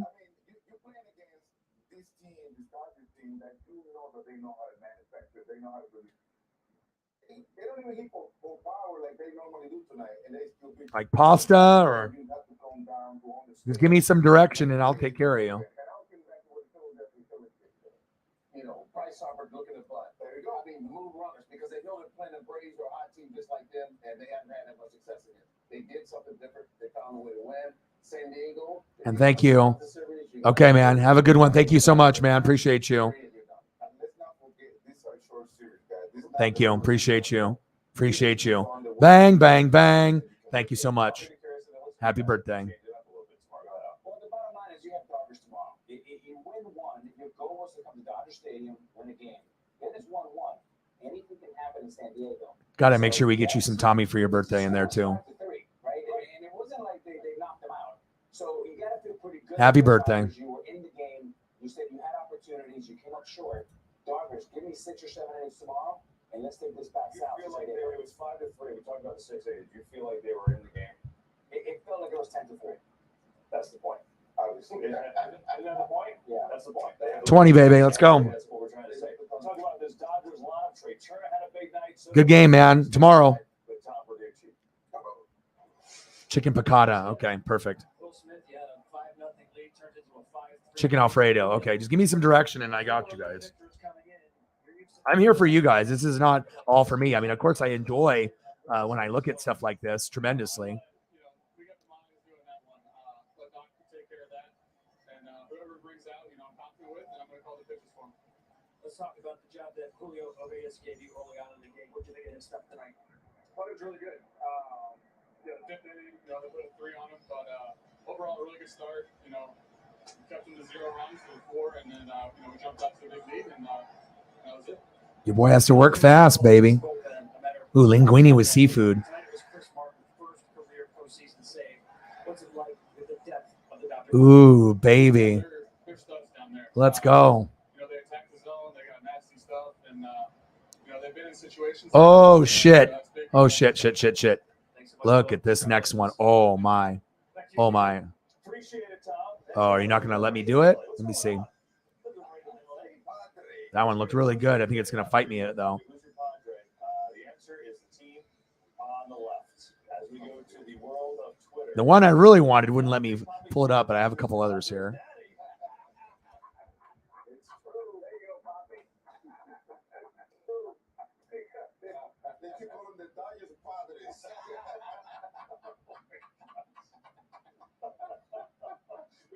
We got a gold page later after the show or something. Poppy the wordsmith. It's Shakespeare. Poppy's been writing a little bit. Oh my gosh, there we go. All right, 5-3. The Dodgers get a win. Where else we go? Hey, we got more to do on the show. The other games today, there were 4 of them, as the NLDS and the ALDS get going. You heard the guys talking about the Phillies and their approach. We'll show you. This is a different Phillies team than we saw at the beginning of the year. They were small ball it to death in Atlanta, and they got a win. We'll show you how. In the AL, the Yanks going deep. What else is new? They did it better than anyone. The Astros looked like they were done in game 1. Except in the end, they weren't, because Jordan was there. Lot to do. Post-game show on FS1. Here in our last game of the day. It was the Padres. Ooh, baby. Dodgers. Guess what? They didn't. Evan Phillips got a couple big outs. And we are here with you tonight. Late night on the East Chicken Coast, piccata. baby. Running down the field, baby.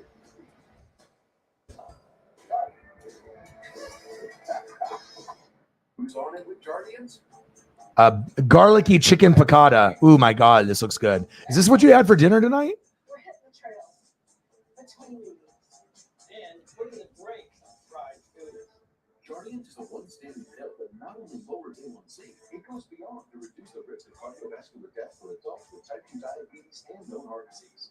And Guardians may help you lose some weight. Jardiance may cause serious side effects, including ketoacidosis that may be fatal, dehydration that can lead to sudden worsening of kidney function, and genital yeast or urinary tract infections. A rare life-threatening bacterial infection. Nothing like food. It can always lift in your spirits. You could be in the worst mood of all moods, and you can find a way.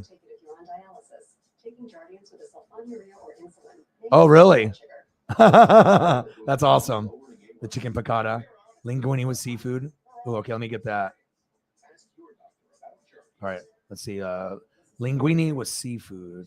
Now I got to be able to make sure I know how to spell linguine. Is black psoriasis making you rethink your everyday choices? Otezla is a pill, not a cream or injection. Looks like more like Luigi or something else. All right. L-I. Let's see here. Don't use if you're allergic to Otezla. Otezla can cause serious allergic reactions. G-U-I-N-E. Diarrhea, nausea, or vomiting. Otezla is associated with an increased risk of depression. Tell your doctor if you have a history of depression. Linguine with Tell seafood. false symptoms feelings develop. Some people taking Otezla reported weight loss.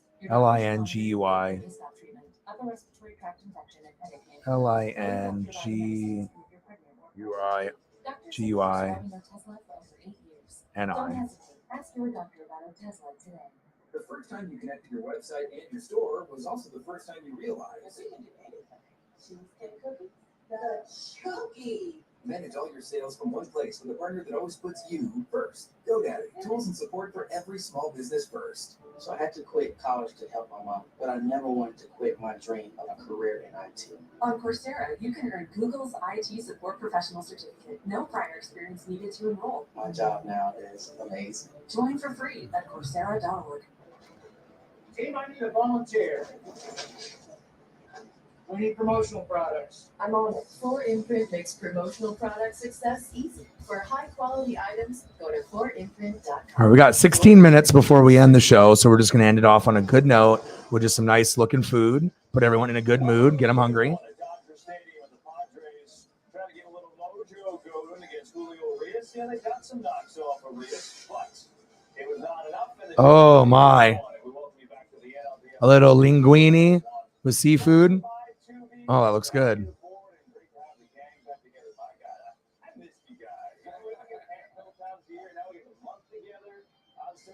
Linguine Del Mar. Okay, let me try.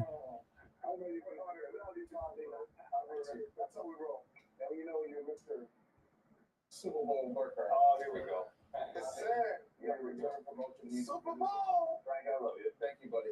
It's good to see you guys. And, it's amazing. We're still talking after a 17-hour day. We still hug each other. Let's get some highlights of the game. Why don't we show you that in case you just turned this on? Padres and Dodgers. Dodgers are the Dodgers are the Padres. What's the saying? Dodgers-Padres. That's just Padres. And just watching Cleveland, he just does not have the heat on the fastball as usual. 93 is not going to get this guy a lot of fouls. Yeah, he had 4 starts against the Dodgers. Then you just got beat up. Did not. I got you. Matchup for him. Max Muncy with a base hit, and then it's Smith. Wilson is so good. That is rocketed. It's going to go off the wall. Turner scores. It's 3-0. So Tom was talking about Verducci before. Just so quick out of the gate. Gavin Luck's adding on. Do you have leftovers or did you eat it all? Hitting the other way, doubles, Turner with the speed, and there's a blue wave. I hope your dad is doing well too. Give them credit here. They started clawing their way back. Will Myers goes and gets one. Trace Thompson makes a good attempt. Just missed. So he started swimming a little bit. I mean, Gosh, this looks like so mouth-watering. But then Evan Phillips gets Myers. Chicken piccata? That's the biggest play of the game.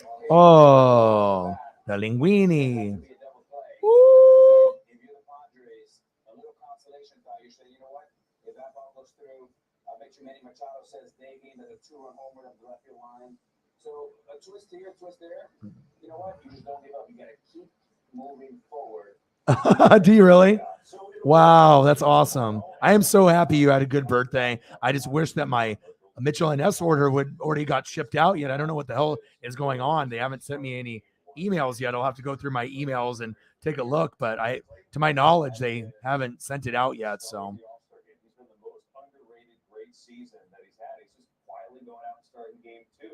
He seems like he's in a great position right now. And he's getting better and better. And what a better way to start after being 1-0 at home, almost a no-lose situation for Clayton, but even more complete pitcher. He pitches 2 off 4 quadrants. He's not throwing as hard, but he's pitching better. He's gone from a power pitcher to a finesse pitcher, but getting better with age.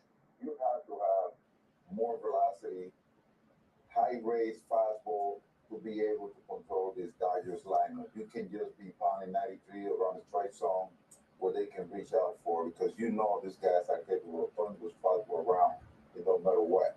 So to be able to control the lineup, you need to locate your fastball and your breaking ball. You need to bury it and make sure they chase your pitches out of the strike zone so you can get them out.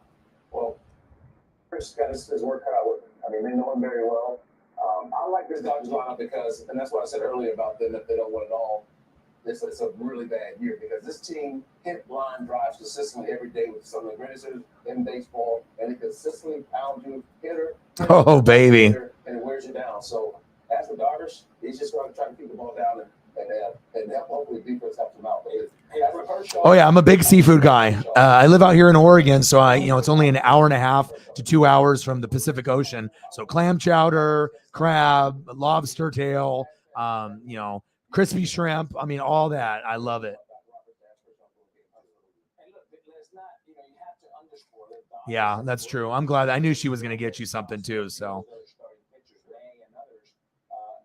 was talking about earlier. Yeah. I mean, for me, I'm not going to eat a lot of like the clams and mussels, but if someone buys it, I will have a few. You know what I mean? It's a different type of chewy texture that isn't for everyone, like Holly says. I'm more of a crispy shrimp guy. You know, that's really where I like to go. Crispy shrimp, lobster tail, and crab. I like that a lot.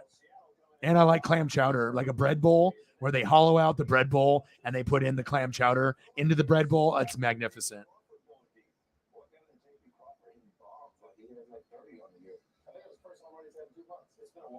I mean, I'll show you what my life is like right here. And then you got to have the sauce that's hot. So it's like sweet and sour sauce from like Wendy's, but it's got a little kick to it, a little spice to it. And then you dip that in. It doesn't have to be like cocktail sauce, which I also like as well. But obviously you're going to use cocktail sauce and something else, like more of like a, you know, fish and chips and other stuff.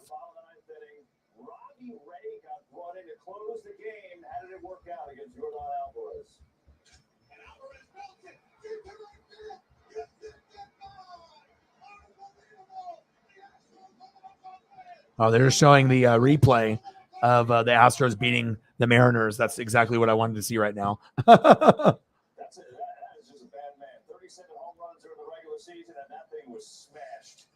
Yeah, me too. Yeah, if it's high quality, I don't mind paying the extra money for it. Yes, and I know how much you love cocktail sauce because I remember what, you know, my friends say, and I, you know, even if it was something that was said just very briefly, if you care about your friends, you listen to them, and I know that you used to get, obviously, the cocktail sauce, and you used to, you know, do the shrimp, and that was like your go-to back in the day, so.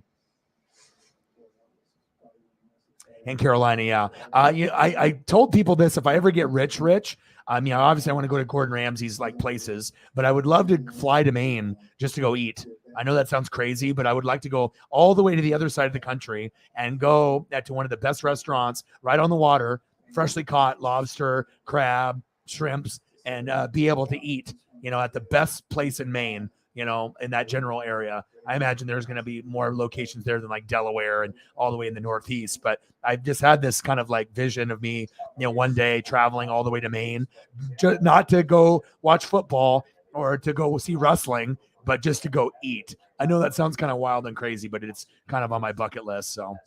Yeah, no, I think that's the end. I think it starts with getting Gilbert out of there, 84 pitches.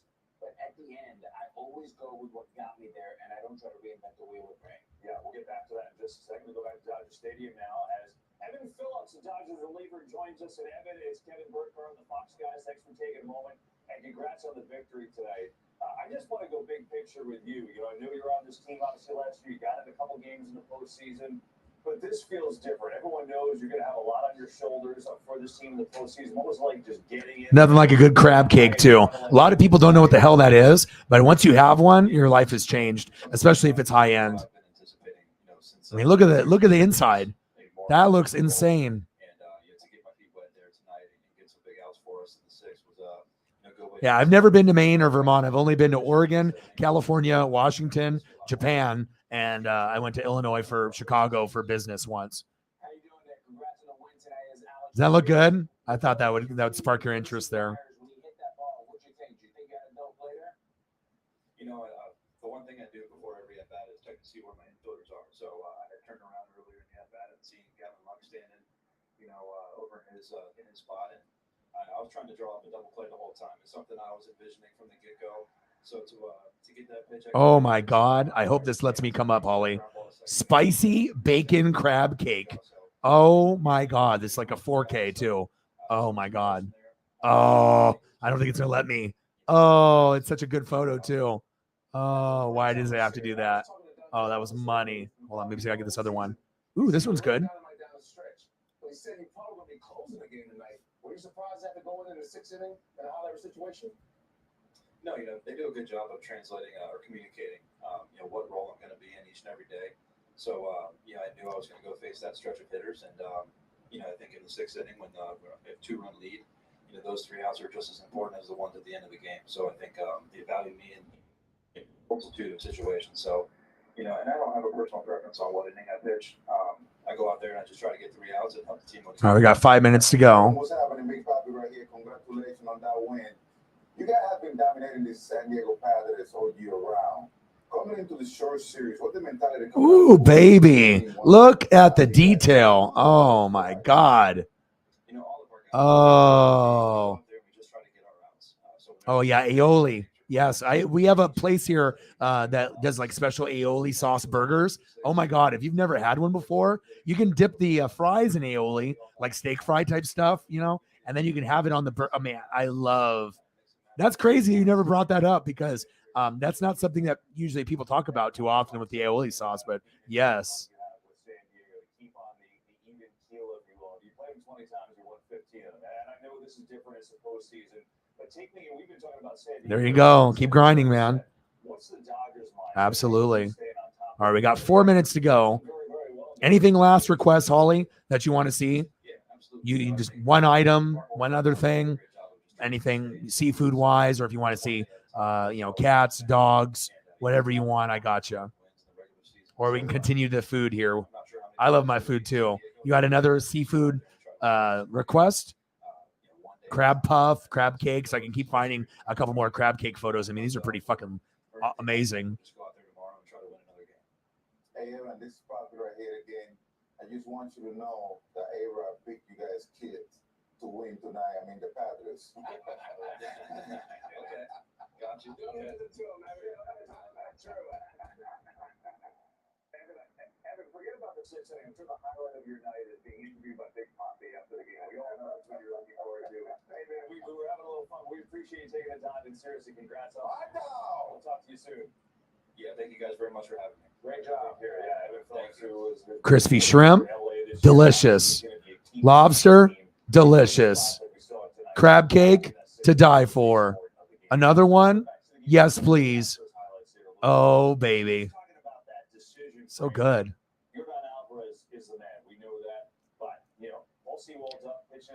Crab cake bites. Oh, my God. These look good, too.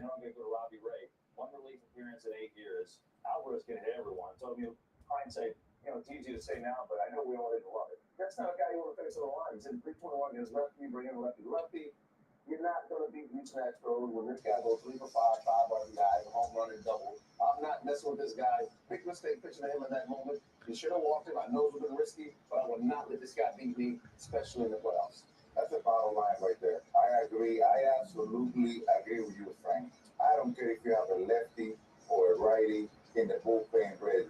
When it comes down to Alvarez, he has been one of the most elite and pure hitter in the league the past 3, 4, 5 years. I mean, this guy is unbelievable. I mean, this guy, he lefty and righty like he don't care. So in this situation right here, I would not pitch him. So Kevin, when the game, and we used to do this with Poppy and Barry Bonds. Yes, no problem. I got you. Where's that camera? Can you bring that camera a little closer? Oh, yeah, I got that. We can do that. You got a couple minutes. I'll get these on here. Oh, absolutely. Thank you so much. I appreciate you.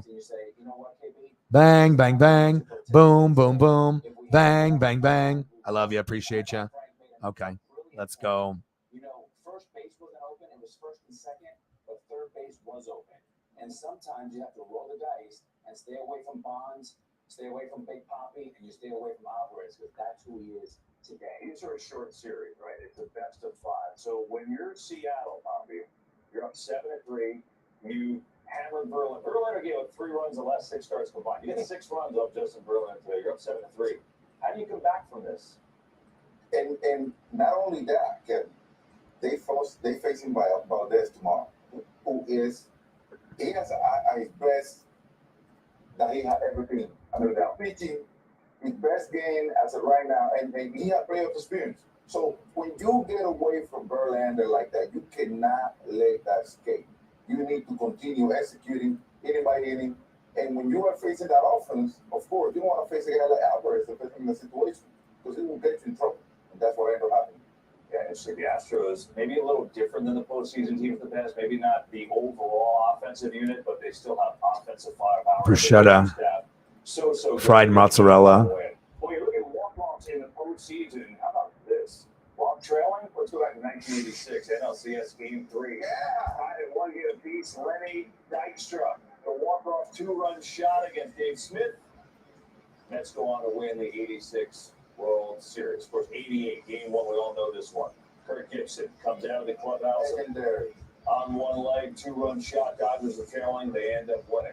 And then elsewhere, Joe Carter, walk-off 3-run home run, World Series winning home run.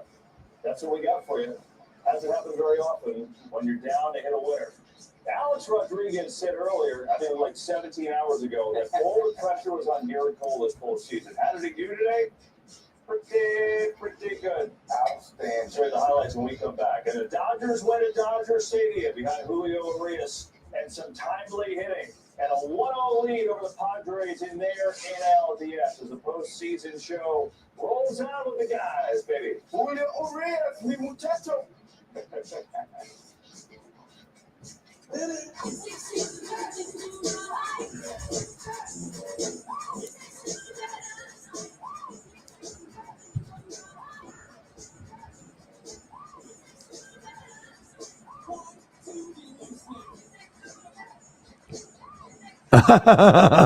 I got you.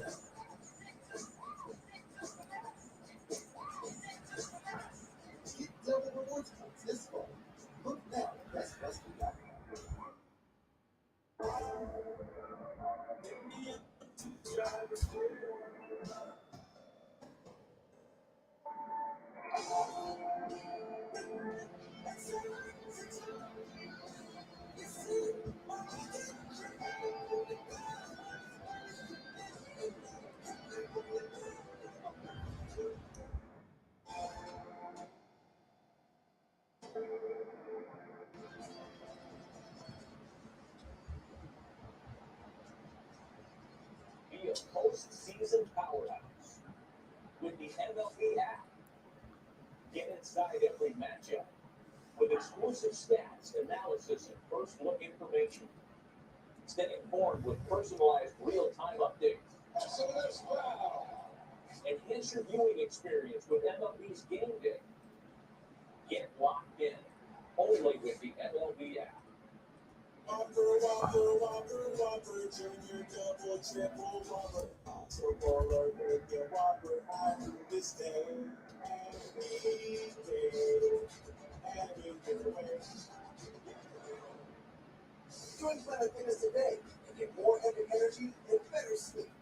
I got to give you the circle rounds, and then they have the different style. You can have longer, and then you can have the circle round. That one's got a little bit more fried to it. So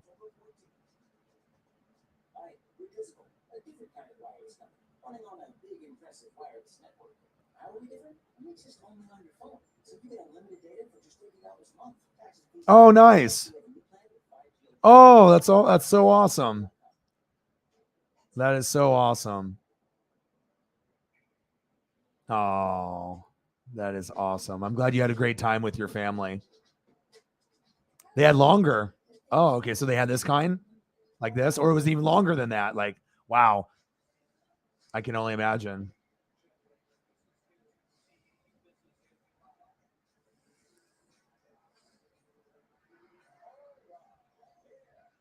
Let's do calamari and we can call it a night. I want to make sure I get everything on your list. It's your birthday. I want to take care of you.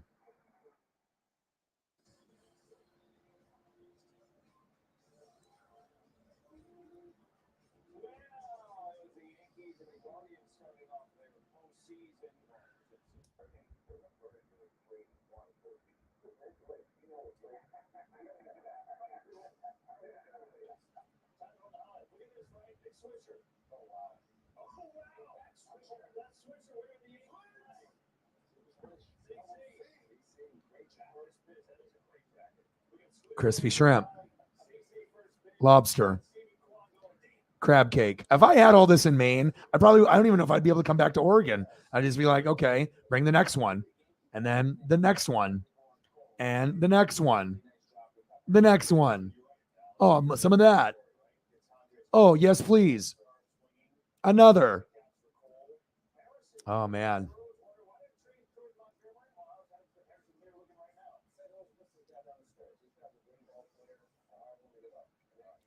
Well, I appreciate you guys tremendously. You guys are the best fans on planet Earth. Thank you so much for your generosity. I know you're tired. So you've had a long day. Normally I can go, much longer, but I'm just going to call it. I know Sarah was waking up early, so I hope you guys enjoyed the stream. If you're new, I hope you end up coming back. And again, I will be back and we'll grind it out again. You guys are the best fans on planet Earth. I love you guys and I appreciate you guys very, very much. Hope to see you soon, Chandler. Holly, you have a great rest of your night. I'm glad that you had a great night. And again, I'll be back here tomorrow, maybe around the same time, maybe earlier, because I think the Dodgers play the Padres at 5 Pacific. So, but no matter what, I'll be streaming for 5 or 6 hours, more than likely tomorrow, 4 to 6, somewhere in there. So love you guys and appreciate you guys very, very much. Let's go down the food one last time before I dip to make sure we are on a good note. No problem. Thank you. All right, let's go through this real quick. We got Alfredo. We got chicken piccata for Holly. All right. Ooh, the linguine. Perfect. Magnificent. Oh, yes. Oh, Alfredo. The shrimps. The lobster. The crab cake. Oh, man, looks so delicious. So good. Little crab bites. A little lasagna. Some fried mozzarella. Looking delish. Zucchini. Fire. And that little calamari there at the very, very end. Well, I hope you guys enjoyed it. I love you guys and I appreciate you guys. I'll be back very, very soon. And I got one question for you. Who talk sports like us? Your boy Ryan, Northwest Sports Fanatics. Happy birthday, Holly. Again, enjoy it. And I'll see a lot of you guys tomorrow. Love you. Appreciate you. And I'll be back very, very soon. I bet. I bet that. Have a great one. Love you guys. Gang.